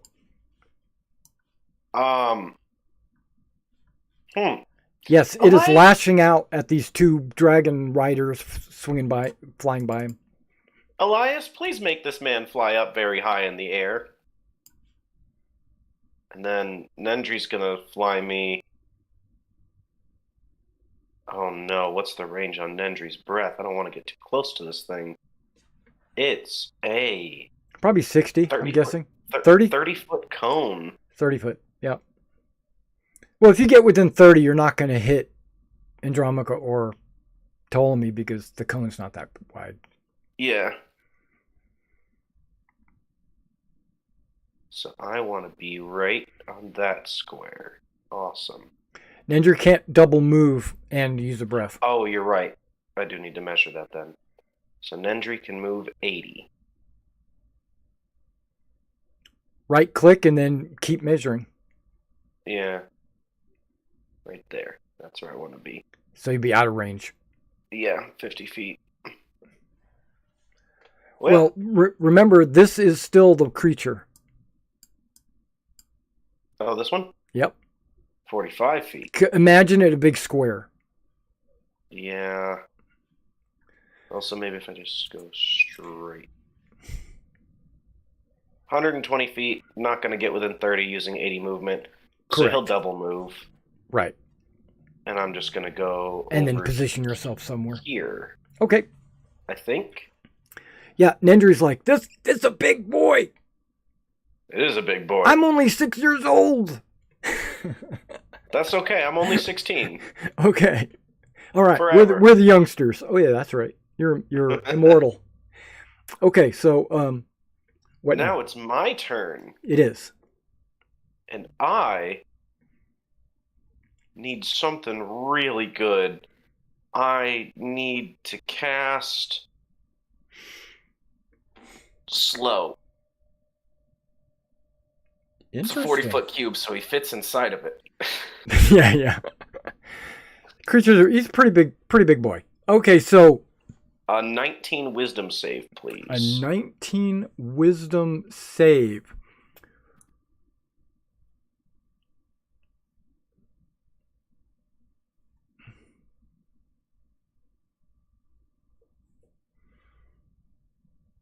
Slow is not charm. Okay, so he's not immune to it. So here we go. Wisdom save. I rolled a 12. So he's got resistance. So what I'm going to do is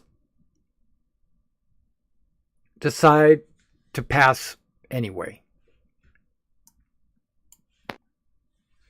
I choose to succeed. Okay. I'm going to make a note of that. Yeah, you can just go ahead and say that he's next used week. one of his legendary resistances. Okay.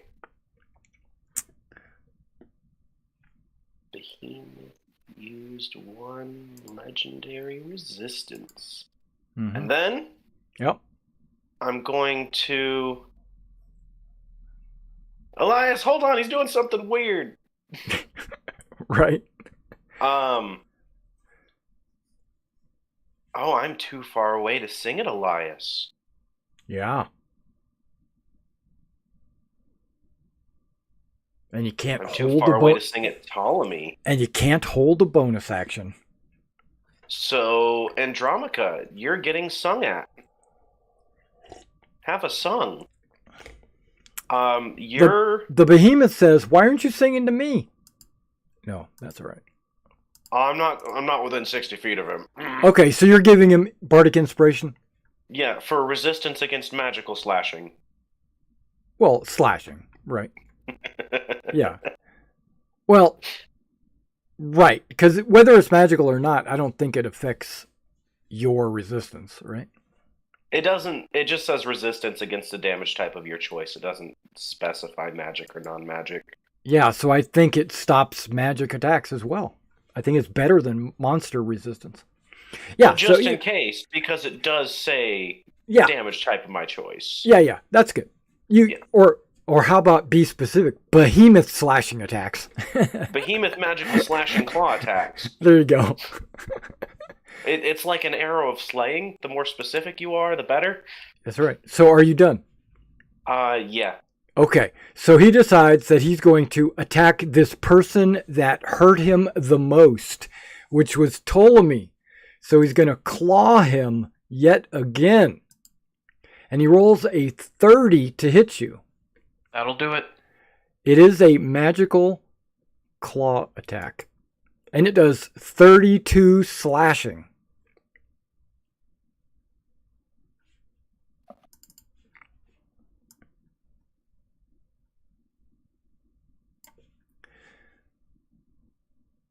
All right, Hylas.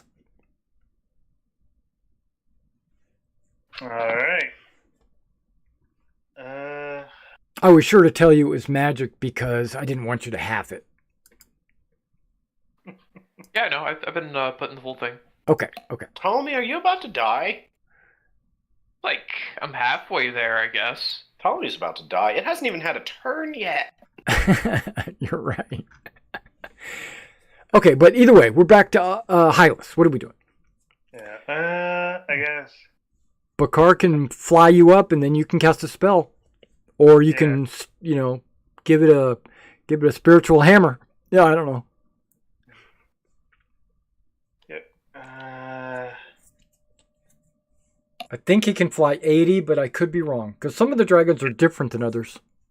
Yeah, he can fly up to 80. Okay, so that's 80 right there. Yep. Yeah, and you can be anywhere on the dragon. It's just I just got you in one corner. I know. Let's see. How far away is it? How far away can I go? 10, 20, 30, 40, 50 feet, 60 feet maybe. Alright. You don't have to measure from the back. You can measure from the front, is what I was trying to say. Yeah. I don't know. I was just checking for spiritual weapon because that is a bonus action. And because I'm going to do something else with my action, but let's cast spiritual weapon on, Out there. yeah, big boy here. Okay. There it is. Okay, I'll position it not on his token. Yeah. Right there. That's in range. Alright. That's touching him. Yep. Spiritual weapon. 23 does hit, and you smack him across the face or wherever Yeah. with 17 damage. Yep. And then for my action, Channel Divinity, Prophetic Trance. Okay. Preparing. Yep. That applies to him too. I mean, you can change his rolls, right? Yep. Okay. Got some good ones. You probably want to keep. You're probably going to keep those. Okay. Please do not give him either of those rolls. I Please. wanted. Let me say this again. I wanted a bad roll. Then you should have had me roll it. That's Well, fine. technically, you could re-roll one. That's true. I could reroll one. It is a D20 roll. That is so funny. Do it. Do it. Face. Yeah, the Behemoth has got an attack that is a plus 19 to hit. Yeah, but he might get a 1. That's true. For saving throws against. Yeah, I think you whatever should it keep the does. rolls.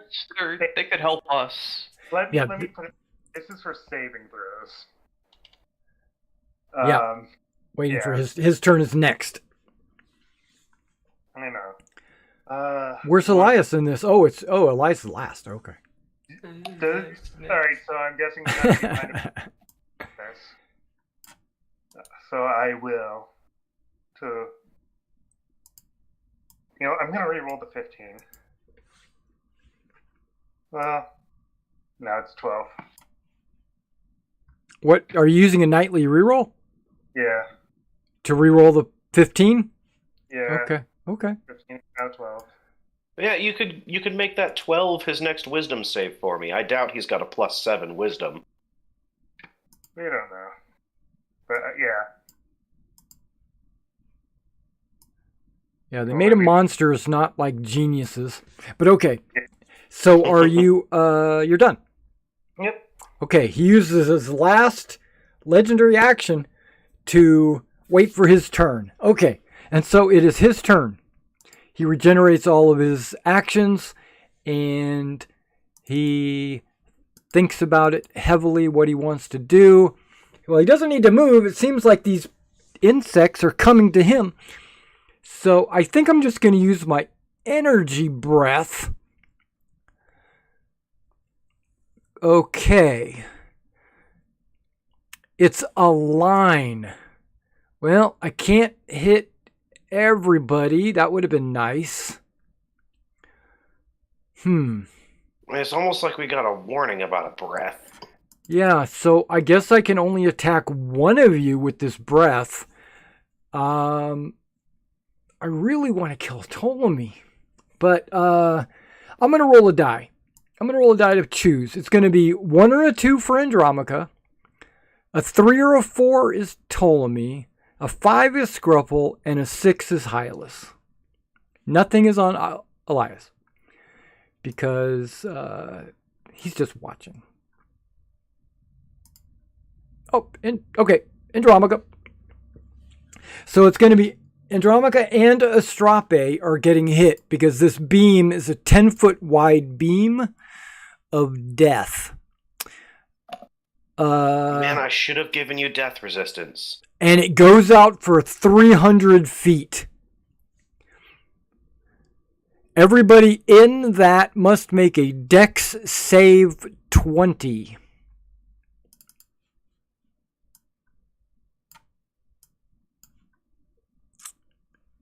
Andromaca rolls a 15. I'm gonna go ahead and add that bless to it.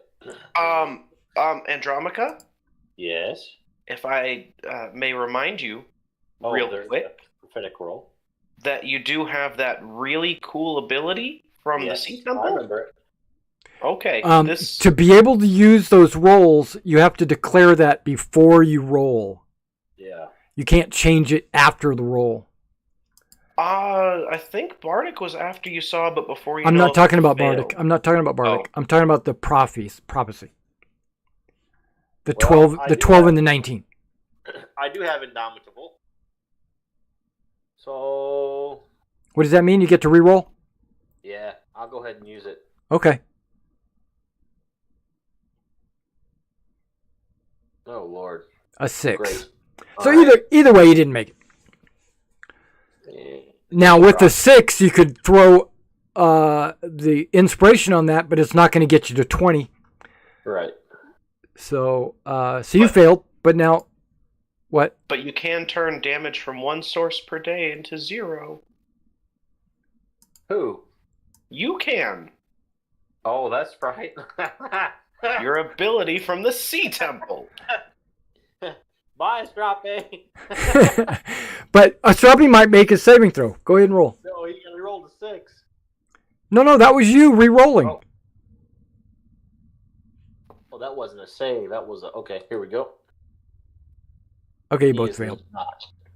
Yeah, what? Wait a second. I see 4 rolls. Why is there 4 rolls? That one dexterity wasn't a save. It was the wrong one. I'm not familiar with Strape's sheet. Yeah. Okay. Okay, no problem. So, but either way, Yeah. it was a 15. So you both fail. Yeah, you both fail. Are you reducing it to 0? You get to know how much damage it is before you reduce it to 0, right?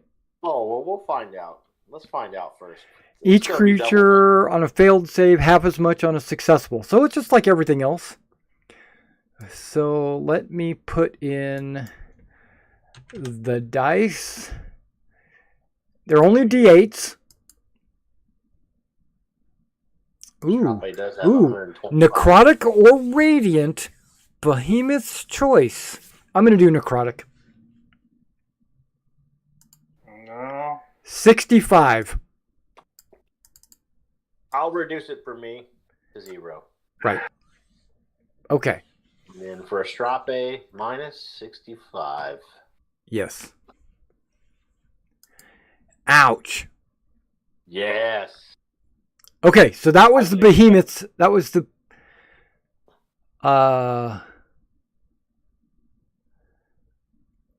That was the Behemoth's initial onslaught was with the breath weapon, and now he's got his claws ready. Okay, It's a kaiju. it's kaiju. Got my advanced dice roller. I'm going to close it. Won't need it again. And that was his turn. So we go to Elias. There we go. All right. I think it could have done a lot more, but it wanted to use its death beam. Okay. What are we going to do? Yeah, I'm gonna cast. Fireball. Yeah.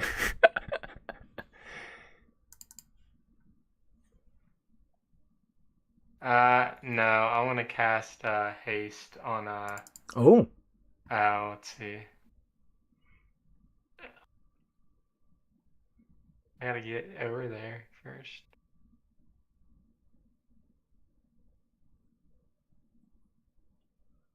Well, your dragon can move, and then you can cast the spell. Right. But I need to be within 30 feet. There. That's 35. That's fine. And cast haste on Andromaca. Okay. Andromaca, you're a little bit faster than you think. Some more armor. Don't worry, you'll be exhausted here in 1 minute. All right, is that all you're doing? Running up and casting that? And then my dragon can Double move. Nothing. Yeah, Yeah. that's right. So yeah, that's it. Okay, so the behemoth takes a claw, licks it, and then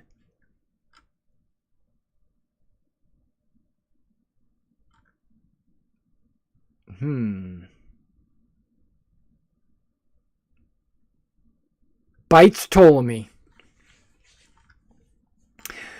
Okay, so it's gonna it basically thinks about it and then decides I'm gonna change from a claw to a bite. And yeah. I hit you with a 38. We know a 38 hits. If the target is large or smaller, you're smaller than that. Sure am. It has to make a dex saving throw, 20, or be swallowed. Hey, look at that. So I guess you'll only take teeth damage then. 43. Piercing. Is it magic? Yes, they're all magic. Okay. Swallowed. A swallowed creature is blinded and all that good stuff. If it takes damage from the inside, then he might spit you out and all that good stuff. Okay, but he didn't successfully swallow you, but he did bite you. Ptolemy, get over here. All right, Andromaca. You are fast. Now, Astrape also has an action. You can move. You can move and still perform an action, or if you're dodging, then Astrape would have got advantage on dex saving throws. Right. Well, I'm flying around, like I said, so I'm going to move. Right. And I am going to have... Well, hold on. What's Astrape? Okay, Astrape. What's Astrape doing? Breath weapon. Okay. What kind of breath weapon? It's going to be fire. Fire. That or sleep. So I'm gonna send it through there. I think it's 40 foot long. What is it? It's a 40-foot cone? No, it's a line. Fire is a line? Okay. For this one. It is. Yeah, it is. Dex 14? Okay, hold on. I'm a pretty big boy. I might not be able to make that.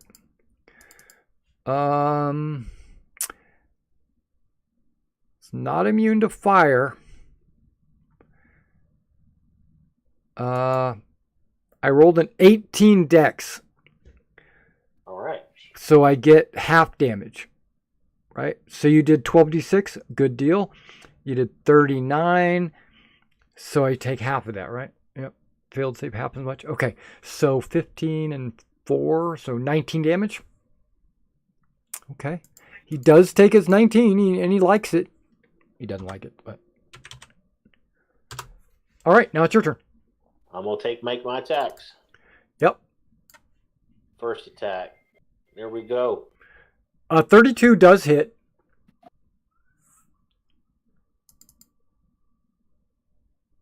All right. How much? What is that? 20 damage? 20. Okay, hang on. All right, make your second attack. And my second attack, I'm going to add one of my abilities to it. You have to hit first. Yep. So don't include damage. Don't auto roll damage. I won't. Spear. Right, but I know you're going to add. You get to choose if you're going to add that ability after you hit. Got you. I should have said it on the crit, but it is what it is. And the second attack's a miss. Correct. Why are you auto rolling damage? Because you set our sheets to that at the start of the campaign. Right. Yeah, to try to speed everything up. But people that have the ability to choose abilities based on your roll should turn that off. Yeah. Well, for me, it's a different roll altogether. Yeah, but okay. And To be fair, he only recently got an ability that does that. Right. We're all good. Third attack. That hits for 11 damage? I want to add it. Okay. Lord have mercy. What are you adding? Drain life. Oh, you're checking it for me? No. Oh, I'm waiting for you to post what it does. Aren't you at full health? No, I'm definitely not at full health. Pretty close. I am struggling here. It's under Rod of Lordly Might. Sorry.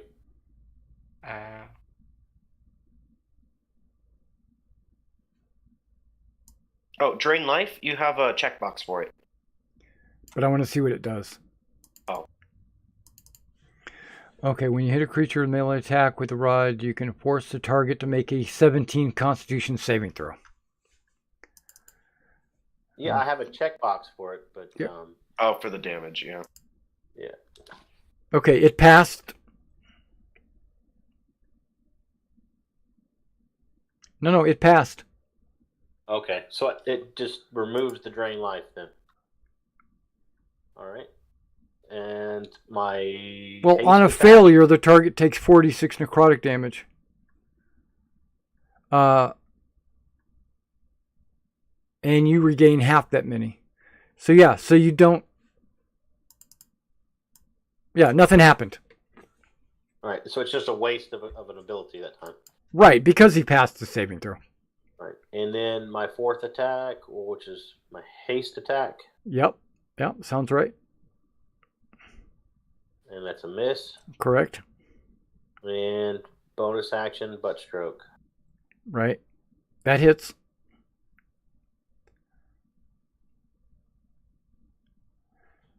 And there we go. Did you want to add anything to that butt stroke? You could have added one of your other abilities to it. Well, it's just paralyze and terrify. Okay. All All right. Well, Well, paralyze him. We'll try paralyze Okay, post it. on it.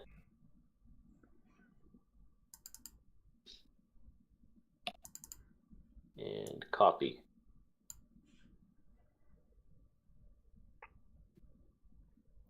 When you hit a creature, he has to make a strength saving throw. Okay. Pretty sure he's going to pass that one.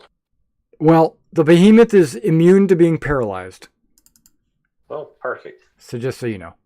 Okay, but you did do 9 damage that I didn't mark yet. Okay, hang on. Let me get the 9. There we go.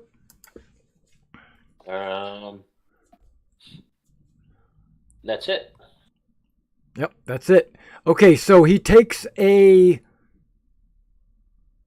claw and strikes at Andromaca. Rolls a 36 to hit. Does 28 slashing. I think you'll find it's 14. Oh, that's true. He still has his bardic inspiration. Yeah, which Yeah. makes him resistant to magical behemoth slashing. All right. Yeah, Magical behemoth claw slashing. that's true. Okay, so he is. You're done. He's done. Ptolemy. Okay.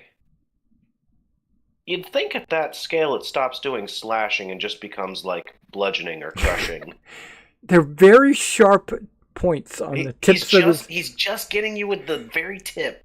Yeah, that's what she said. Okay. It's just the tip. Told me sorry. Go ahead. Do I heal myself or do I attack? That is the question. You have a dragon. Okay. You have a dragon that could go first. Ptolemy, get over here. You could disengage, or you could slide around the behemoth, or you could breath weapon, or both. Okay, I'll have my dragon attack first while I'm thinking.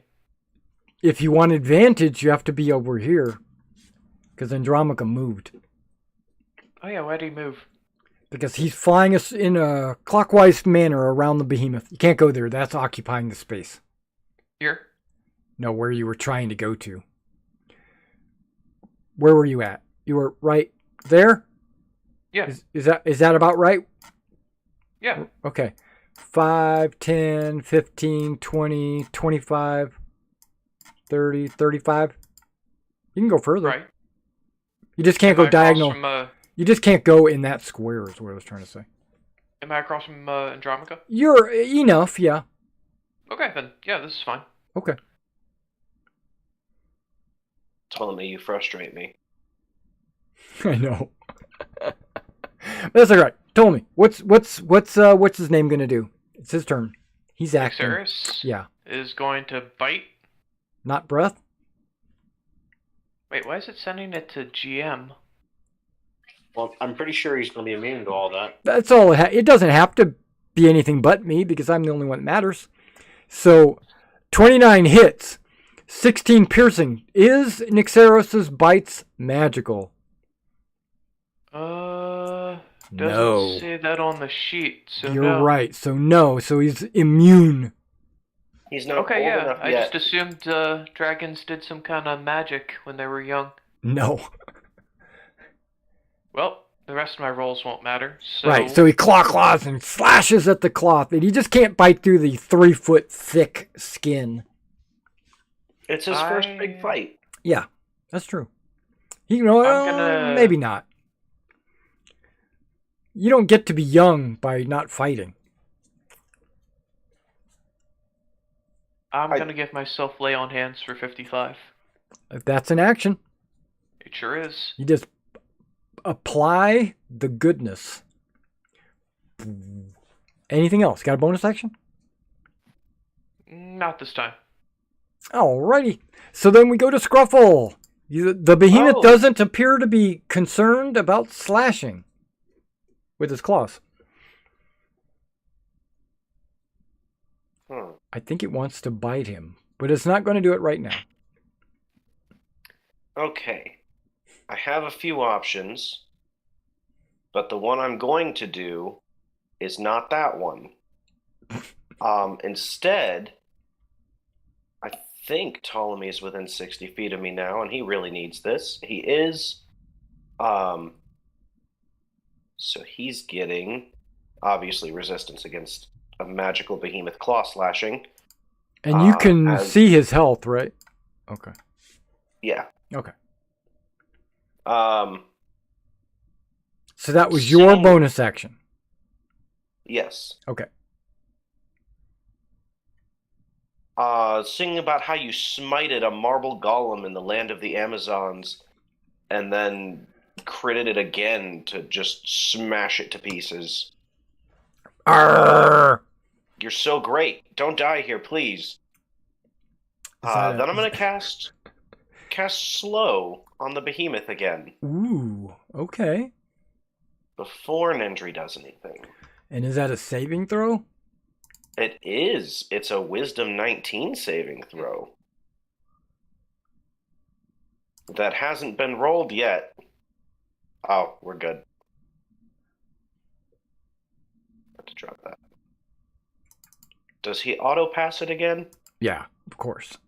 Okay, there's 2. Whittling them away. Which is fine, because I was hoping, even if it went through, I wanted to slow him before Nendry did this. Nendry's going to go 1, 2, 3, 4, and he's going to breathe on this guy. Okay. I don't know why I moved in that close. That was really dumb. But That's okay. I did. That's all right. Breathe. What kind of breath? Fire? Cold breath. Icy breath. Okay. Yeah. 17 con Constitution. save. This thing's got a pretty good con.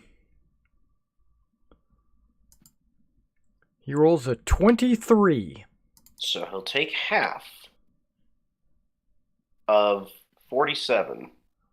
So he'll take 23. Huh. Unless he's further resistant to cold.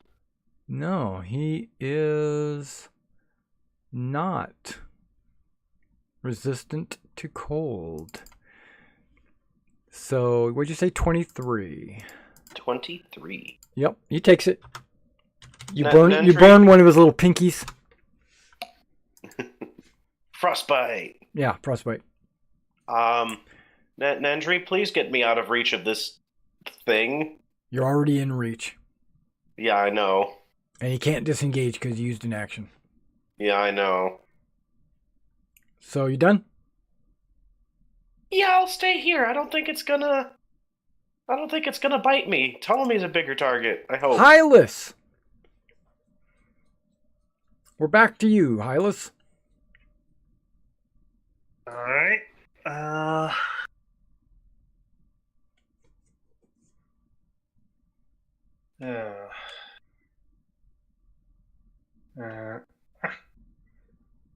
don't know what that's all about. There we go. Thank you. I don't know either. I'm trying to move it. It's bugged out. Hold on. I'm only moving the car. Yeah. There we go. That's fine. You can move Bakar first, and then you can just put yourself Yeah. back on him. Yeah. Well, I was trying to move them both at the same time, and for some reason it bugged out when I tried to the first time. Okay, so you're dashing to get over there? Bakar to move. 80, so you're dashing? I didn't mean to dash. You did dash. You can move that 80 feet without dashing, though. Yeah, but that's way farther than 80 feet. Okay, where do you think I started? Because I Right there. Yep. No, that was still 80. No, hold on. That's not how you move.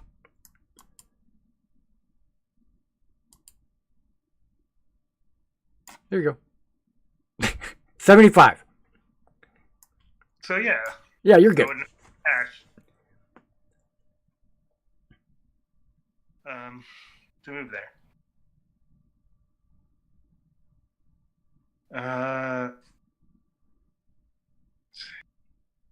Guys have this guy surrounded. Yep. He can't get away unless he walks through us because we're tiny ants to him. Right, he can just move. You still get an attack of opportunity, though. I'm gonna stab him in the butt. But what's Hylas doing?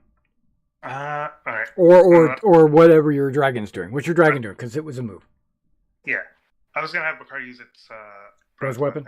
Okay. Yeah. Though I only see one of its breath weapons. But it says I have two. Acid or bow. That's but right. I don't see acid. So Bakar doesn't have acid breath then. No, you got both. I only see the slow breath on the sheet though. Not the acid. Okay, let me double check.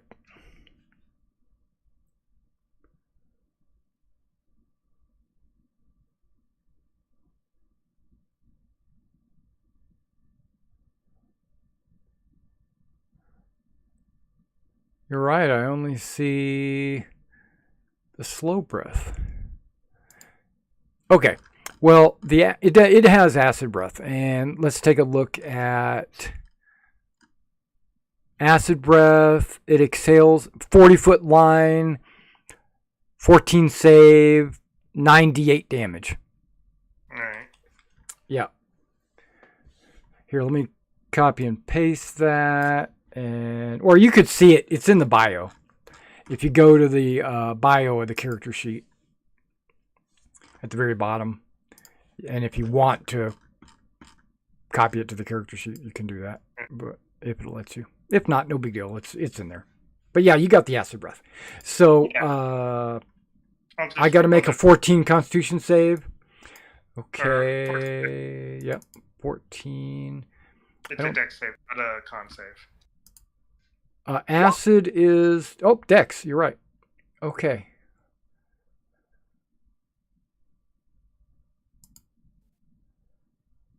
He rolls an 11 and fails. So I'm going to take 36 acid damage. Yep. And Okay. If he was a troll, that would be really helpful. I know. yeah.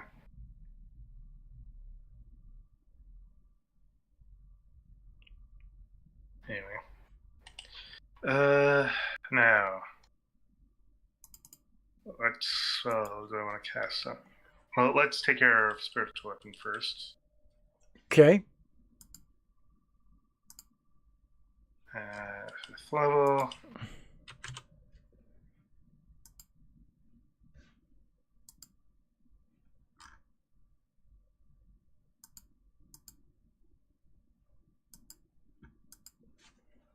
And then, I'm going to cast Spirit Guardians.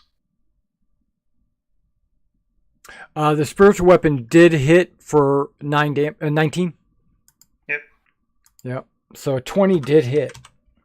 Yeah. And Spirit Guardians. Okay, I thought you meant Spirit Guardians. That's why I put the on there.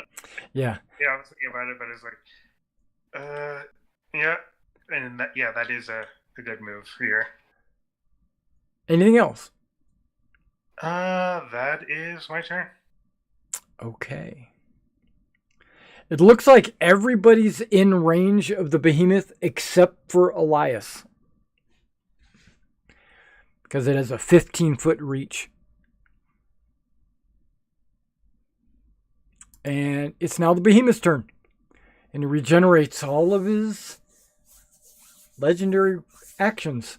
But instead, he's going to see if his energy breath regenerates. It does not. So I guess I'm going to have to... This seems reasonable. I think what I'm going to do is do a claw against Hylas. Before that, do we want to deal with Spirit Guardians? Yes. All right. That is what we would like to do. Yep. And that's a save, right? Yep. What's my save? Wisdom. Okay. Boom. He fails and takes 25 damage. Okay, he fails and takes 25 damage. He is hurting. So one claw against Hylas. Does a 21 hit you? Yes. Okay. So 24 slashing. So you need to make a 12 Constitution save for your concentration. Yeah, you're good. And another claw against Scruffle. Right. 2 with his claws. Yep. I rolled a 36 to hit Scruffle. Okay, well, a 36 will miss after it hits me for 29 slashing. Ow. For 29 slashing. Why me? Why not the dragon? What are you concentrating on? Nothing. Right. It keeps legendary resistancing me. Right. Boom. It's going to use its tail against Andromaca. But just so I don't feel left out, I failed. Right. But I only rolled a 21 with the tail. which now misses because of haste. Good. And then a bite on Ptolemy. I rolled a 23. I think that hits. That it's. Okay, so don't forget, you need to make a 20 dexterity saving throw. Why do you keep trying to eat Ptolemy? I would like to re-roll that if everybody's cool with that. I don't know. We might need those for something bigger. Yeah, we got 10 minutes. You might need something. I'm joking. Now, Well, remember, because the Hero's Feast, you make wisdom saves with advantage. But not bite saves. Go ahead and make a reroll. Yeah, we haven't had to make a single wisdom save. Not yet. Okay. Maybe the crack. You live. Okay, so you only take damage then. Just a mountain of damage. 40 damage. That's not magical behemoth claw slashing. No, it's piercing. Yeah. Okay, so it attacked with a tail, 2 claws, and a bite. And now it's waiting for its legendary actions. Its turn is over. Elias. Fireball. Why not, right? Okay, so you're going to put it right on him? Yeah. Might as well, right? Boom! And you're going to go... what do I got to make? A dex save, right? Okay. Yeah. 17, I think. I rolled a 13, and I'm going to take the damage. 36 fire damage. Plus 3, because I rolled 3 ones. Ones become... Oh, 2. that's right. So 30... What? 6, 7, 8, 9? 39. Okay. Minus 39. Yep, he'll take it. He'll take the 39. Okay, that was your action, casting a fireball. What else? Yeah, and then we're gonna get some icy hot here, and get the breath weapon. Are you not doing a bonus action? I don't have a bonus action. Okay, so we're jumping to the dragon now? Yeah. Okay. Cold breath. Cold breath. Got it. Constitution. I have a really good constitution. 22. So I take half damage.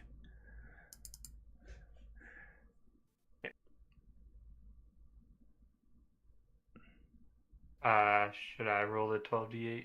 You need to. Or I will take no damage. Okay. Come on, 12 eights. Yeah, 12 eighths would be good. Can't get the dice roller because that's blocking. Okay. Come on, 96. 96.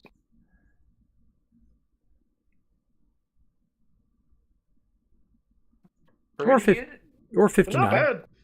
Yeah, 59 is 24. No, wait, what is that? 29. 29. 24, 20. Yeah, 29. Yep, that sounds right. 29. I started second guessing.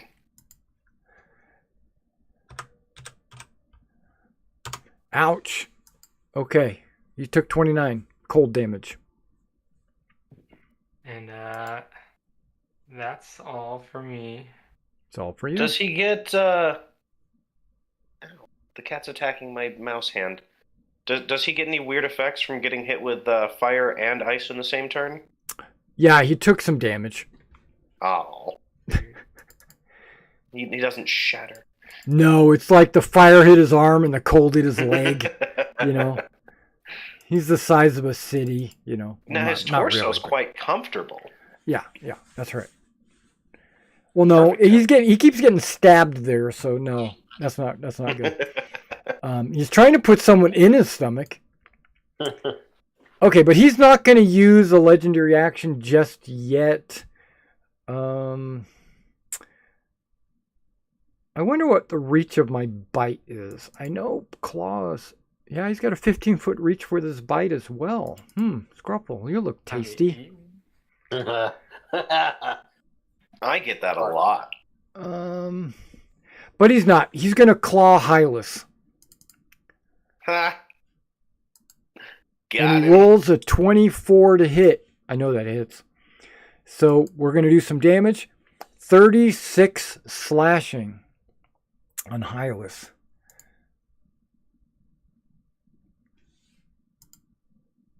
And that's also going to be a Constitution save.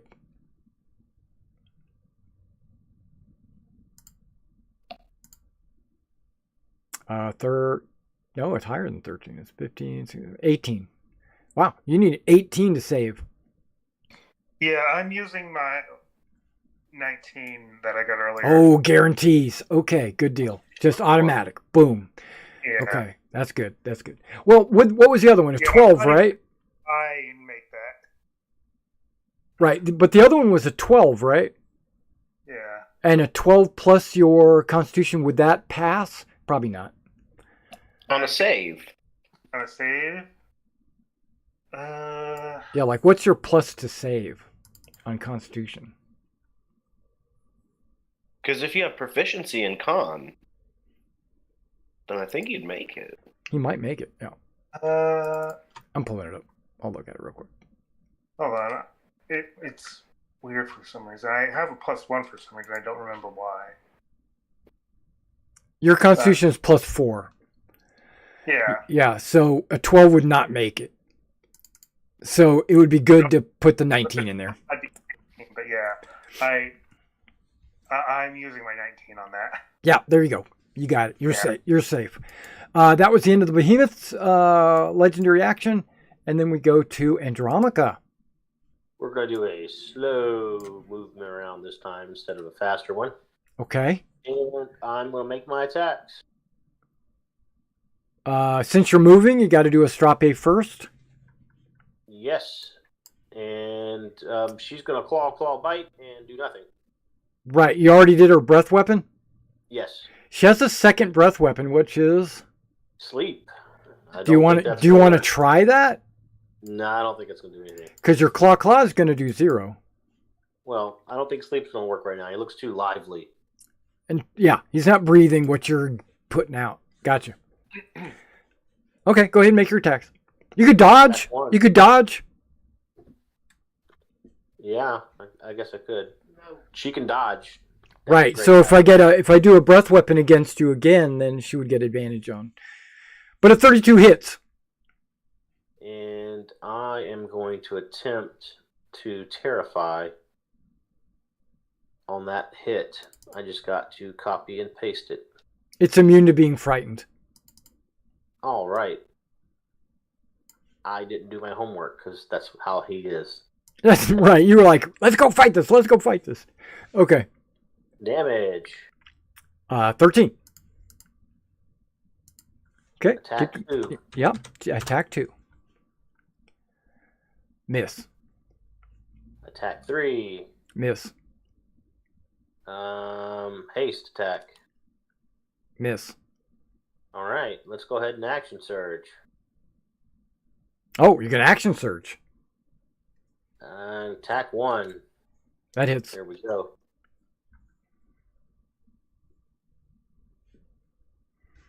For 9. And attack 2. Yep. Miss. Attack 3.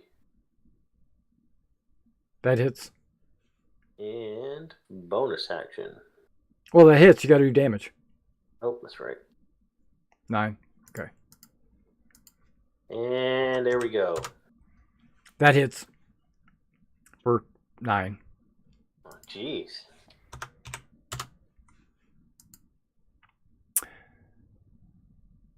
I don't like all that. Just letting you know. Wow. The Behemoth is getting a little upset at you. Okay. That's good. The Behemoth's not a smart individual. He just attacks whoever attacks him. Nothing big, but you just keep jabbing him again and again.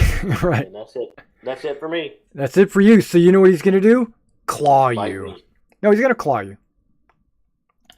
He's going to hit you with a claw. try to swat you out of the air. He rolls a 25 Yes. for 37. But you can half it because of the thing. He doesn't know you get to half his damage. All right, so then it goes to Ptolemy.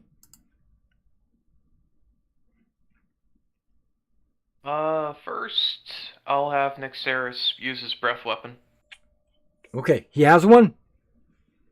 Yep. He hasn't used it? Okay. I'm not keeping track of that. Okay, so that is ice, right? Okay, go ahead. Yep. I'm making a save. 17, and I do 12d8 cold. Is it a 17 con? Yeah. Okay, so I take 20. Right. Yeah, I guess I'll take 20. Yep. Anything else? From Nyxeris? Can fly, Nope. move, or anything like that? Okay. Nope. Ptolemy's turn. Yep, Ptolemy's turn.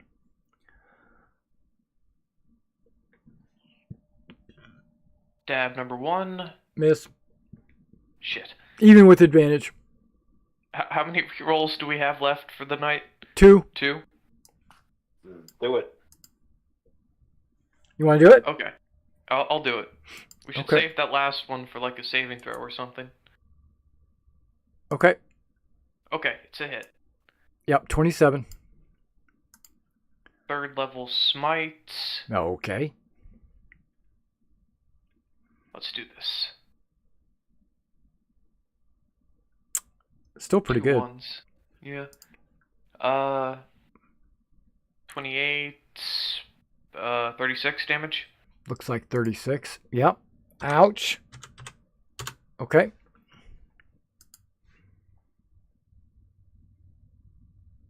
Anything else? Second stab. Second stab. Oh, Oh. man. Yeah. Using up my last 3rd level spell slot on that. Okay. I would. Burn it. Give me some hit points. Come on, die, you giant rock monster. That's a lot of damage. How much is that? I'm gonna let you add it all up. Oh, sweet. Thanks. 72 damage.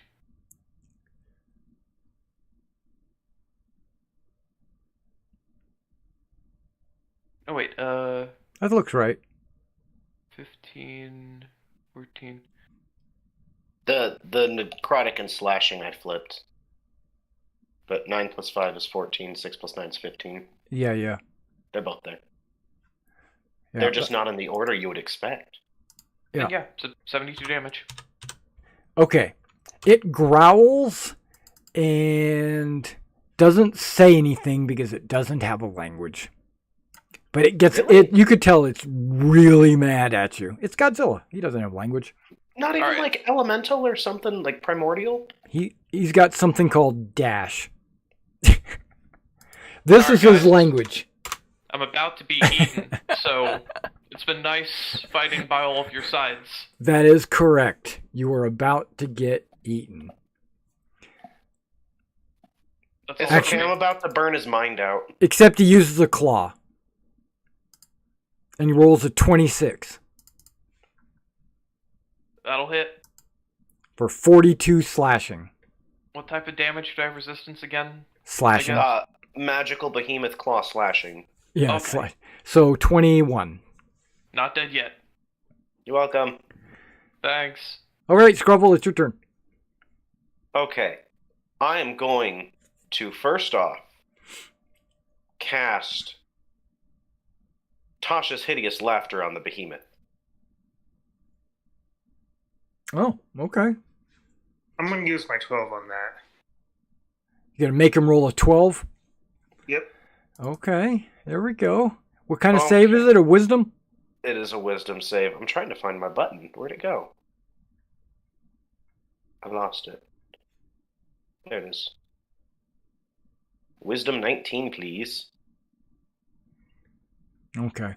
So he failed, so he's going to go ahead and use his last legendary resistance. Oh, goody goody. That means on my next turn I can burn his mind out with a 7th level spell. Yeah, sounds If good. he's still alive. Yeah. Yep. He says, In the meantime, nope, no good for me. he said that's not funny. That's not funny. He doesn't understand you. But go ahead. What else are you going to do? I was doing slapstick. I'm going to use a bonus action to cast Healing Word. That's a thing that I'm doing. Okay. Absolutely. Sure. No, I'm using a bonus action to cast Mass Healing Word Ooh. at 5th level. 5th level. 5th level. Oh, that's not ideal. But that's everybody? Including the It's- dragons? Up to 6 creatures within Okay. 60 feet of me. Well, So- none of the other dragons are damaged, right? Only Andromacha's dragon, Astrape. Yeah. So that's So all 5 of that's- you, plus the dragon. Yep. That'll do it. Everyone gets 12. If you're wounded. Yeah. Okay. Wow. Hey, 12's better than 0. Hey, that almost put me back up to full. Are you done? Scruffle is, but Nendry is not. Okay. I have to mark off my spell slot. Right. Click. Okay. Nendry is going to disengage and go. Whoop, whoop, whoop, whoop. That works. You can do that. And that's my turn. That's your turn. Okay. Hylas. Alright. First, let's take their spiritual weapon. Okay. Oh, that hits for 13 damage. Yep. Okay. Wow. You guys have done almost 500 points of damage to this guy already. Yep.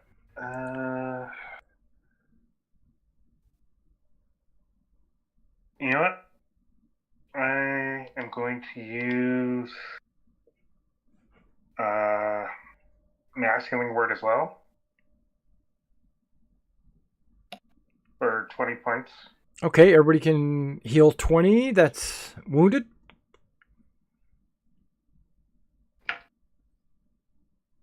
Including the Behemoth?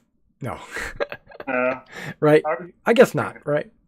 He doesn't understand what your silly magicness. No, he doesn't. And that'll be my... Oh, wait, I can't do Mass Healing Word because that's a bonus action. I use my bonus action for... Spiritual hammer? Yeah. Okay, so everybody take those 20 points of damage that you just healed back. Yeah, I'm sorry. That's okay. That's all right. Mistakes are made. What? No we don't. I'm sorry. No, don't be sorry. You're good. No, yeah, I should have. Also, there's only 2 people within 60 feet of you. Yeah, and they're both hurt. Yeah. Healing Word. Hold on. Well, I mixed up the 2 spells. Yeah, I looked at Mass Healing Word, and I should have looked at Mass Cure Wounds, which is what I was doing. Mass Cure Wounds is what you did cast, and you are able to do that because it's an action. Yeah. So everybody get your... Okay, so reverse it and everybody get their 20 points back. And it is a 30-foot radius sphere centered on a point. Yep. So it's a 30-foot, so they got to be within 60 feet of each other. Of the point. Yeah. So 60 feet of each other. Yeah. So yes, they'd be okay. like if you cast it down here, maybe? That's more than 30. They're not wounded.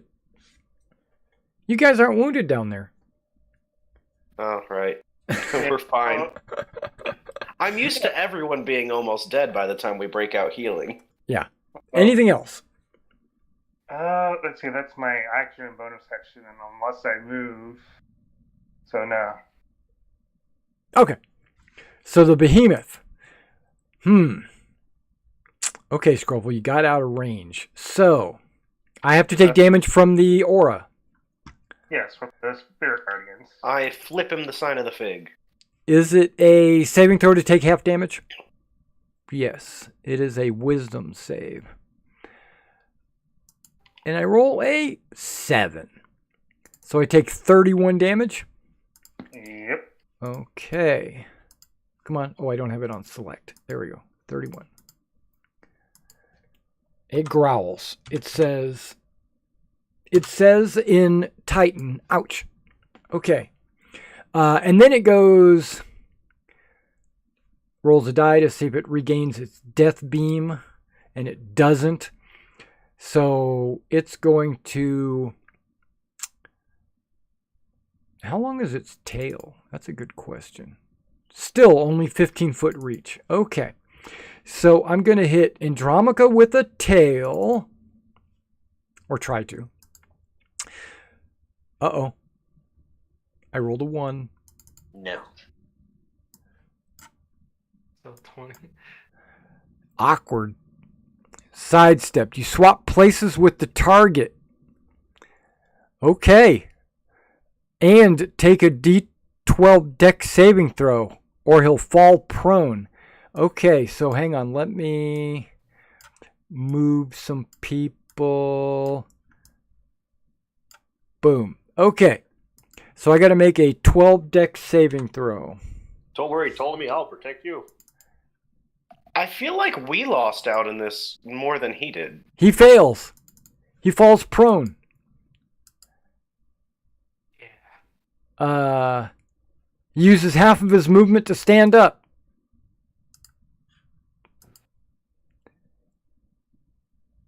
Wait, he can move? Yeah. Yeah, he can move. I thought this was a tower defense game. I know, right?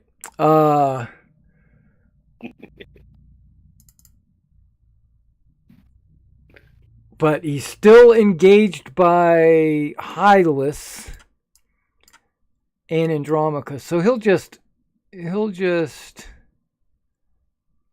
He thinks I'm voodoo. He's not going to mess with me. yeah, he's just gonna shift a little bit over.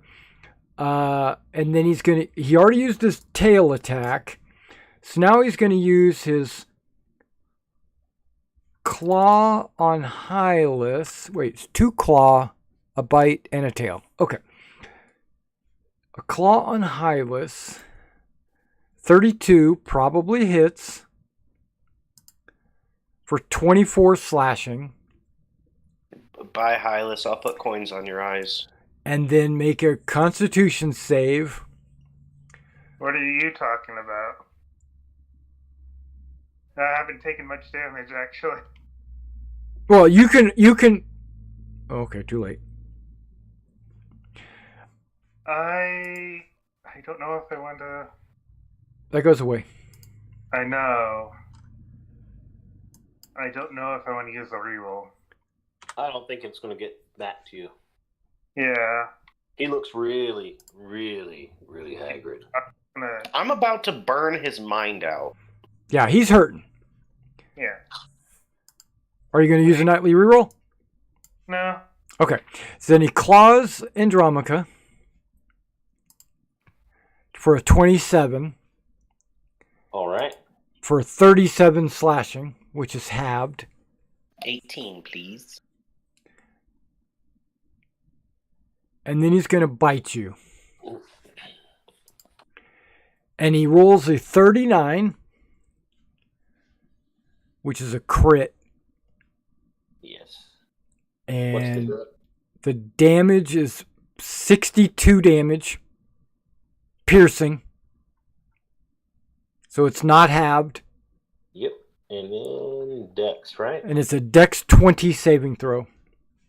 Even if I fail, it's okay. You can re-roll with the nightly re-roll. Yeah, that's why we kept it. Why not? Oh. It's okay. You're going to like this. You is swallowed. Okay, so just so you know, you are swallowed. A swallowed creature is blinded and restrained. It has total cover, and it takes 16d6 acid damage at the start of your turn. I take that back. the start of the turn. Behemoth's turn. Yeah. And then, yeah, I don't know if you can see the post, but yeah. Oh, it's Yes, okay. we can. Yeah, okay, that's good. Okay, so it swallowed you. I can still attack, right? Yeah, you're just restrained, which means you have disadvantage. Oh, it's okay. And you just try to do 50 points of damage in a single turn. No, Andromaca, you're playing Andromaca, not Zoobeard. This isn't a good thing. And then it goes to Elias. What? Yes. Yeah. Yeah. I cast Sword of Fate. Okay. Oh, steal the glory. Um, Oh, well. yeah, that's fine. But I don't think Sword of Fate's going to affect it by him just digesting him. But if he does an action, like attacks you or something like that, or attacks one of your friends, then the Sword of Fate would kick in. I forget it doesn't post a spell card for that. You can go into the spell options, and there's a little checkbox you can make it do both. Yeah, we can click the spell description. Yeah. Well, no, I mean, there's a check. You can have it so every time you roll damage, it'll also show the spell card. But either way, what else are you going to do? That's it. That's it. All right. Andromaca, it is your turn. And it is, Yeah. we are over time, but because his health is fairly low and this is kind of a heated moment, we're going to extend just a little bit longer to get Yes, this fight please. over with. Okay, so if you need to go or if time is of the essence, just let me know. Okay, Andromaca, what are we going to do? Attack 1. Oh, you're going to attack it? Okay. Yes. It's at disadvantage. So a 21 still hits, though, believe it or not. That's 9. Wow. Okay, you only need to do 41 more points of damage. That was minimum damage. Attack Yeah, 2. that's all he rolls is 9. It's like I know. I think it's a permanent thing. Oh, wait, we got a 10. Okay, Oh, so that is 19 damage so far. attack 3. That All is out a, of rerolls. and you're out of rerolls, so awkward. You cannot take the disengage action. Oh. Let's do haste. Attack. Yep. 17 misses. Bonus action. Would you like to add your bardic? Oh, I would. Yes. Thank you for reminding me. Add the bardic, minimum of 6. Yeah, it's going to hit. So just roll damage. 9, 10, 11. Okay, so what are we at? We're at 30? Yes. Okay. And as a bonus action, I'm going to transform the rod into a 50-foot long climbing pole. All right. Doesn't do any damage. Isn't there something in the description for that one about if there's not enough space, it stops? I hate you. You know that? He's right, though. I love the idea of You this can't- pole suddenly shooting out of its mouth. I know. He's trying to like expand it to cause damage to the inside of his gut, and it's not going to do anything. But if you're looking for a bonus action, isn't your Halo stuff a bonus action? No, that's an action. Oh, And isn't your butt stroke a bonus action? It is. stroke his butt from the inside. Yeah, but since he's got 30, he needs to do 20 points of damage with his Well, butt stroke. it It's says probably not four- going to have. It can push up to 4,000 pounds, but you said it's not going to hurt it. So even though it does got spikes, oh well. I'm still doing it.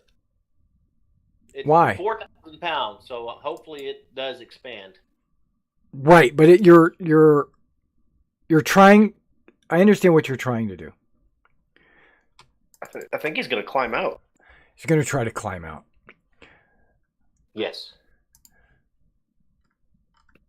But that's an action, so That's all right. let's get to the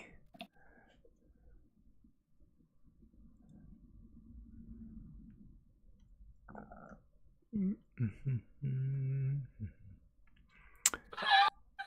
looks like a little fishing pole sticking out of this guy's mouth.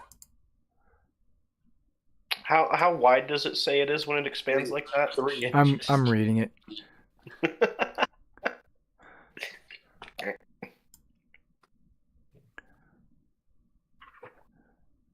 Rod becomes a flame tongue.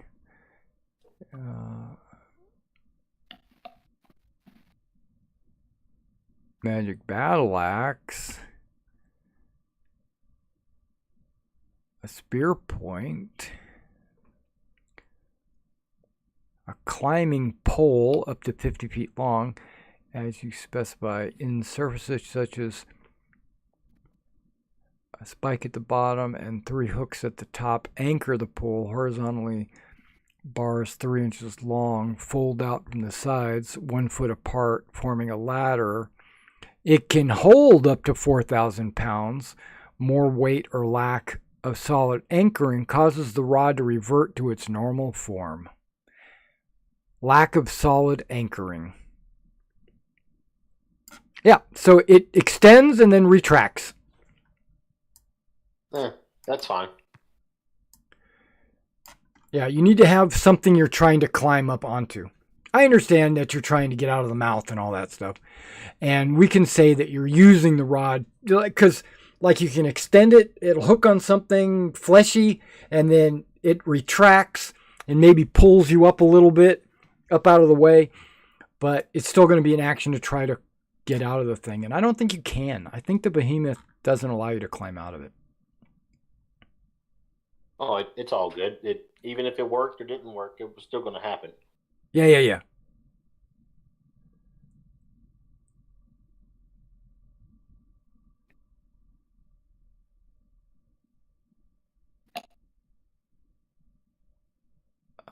Yeah, you can't get out. There's no way out. The only way out is to have it regurgitate you or have someone kill it.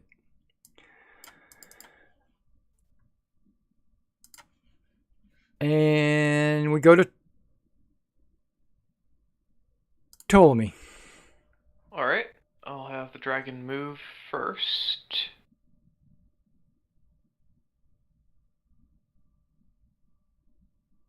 Go here. No advantage. I know. Let's see if I can end this. He's like, you hear him burping, like, there's something in my stomach. You know, doing damage. It just did like 30 points of damage to my stomach. 18. What about an 18? Does it hit? No. Okay. Alright. 21. That does hit. Okay, second level smite. Okay. Probably not gonna kill it unless I roll really well. Come on. We got 37.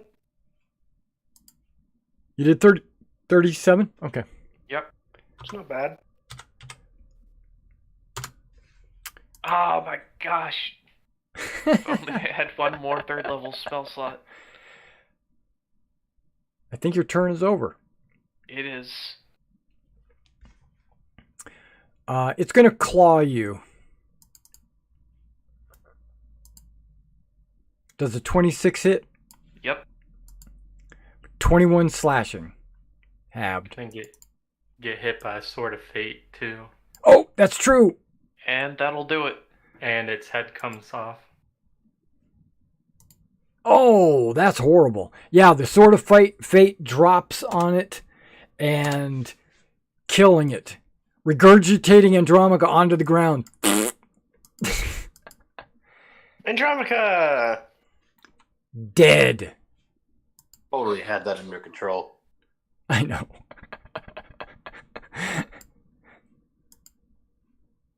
And everybody levels up Really? Ooh. after you take a week leveling. That's not. Oh. No! I know, Short right? rest, and we can do the Trask. I was going to sunbeam him from the inside out. No, but I'm going to allow you guys just to go ahead and level up. Okay. Yeah, but it'll be for next week. You I guys, you was- guys return to Mitros to find it safe and sound, and I'll tell you where all the other behemoths are at the time, and like, Make sure you put your health back to normal, well, it'll be so a no new one day. gets a bonus 15. Yeah, it'll be a new day. Yeah. All right, but yeah, everybody will level up, so you guys can go ahead and add your level. I was gonna blast him with an upcast phantasmal killer, make him see his own worst nightmare for a bunch of damage every turn. It would have been great, but you guys had to kill him. He's immune to being frightened. It's the fear. The damage is psychic, Yeah, but he's immune. not to psychic. Yeah, it frightens him, right? He does Yeah. become frightened for the duration, so he'd skip that. But, Yeah, no. When he would ignore the ability. Oh, Yep, he's immune to being afraid.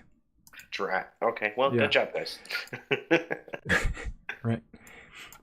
But I think wanna he's the only counter- one that's immune to being afraid. I think the other ones can be, well, I know some of them are immune. And plus he's immune to being charmed, frightened, paralyzed, and poisoned. I want to gather up some of his blood. He's only a 28 challenge rating. Only. Yeah. We can gather the send the body to the forge to see what they can make with it. Yeah, I don't you think guys, we can you take don't the have, body. That's heavy. yeah, and you guys don't really have time for any of that. Yeah. Off the head. I mean, we can have our cities transport the body to the forge. Exactly. You can send people out here with a bunch of wagons to load up the head. Yeah. Or one eyeball that's probably about 500 pounds. This thing is gigantic, humongous. It's Godzilla sized. You're not just going to like grab an ankle and carry it, or a claw and just carry it into town. Song of Rest is a D10 now. Yay. Okay, but I'm going to let you guys go. It was Okay. a good night. I think you guys did well. The behemoth was 28, so that's pretty impressive. The 5 of you guys taking him out with your dragons, your new dragons. Thanks, guys. Yeah. All right, you guys have a good night. No, Well, Okay.